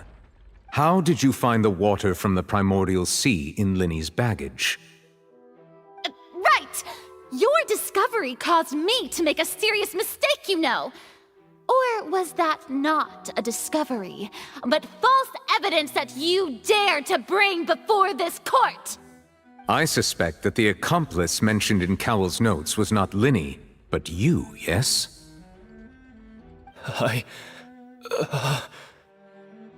I'm sure you know what you must do to lessen your sentence. Speak quickly! Unless you want to earn yourself a one-way ticket to Coupon Town. I was just following orders. We were supposed to place blame for the serial disappearances onto Linny, and thus cause suspicion to fall on the Fatui. The higher-ups said this was the best opportunity to do so. And now that your plan has fallen through, and the secrets of the water have been revealed, you have become a liability to said higher-ups, yes? Therefore, you would be wise to tell everything you know, and seek the protection of the guards. Yes, I'll tell you everything I know.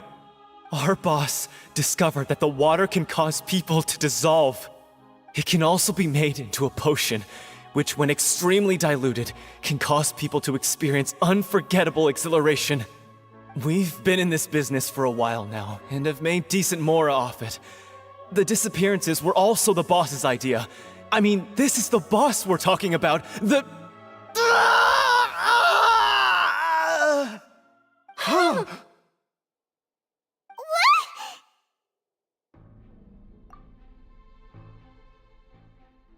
And now he can no longer talk. Such ruthlessness. I shouldn't have expected any less of them. An outrageous act. All present, please submit to inspection immediately.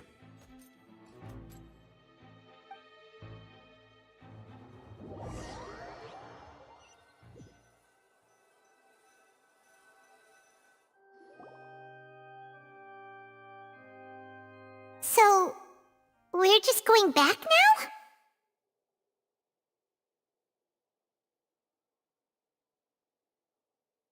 That's true, but... Traveler, Paimon! Please wait. Lenny... I know you may not want to speak to me right now. Maybe you don't even want to look at me. But still, let me thank you again for defending me to the end, even after you learned that I'm a member of the Fatui. I guess. But regardless, I'd like the opportunity to set things straight. I didn't approach you with any ulterior motives or ill intent. I've spoken to you as myself, just plain Linny this entire time. As for why I'm a Fatus, it's because the goals of the House of the Hearth align with those of an orphan like me. That's all. That was how Father, who you might know as the Knave, approached recruiting us back then too. The Knave? The one who controls the House of the Hearth? She's your father? That's right. And since we're here, I was wondering, would you mind hearing a story? It's about my past. Back when our parents first died, Lynette and I were left wandering the streets. To survive, I took to surreptitiously observing an older street performer who did magic. It took me several days to figure out how he pulled off his amazing tricks. I took my sister through several streets until we found a crowded corner, and we began to perform magic tricks there. To my surprise, we proved to be pretty popular, and we could at least stop worrying about where our next meal would come from for a time. But I didn't want my sister to remain a street rat together with me forever. Before long, an aristocrat came to me and claimed that he wished to take us in after watching my performances. So you went from orphans to nobility just like that? That was how we felt at first too. As if fate was on our side and we could say goodbye to those painful days. But I gradually discovered that while we were called foster children, he was really after my talent for magic tricks. He would constantly take me to all sorts of banquets to garner attention, which he would then use to expand his social circles. That doesn't seem too bad either. Better than roaming the streets at any rate. It took a while for me to realize just how dark his heart really was. After one particular performance at a banquet, I discovered that Lynette was not on the same return vehicle as me. I waited a long time after we returned home, but she did not come back. I went to that noble's bedroom and asked him about her whereabouts. The answer he gave me was, she caught the eye of the most eminent person at the banquet, so I sent her over as a gift. I mean, you'll be able to perform your magic regardless of who your assistant is, yes? Oh no. So he was gonna... But wouldn't Fontaine's laws deal with such people?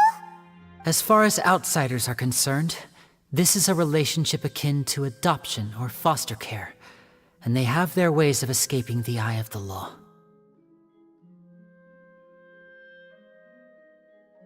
I managed to ferret out the location of the mansion of that so-called eminent person and hurried through the night. But by the time I leaped over the walls, avoided the guards, and made my way in, all I saw was the moonlit ground covered in blood, and the knave standing there in the darkness. So, she'd already taken care of that guy. That's right. She had rescued my sister before she could come to any harm, and had even discovered several girls hidden in a basement, all of them orphans. Father, the knave, might have seen something in me, and so she made me an offer. The House of the Hearth welcomes you, for your interests align with ours. Here, none will ever betray you. Indeed, betrayal shall never be permitted here. I was hesitant to trust her. I had just been betrayed by nobles. But she was also quick to destroy the noble who had taken us in at first, giving us back our freedom. Oh, so that's how the two of you joined the House of the Hearth.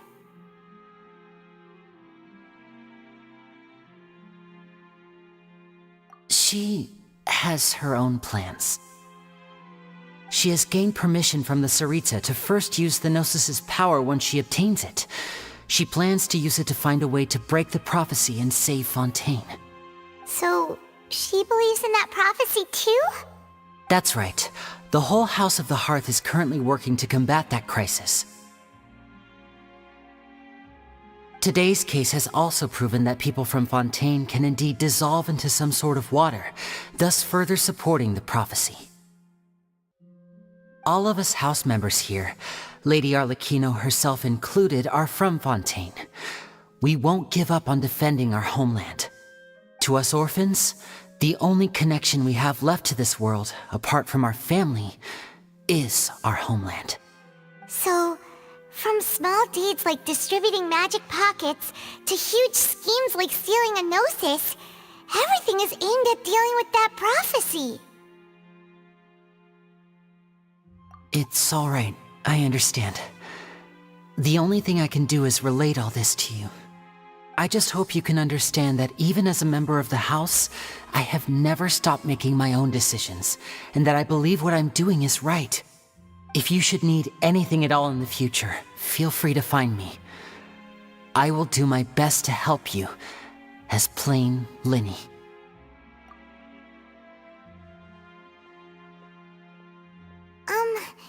Bye, Linny!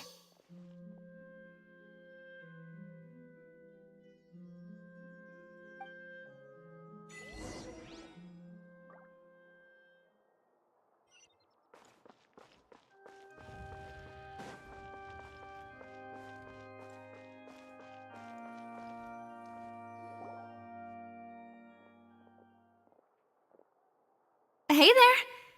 What was with the disappearing act you pulled right as the trial ended? Were you looking for us, Navia? Well, this whole thing isn't exactly over, is it? I do feel that we're getting closer to solving the serial disappearances case, though. Don't you think so, too? Huh? What's wrong, my dear partner?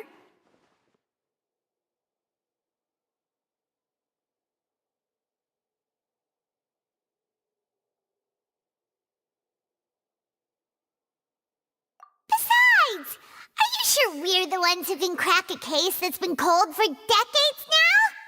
And given that there's new evidence from the trial, there should be a trail of breadcrumbs for the Hydro Archon's people to follow now, right? Ah. I see. Well, I won't lie. I'm a little shocked to hear that from you. But I suppose you are just travelers who have only arrived in Fontaine after all. Sorry. I might have been too presumptuous. Don't say that, Navia. Ah, and we were having so much fun investigating with you, too. It was like having new waters flowing into a stagnant mire, causing new hope to spring forth, and the reflection in the murk to become clearer. Well, sorry about that. I'm a bit prone to nostalgia. Don't mind me. Wait, shall we have a farewell meal? You know, to commemorate our time as partners? Huh? Do we really need to get that formal? Well, guess you really did treat us as partners, huh? Well, I just like to have a proper ending to every important memory. That way there are no regrets later. Anyway, it would just be a meal, so it shouldn't take up too much of your time. You don't have to twist Paimon's arm. If Boss Navi is treating, count Paimon in! Oh, wonderful. In that case, why don't we return to the court of Fontaine and head to the Hotel de Boer? I believe we'll make it just in time for dinner. All right then, let's have our farewell meal!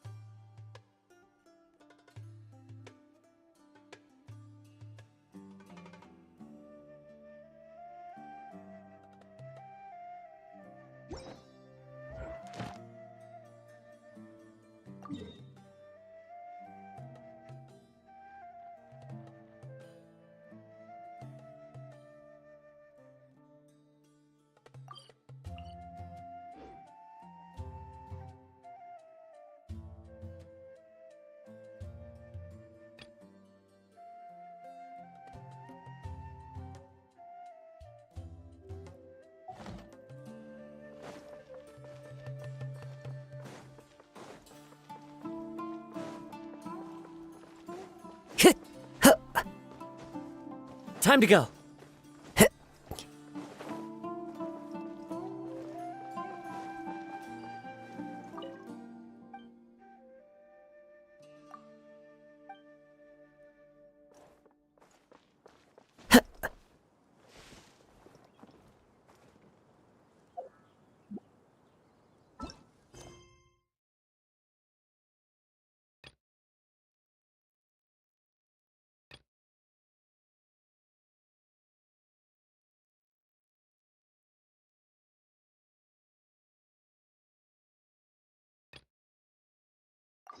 This scenery is wonderful. Surely enough to convince anyone to become a wanderer.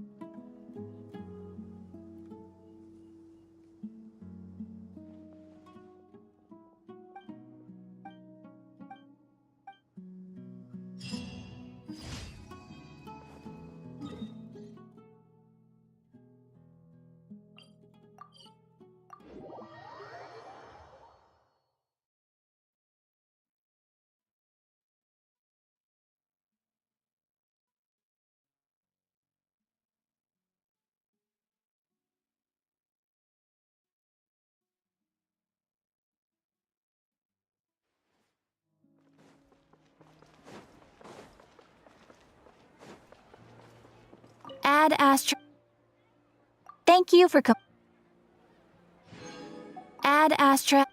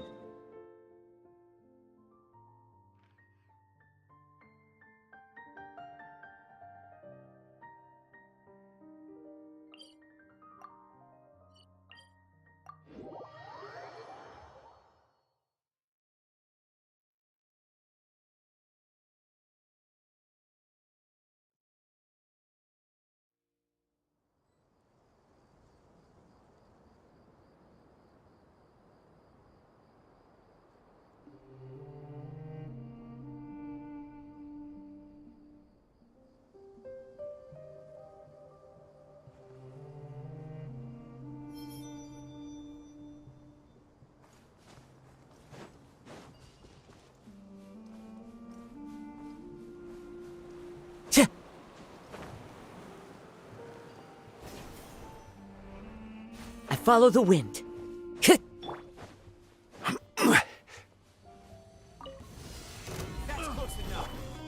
Illusion shatter! One with nature. Take flight. Ha! The wrong test subject. Time to go. The wind knows me. Ha!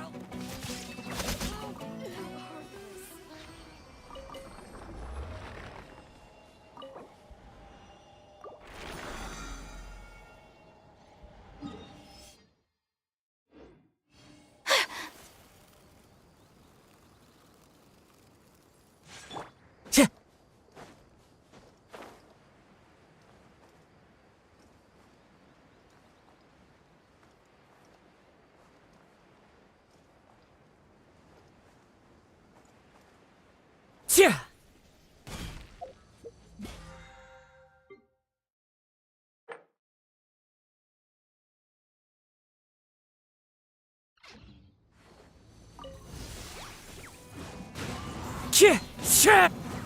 Gather! There is no escape! Yeah! One with nature. Ta! Ha! Yeah! Ha! Ha! Ta! Ta! Into the wind. Yeah! Ta!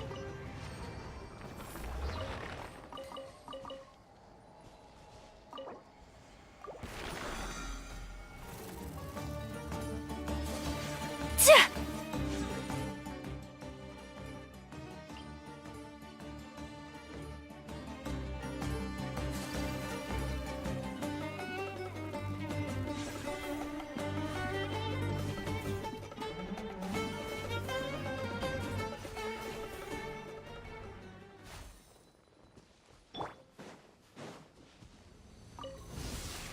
Solidify!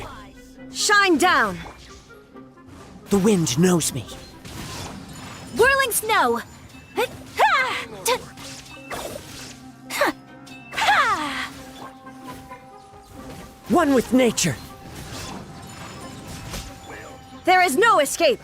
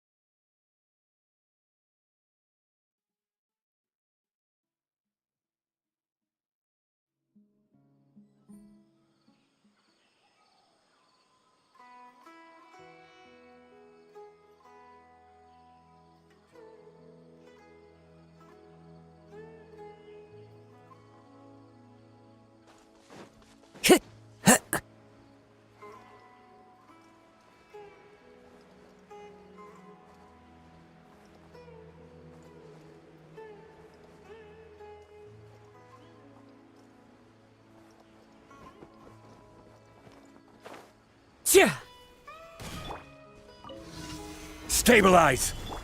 Shine down! Into the wind!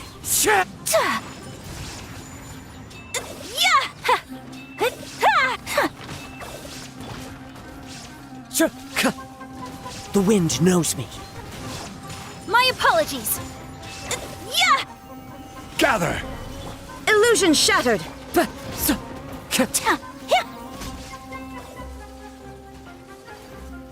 Clouds hide. The birds call. Sakura swirl! There is no escape! That hurt!